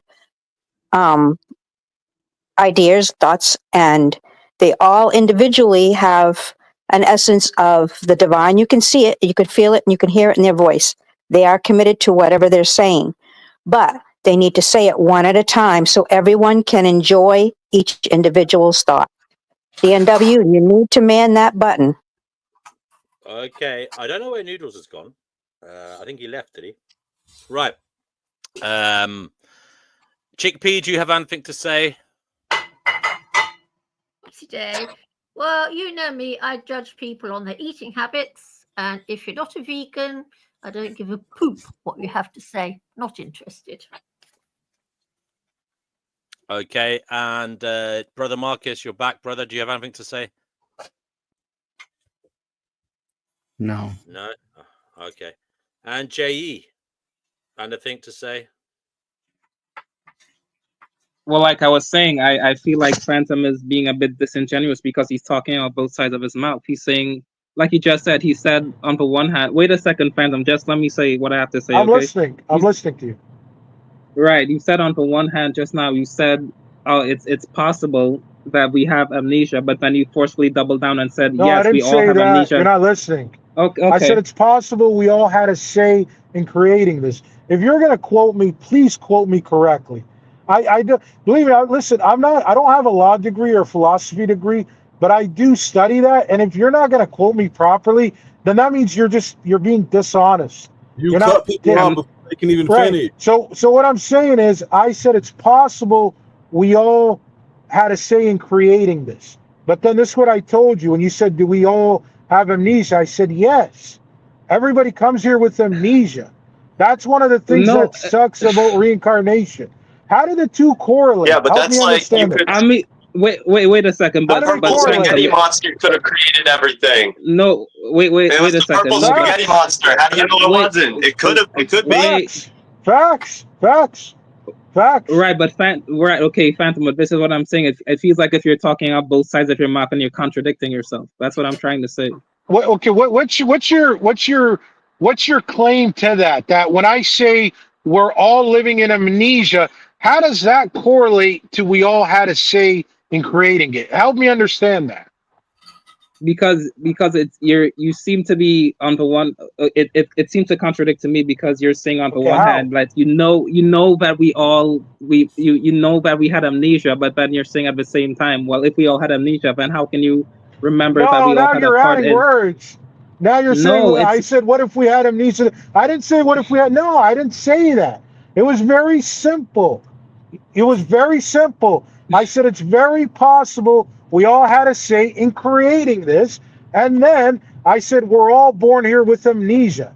I don't know what all this you're adding words together. That's I don't know what you're hearing. No, okay, wait a second. Hearing. Okay, what I'm saying is that if we all have amnesia, that means we're not going to be able to remember if we created it. So that's why I say it feels like it's contradicting itself. Right. So how can you know anything if you have amnesia? Is what I'm trying to say. Here's how you go about it. You gotta tap into your highest consciousness, which is God. Okay. That's what you gotta do, and that's how you become more spiritual, and that's how you get downloads. Tap into your highest consciousness. Divine, you're never going to get through to them with this rhetoric. You will never get through to them. They're godless, atheist, heathen, nihilists. Like, what are you fucking wasting your time for? Who are you talking to? Don't pay money attention. You're trying to convince them with your own belief. I'm not trying to convince them anything. They're asking me questions and I'm answering. That's not called convincing them. Listen That's to this. But then when you but dude, when you then answer them and they reject your answer, you like try to dig into the weeds. Just reject their answer. They're godless, heathen, nihilists. They're all soaked in SSRIs. They don't even know what fucking day it is. Like, what are you doing? Okay, the prophet. Okay. That dude is the biggest demon in this whole group. Phantom, just listen to this back. You'll know. Right, well, poisoner. Listen to this back after this episode is done. You'll know what we're talking about. You think that your own counsel is wiser than 7 other men? Stop. You can't. You man, absolutely. No, you're the wisest guy I've ever met, bro. You are wiser than King Solomon. Did you know that, bro? To be fair, you are wiser than King Solomon.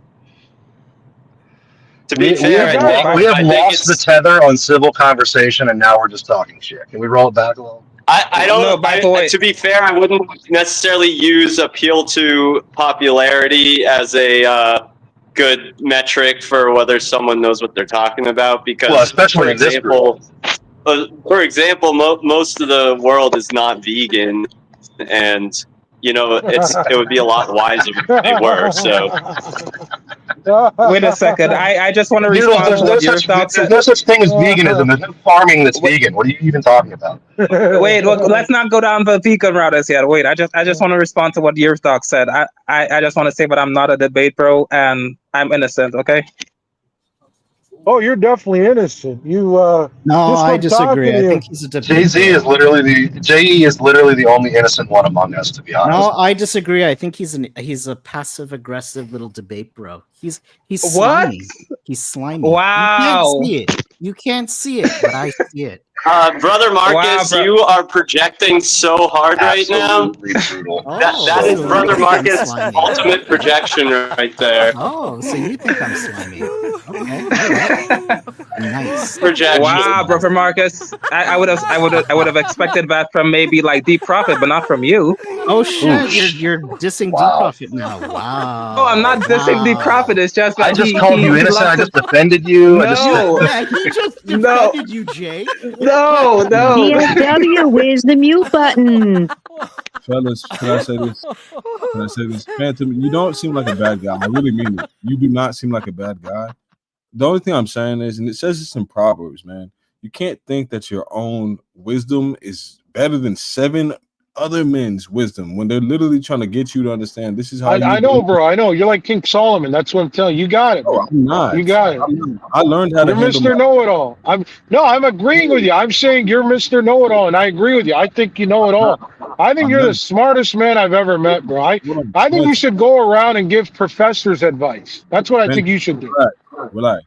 Don't get in your ego. I think you should go to every priest in every church and just tell them how to run the church. Like I think you are super. It's not. I'm being facts. I'm a big fan of you, bro.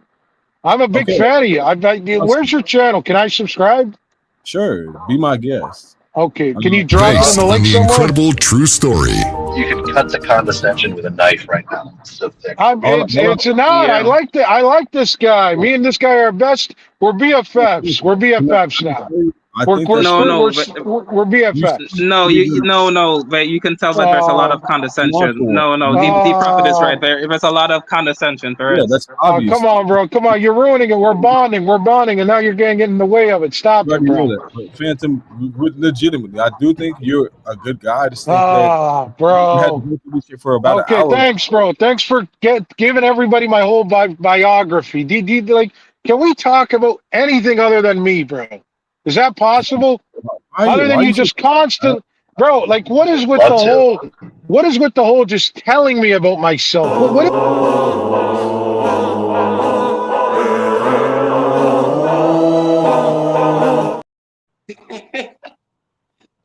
Seriously, bro. You've been asking for the attention. You've been speaking on the mic. We didn't want to tell you about yourself. You kind of brought the attention to. I came here to talk to Gnosis, bro. Who's this we? Wait. Who's this we? The mouse in your pocket? Can I just say, guys, there's someone waiting there. Vitalist, is it Prime? You've been away for some time, brother, from the congregation, and I'm just wondering what lessons has life taught you in the interim period. This might be a change of subject, so we'll just let Vitalist speak now, please. If life has shown me anything, it's that I need to double down or triple down on my vitalism, especially given that I am firmly within the understanding now that we come to this realm to experience pain and suffering. I don't know if we do it of our own accord, but I assume that it's possible we do.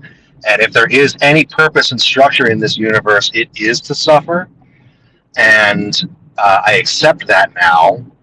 And sorry, can I ask you a question?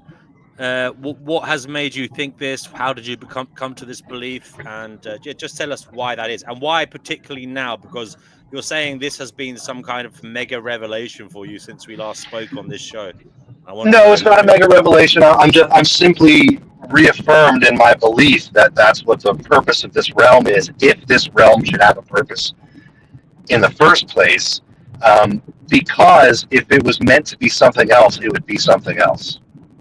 It would manifest in a way that wasn't so full of struggle, and it would manifest in a way that actually sort of like rewarded us rather than punished us just for being here. And I haven't come up with a reason specifically for why that would be. I think it's because of this. I think that where we come from is a place of light. We come to this fallen state to purge ourselves of hatred and anger and resentment and selfishness so that we can return back to that light. I do think that in some way we're cast out. I don't know if we necessarily made the choice to come here. But if there is a purpose and structure to the universe, then our pain and suffering here is part of it. And I think that the downward pressure of our physical reality forces us to grow and adapt and evolve. And because I think that this entire universe might be maybe an experiment by our creator to see what happens, that like in order for there to be some kind of change in the universe, there has to be the downward pressure of entropy and loss and destruction and pain. Otherwise, there wouldn't be any point for us to come here. That's just kind of like, or there is no point to come here. It's all random. It's just a material universe that tumbled together out of nothing. But evidence shows me that that can't be true. So if this is a created universe, then nothing in nature expends this much energy without a reason. If there's a reason, it has to be to suffer because that's the way the universe seems to be set up. Does that make sense? And that's why we should farm humans. Okay. I mean, we did that here in the United States. We did that here in the United States for a couple hundred years. It didn't turn out well. If you really want to be vital, you have to conquer all. No, I don't think that that's true. I think that when you fall into the industrial mindset like that, you're actually making an aberration of nature, like factory farming. Like you can eat meat without offending God, but when you buy something from a factory farm, you're offending God. You've offended the natural order. Can you eat a human without offending God? No, because humans are at a completely different level of existence than animals. We're a higher being than they are. And what way that matters? We want to know the exact trait. Yeah, we're not going to do name the trait because it's actually a tapestry. That's because you can't. That's because you can't. Because it's more. You've done it a million times and you always fail. No, noodles. No, because it is more. Fail. Will you shut the fuck up for like 2 seconds? No. God.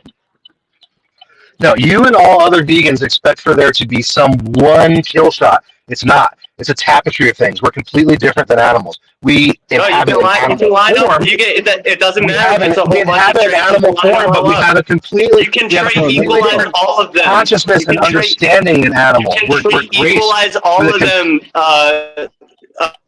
D-Profit. You can trait equalize all of them. Doesn't have to be one trait. Name all the traits you want, and then trait equalize. We have a completely different brain. We're an enlightened species. We are higher than them. They cannot. Okay. Trait equalize. Trait equalize. Then. What the fuck does that mean? So if there's a human that is born with that lacks those it's called things, an outlier. okay? It's called an outlier. It's called a defect. Okay, so is it okay? Okay, so why is it not okay? That person's still okay, but that's not the trait you named. It doesn't matter if it's an outlier. So if you want to talk about species normativity, you can just switch it all around. Create a scenario where it's not an outlier. When was the last time that an animal asked why it was here? When was the last time that an animal built a skyscraper, or thought in a philosophical way, or wrote a song, or did anything of the higher consciousness that we do? If that's going to be your trait, no, you're changing your goalposts now. I thought it was just about first it was that, then it was outliers, now it's back to that. Stick to your goalposts, dude. Just trait equalize. If that's the trait, if the human lacks that, is it okay to do that to the human? No human lacks that. Yeah, there's plenty of humans that lack the ability to ask you how your day was. There's are you kidding me, dude? Yeah, they're defective. They're outliers. That's not a regular example of the species. So create a hypothetical. So your in a hypothetical argument, like every vegan argument, in a hypothetical, in a hypothetical where most humans cannot ask that question, is it okay to Holocaust those humans? I don't know. Have they been participating in usury and spreading pornography? I answered the question. If there's a scenario where the majority of humans they are within the species that we inhabit, therefore they are our special brothers and sisters and cousins. They're the same as us. Okay? You're talking about a genetic. You're talking about a genetic that you're talking about a genetic or criminal thing. This is the most boring fucking thing we have. There's literally hours of us doing this already. No, it's because you know that you either have to bite the bullet or you contradict yourself. I'm not contradicting. No, you know that if you equalize, you either have to bite the bullet or contradict yourself. Stop using buzzwords you learned from a YouTube video. Talk to me like a human. Right, guys. We're not gonna. Nothing's gonna happen. There's gonna be no peace tonight. DFW is right, man. Like I love you so much, and I do not want to fucking fight with you about this shit again. We know we're not going to move each other's mountains. Weren't we talking about how much we hated the barn before? Can we do that again?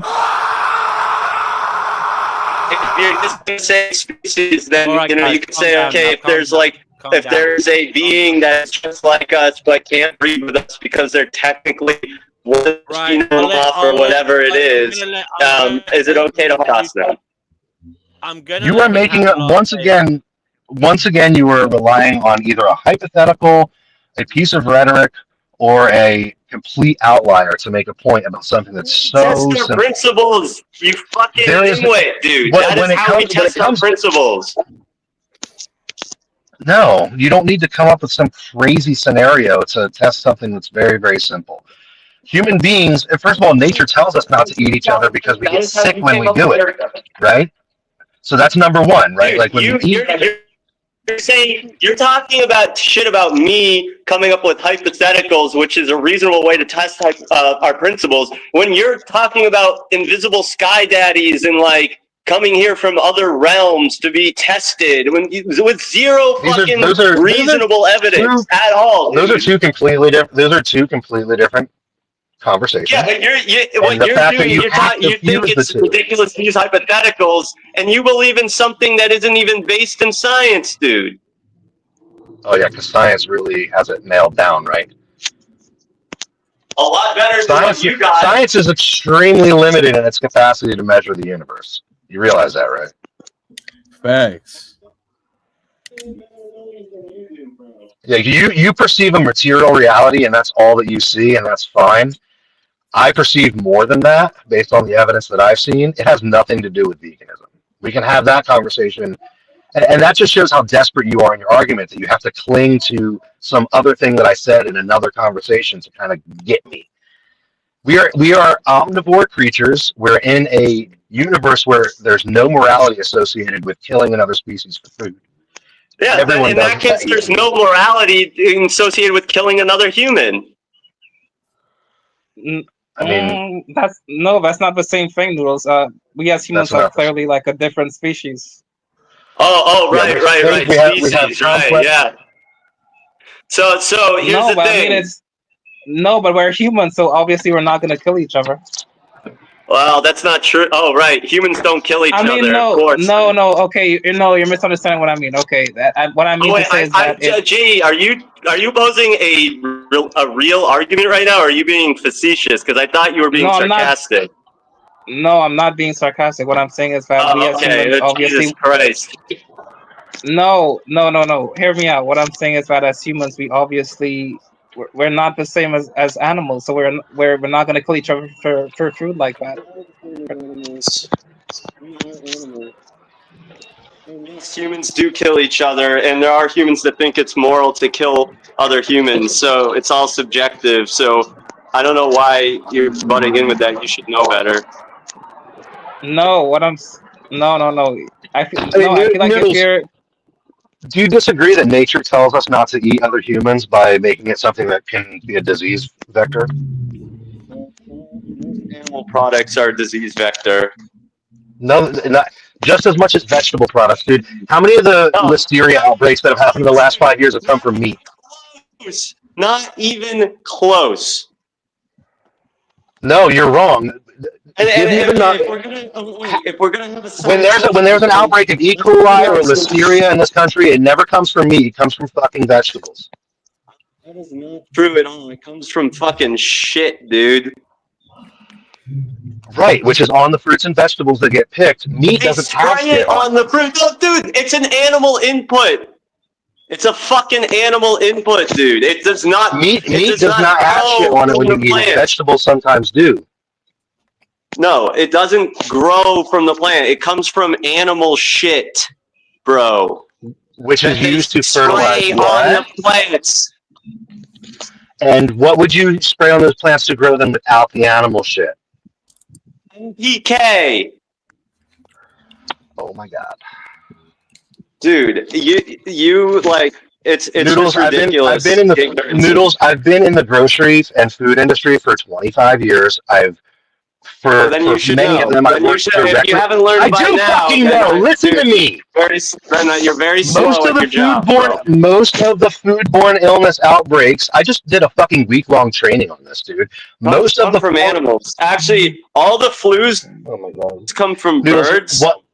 Once again, they come from pigs. Once again, you've shown me that you don't know anything about farming, agriculture, or the food industry. People get from you don't know what you're talking about. And I love you as a brother, but you never know what you're talking about. Disease that people get from eating plants is actually because animal shit is sprayed on those plants. Bro, and we're talking about, let's get back to morality, okay? Would you agree that morality is subjective? No, I wouldn't. Okay, where does your basis for morality come from? It comes from God. Okay, so it's subjective to God. It comes from the still. It comes from the. It comes from these still small voices inside. Wait a minute, no. Even if it comes from God, that's still subjective, dude. That is one of the most Jewish things I've ever heard you say. Oh wow, great! Throwing Jew out there, great. We got an anti-Semite in here. Dude, even if that's something that Jews believe. It's not anti-Semitic to point out something that is like a very Jewish belief. That's not anti-Semitic. Jewish people believe that God can be tricked and questioned. That's why you have like Shabbos goys and shit. All right. Well, yeah. Okay. The point I'm making is that truth is not relative. If it's God, it doesn't matter if God is the arbiter of morality. It is still God's subjective morality. It is not. It's not an objective thing. It's something God decided. Oh my god! It's like arguing with myself. It's like arguing with myself when I was 16. It's like arguing with my 16-year-old self. So you were a lot wise. So you were smarter back then. Okay, Noodles, I'm gonna mute you now. And I'm sorry. Now, 1 second, guys. Noodles will be well able for this. Yerf Dog comes in here, being Mr. Smarty Pants, and he says, Noodles, name the trait which is true of humans that justifies exploiting, abusing, and enslaving them, so other humans, for consumables you use, such as your food, phone, vehicle, etc. Now, he's saying you're a speciesist and you do not put the same consideration into humans when making purchases. What do you say in reply to that, brother? I'd say that those humans aren't bred for that purpose. I'm not sure that there's actually a rights violation happening. I'm not saying that I'm not putting them in a farm to be raised for meat, for like their skin. So yeah, I don't know. Like basically, there's an economic system in which we all are going to be paying for some kind of cheap labor, or else we can't get any of the things we want or need. So it's not like I have a choice. You have a clear choice not to consume animal products. You have an easy choice not to consume animal products. When you're buying like I don't know if you're talking about phones or clothing or whatever it is. In a lot of instances, those are actually the best jobs that those people are going to get. In fact, if you boycotted that industry, it's more likely that those people would starve or like doing sex work, like non-consensual sex work. If anything, a lot of those jobs are helping them. Do I think that we should improve on the conditions that those people work in? Absolutely. But if you boycott those industries, you're actually probably harming them more than anything else. And once again, like I said, we're not purposefully breeding those people for those jobs.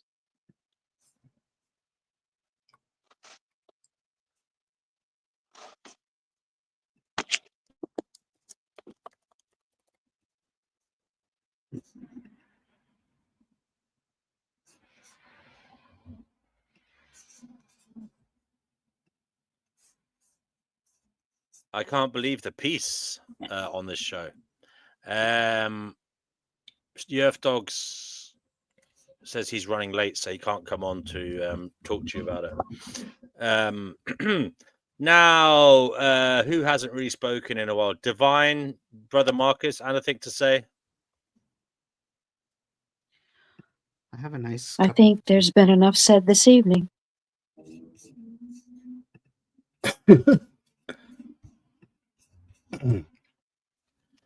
I like where the conversation is going. Now I just believe that it's a lot harder to go back and forth in good faith than it seems. But I think, people will learn from it the more that we have these conversations. So hopefully people will start to talk and discuss to learn if you're open to it. But if you just want to disprove, then shit, hey, just come with a couple PDFs. That's all we ask for. The tea that I'm drinking is called Calming. And I hope to hear from everyone again, but one at a time. I'm just out of the liquor store, so I'm now fully prepared to handle the rest of this conversation.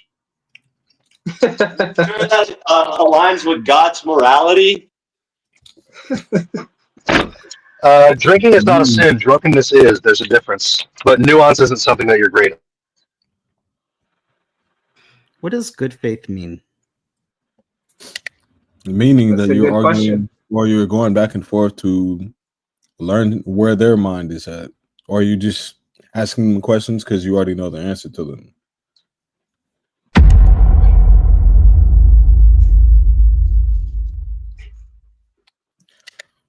Look, there's a lot that can be understood when people to get to truth. I would say it is.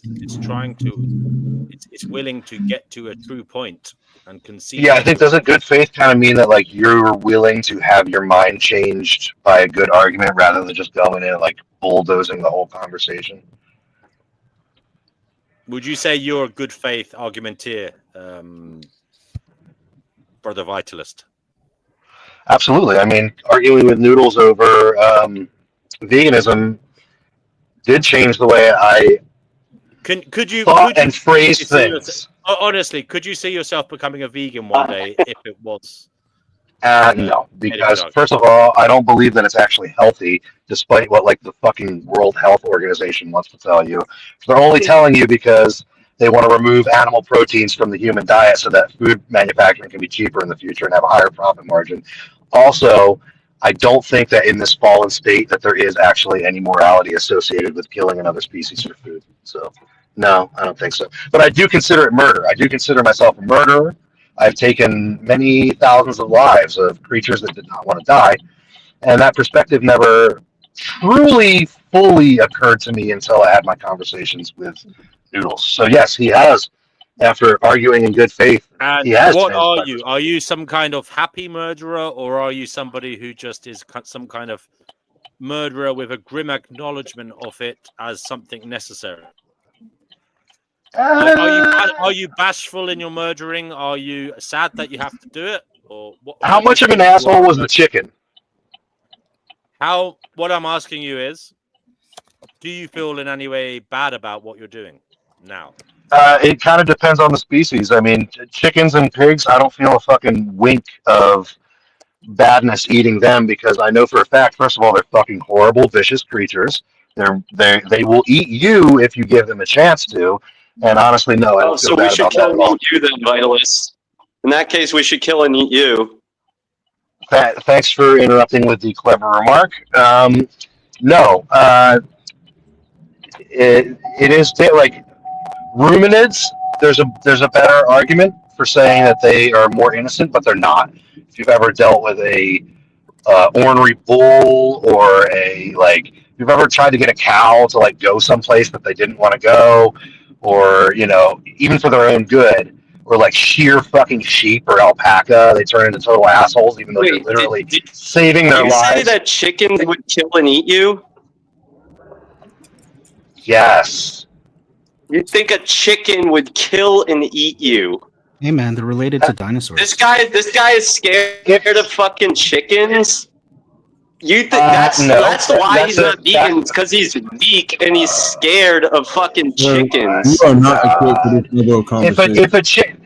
If a chicken was 5 feet tall, this is what I'm talking about. A scenario in which it could actually eat. First of all, if a group of chickens came upon your corpse would be gone in a couple of days. Okay. If a chicken was 4 or 5 feet tall, it would absolutely kill you. You would do it would absolutely kill you for your food. Hey, I'm sure if you came upon my corpse, you would do wonderful things to it. Noodles, you don't know anything about fucking livestock. You've never been on a farm except to like protest. Dude, I'm sure you would do wonderful things to my corpse as well. I see why. I definitely be eating, that's for sure. Can you explain what's the nutrient in animal products? What's the nutrient in animal products that you can't get from a plant-based diet that you're so worried about? Think about it. Well, iron, B12, magnesium. Really? Because I have that. Vitamin A. I'm high in B12. My blood test showed that I'm high in B12.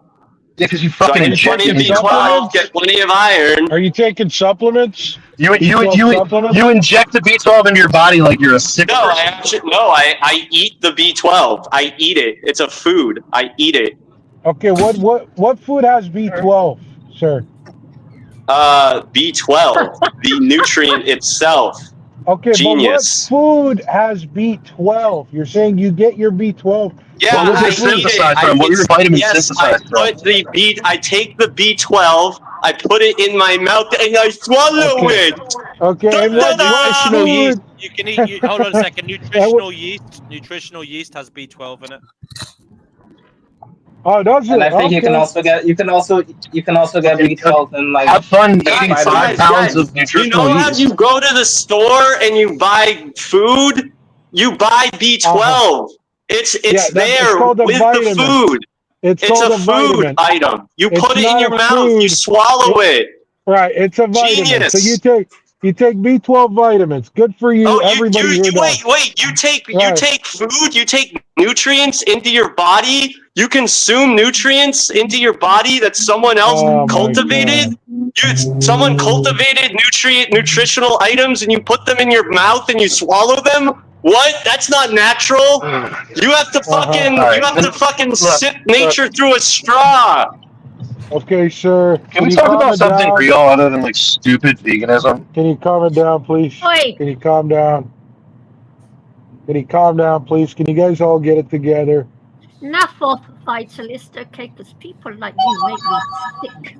I want to talk about how you're all godless heathen nihilists. I don't want to talk about veganism. Go in on him. Says the one who fucking murders animals. There was only because of an ancient book he read. No, that's not why he murders them. There's a law. That's why he murders them. There's a law. to the job. No.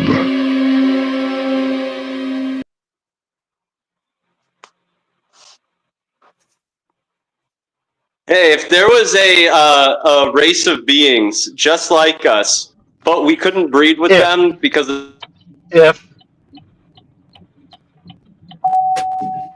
Make an argument that doesn't start with a different race, would it be okay to Holocaust those beings? Actually, I would just like to say, you lot, you non-vegans. It would be. Okay, so... Okay, you think it would be okay to murder a being that is like us in every way, except we can't breed with them because they're technically a different species. I mean, yeah. If we're gonna invent fantastical things out of thin air, then I'll give you a fantastical answer. Absolutely. You're biting the bullet, and I know you don't really believe that, but that would be consistent. Guys, we're going to give the last word to Chickpea, please. The last word to Chickpea. We're not going anywhere. Chickpea, what have you got to say on veganism? And then we'll move on to a different topic. Well, I'm a 7-year-old vegan. I've been vegan nearly all my life, and I've outlived quite a few meat eaters. I'd say about 10. And quite frankly, I think you meat eaters, you are party to a really, really sick industry. And the fact that that doesn't seem to bother you actually makes me shudder. How you think that it's okay to do what you do to all these animals, because if you pay someone to carry out an act on your behalf, that is tantamount to carrying out that yourself. You do know that, don't you, all you religious people? Chickpea, I halal food. I told you. Halal's different. What? I don't give a shit about halal's even worse. How's halal worse? Explain that, please. How's halal worse? Have you watched Joey Carbstrong's documentary and all this? He did. No, but I know how halal stuff.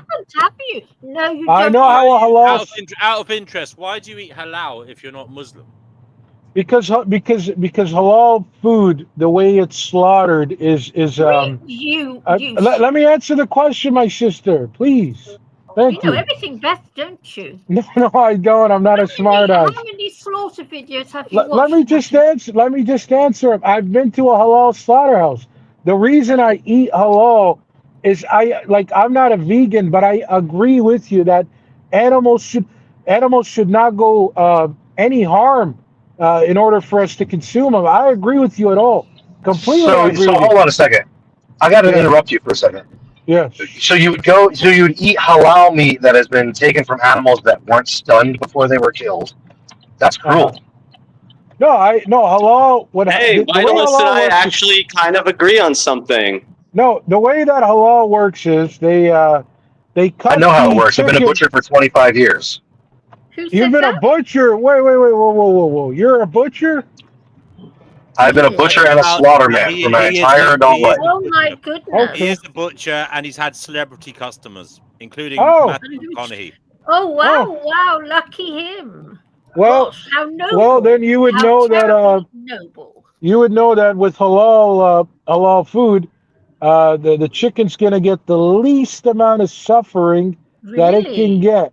Hey, would you like me to hold you down and whisper some magic words in your ear and then slit your throat open while you're fully conscious? Up until you said the last part, yes. Okay.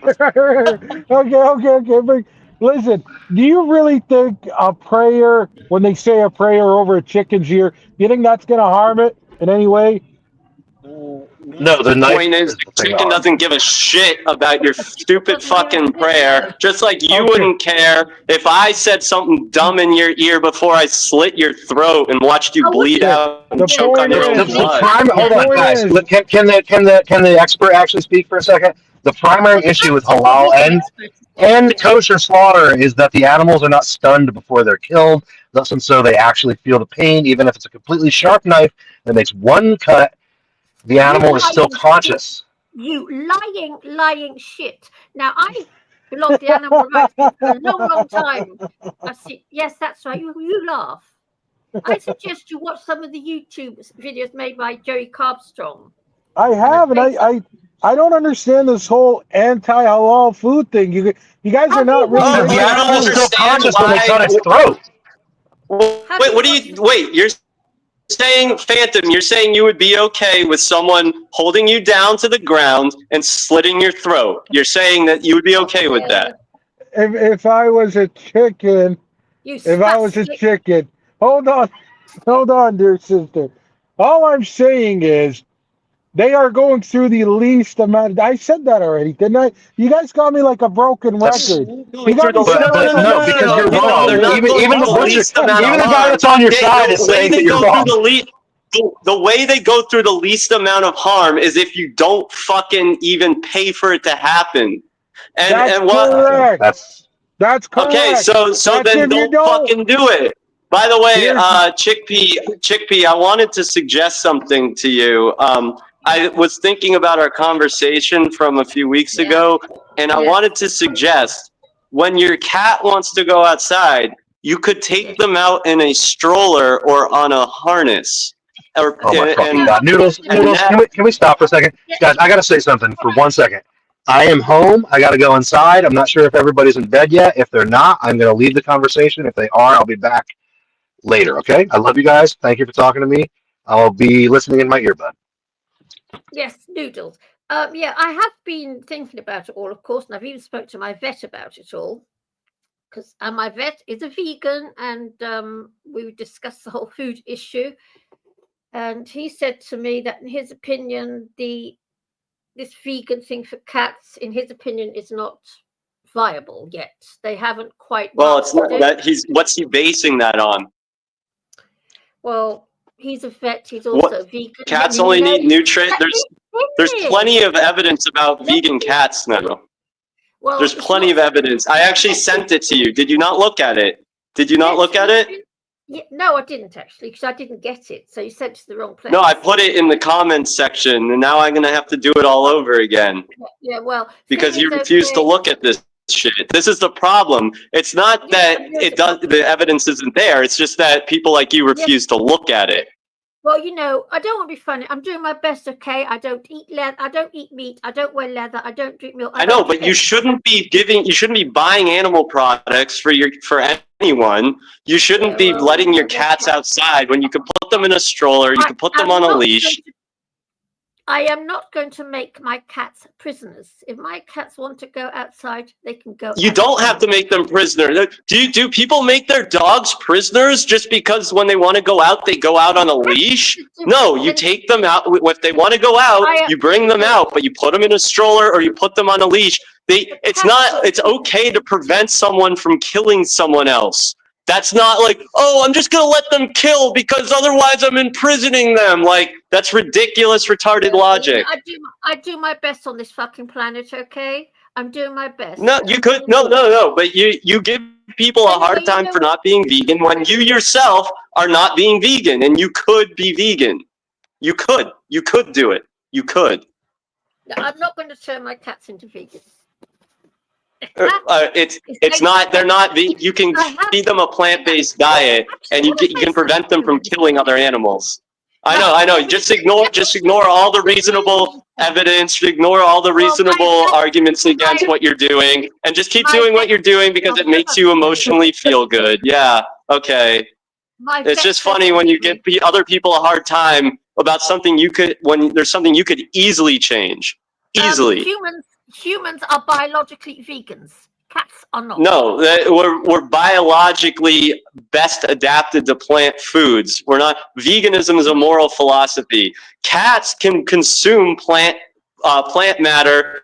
They need nutrition. They need taurine. And if you're properly supplementing them and giving them enough hydration, then they can eat a plant-based diet. There's plenty of epidemiological evidence for this. There's been numerous studies. Funny, you give me a harder time than you give full-blown meat eaters. I've noticed that, but then of course. No, I give. How am I giving you more of a hard time than I'm giving other meat eaters? I went in on vitalism. I went in on D-Profit. I gave Phantom a hard time about his ridiculous position on halal meat. I'm just showing you. You could do. These are easy changes you could make, Chickpea, and you would. I hold you to a higher standard than those people because you call yourself a vegan. I'm going to hold someone who calls themselves a vegan to a higher standard because they should know better. Can I get a word in edgeways, please? Now, I've been discussing this with D&W, oddly enough. Right. If animals... You consider yourself a vegan, Pasta? If animals... Noodles, Noodles, are you a vegan? Wait. Let Chickpea speak. Can I just say something, okay? If there were no carnivores on this planet, within the animal kingdom, we would be feet high and rotting carcasses. because that's what cats do. They consume. I didn't invent the system, okay? But sadly, carnivores are part of what we live in, and that is the brutal reality of it. Are you going to suggest you turn bloody lions into vegans? Are you suggesting that Dean Schneider? But he's left. He's left, but he's left. He's gone now. But I just wanted to say to your dogs, you're clearly not running late, so you can come up and talk to us in the live chat. Say that again. No, anyway, I'm not going to turn my cat into a Say that again. No, sorry, Jay, say that again. What? No, I'm just saying that your dog should come up and talk to us, since he clearly isn't running late, because he can type in the comments. Right. Bomb dropped. Phantom, do you plan on coming back into the chat at some point? Who? Yeah, absolutely, yeah. Like next time? Yeah, absolutely. Yeah, I'm subbed. Wonderful. I think you're a wonderful addition. I think you should come back. I appreciate that, Divine. I appreciate that a lot. Absolutely. Yeah, Phantom, I hope you don't take anything I say offensively. I wasn't trying to come at you to tear you down or anything. I was just you gotta have thick skin on YouTube, brother. You gotta have thick skin. I don't mind it. I actually enjoyed the discussion with Noodles. I like when somebody gives plays a devil's advocate, right? I don't mind it. I don't mind at all, man. I don't take offense to nothing, but I meet people's energies. I meet people's energies where they're at. So no offense taken, brother. It's nice to meet you. Okay. Mindful One, right? You go by Mindful One? Oh yeah, you can call me Jay. You can call me Jay. Yeah. Jay, okay. Yeah. Absolutely, brother. Yeah, nice to meet you too, Phantom. Nice to meet you too. Thank you. Likewise, brother. Likewise. So what's going on? Are we still keeping it alive or what? D Prophet says he's coming back. Yerf Dog assures us he's going out now, but he will continue listening. And Phantom had a good time, according to question mark. So that's good. LOL. He's either a sadist or a masochist. I'm still working it out.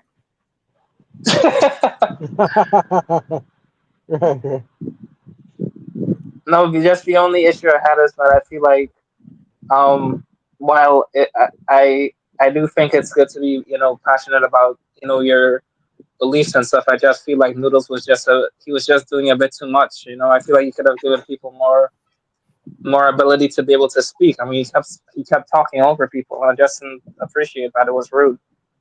I would just like to say, everybody, on the subject of meat eating, everything. Cats are nature's carnivores, whereas us humans, we have got a long intestine, and long intestine creatures are actually herbivores. That is scientific fact, actually, or medical. Just saying. Well, big bad wolf as usual, but hey, what's new? I'm always the big bad wolf. Don't know why that is. But like I said, I did discuss the matter with my vet, actually, and he's totally opposed to turning. It's okay for a dog to be a herbivore, but a cat isn't. I'm not sure what I'm supposed to do. I mean, it is what it is, I guess. I mean, at the end of the day, guys, I'll be back in a bit. I just got to take my dog out for a little. He has to go outside for a little toilet break, so I'll be right back. It's very upsetting. But that's why I'm here, to try and learn, sort out all. Life is a bit of a what's the word? A paradox. Yeah. About the way, yes, Prophet Marcus, exactly. Praise be. But yeah, at the end of the day, I don't know. We can't control what people eat or don't eat, So yeah, I'm quite. While I do agree that it is terrible that we eat animals. I realize that I can't control what other people do. Well, the saying is always to lead by example, right? So it's like, if that's what you want, then it's like then you got to start, right? And then you can go around and spread the message.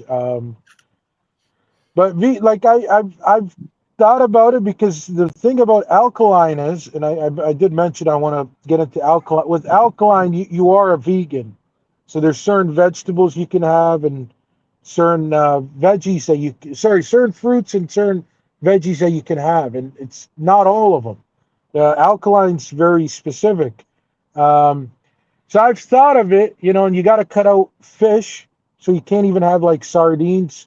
I tend to have a can of sardine here and there. So Sort of yeah. feeds my cats. Oh, sardines? Yes, They're real good. Yeah, they're on They're a real fish good. diet. Because if I had to kill a fish, I could do it. I suppose that's how I take it. Yeah. Well, I could. You never had to kill a fish to feed a kitten. I would do it. I wouldn't like it very much, but I could do it. It would take some doing, but yeah. I'm very radical on this subject. It's always been the same, I'm afraid. Oh, I don't mind. I honest to God, I really don't mind chickpeas. You know, it's not so much the killing. You know what? It's not so much the whole thing. What my argument is with the whole thing, it's the whole intensive farming thing. I'm not. Yeah. I don't mind some guy getting himself a gun and going out into wherever to kill a deer. I don't like it, but I can deal with it. But it's the whole factory farming slaughterhouse gig. I can't handle it. No, it's really disgusting, right? I agree with you, and I mean, to me, I could look at anything as it's a bad thing. Like to me personally, I would never be a guy that runs a strip club, for example. I don't think that's godly, or running a casino or anything like that. So I have and believe me, I agree with you. I am one of the humans that does not make an excuse. For example, when I was doing really bad and overeating and eating junk, I was disgusted with that sin to the point I wouldn't do it around people. And I wouldn't talk about food around people because, like, deep down, I believe it's wrong and I don't want to talk about it. But, for example, I hear people, non-vegans, whenever a vegan talks about it, they say, oh, well, screw you. I love steak way too much and I'm not giving it up. I'm more where, I agree with you. It's wrong and I don't really have an excuse. Yes, it's right now it's like I said, I got chicken and turkey in my diet, and I'm not overindulging, and I kind of need it just for now. But I'd love to get onto alkaline, and I really want to. I really want to, and I hope when I do alkaline that I'm not going to have any health problems. I'm hoping that it goes well, and it will go well. There's no reason to manifest otherwise. But yeah, I'm gonna need I might need until till June, because right now I'm doing a lot of turkey sandwiches because they're low calories. I like to keep my diet low calorie. So so you cook then? Do you cook? No, I get no the turkey. No, I get these. Guys, yeah. I think I'm going to call this a wrap. Actually, we've been going quite a long time. What do you think? I'm going to end the live show. You guys can hang out and talk if you want. If anybody wants to come on here and hang out and talk backstage, then please do. Divine is back, so I'll let her come back. She's just waiting for her microphone to connect.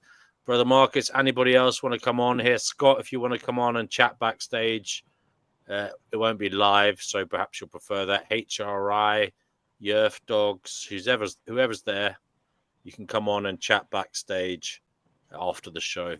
But I will end it now. I suppose before I end it, I'll do around the houses, let everyone give their closing remarks for the live show.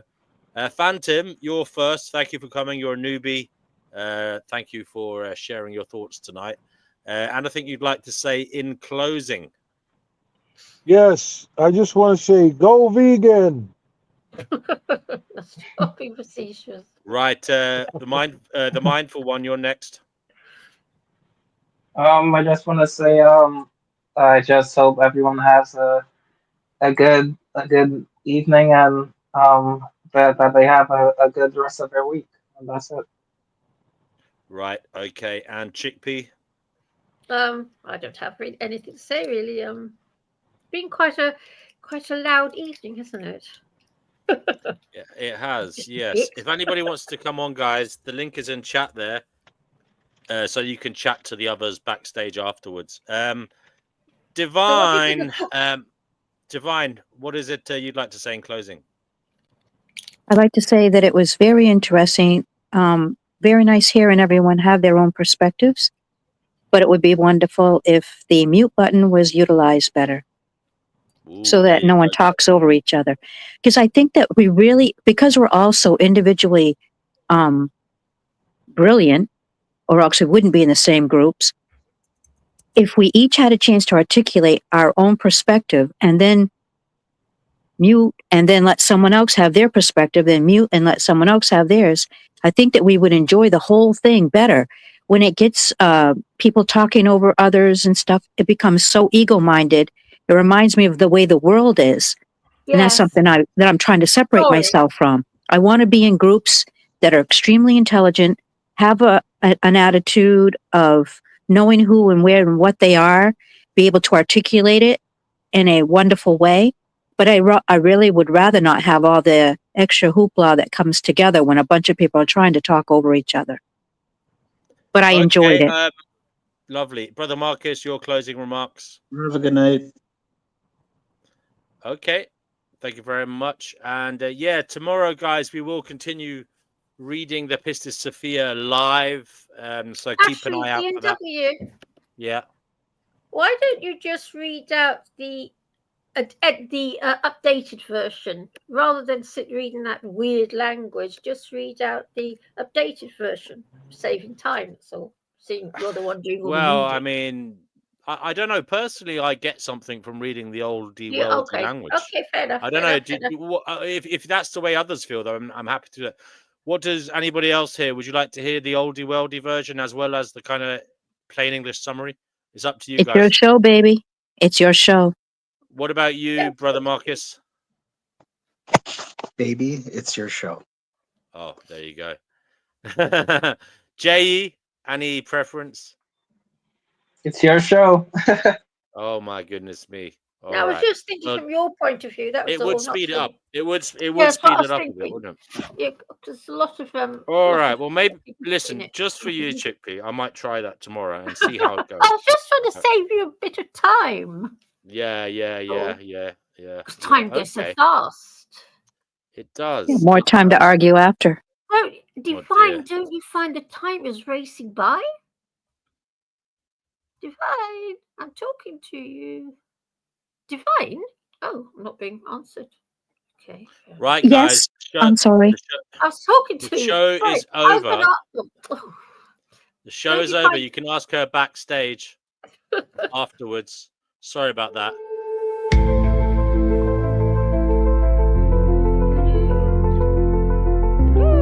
Divine? Yes. Yes. Oh, you're there. Do you find time is racing by? Shadows call. I'm not sure why he's playing that. The show's over. We will hide backstage in a moment. Time is racing by for me, and it races by as I'm living it. Oh, cute. I've never called that before. Thank you, mindful one. That's cute. But isn't time? I just find time races by as I'm living.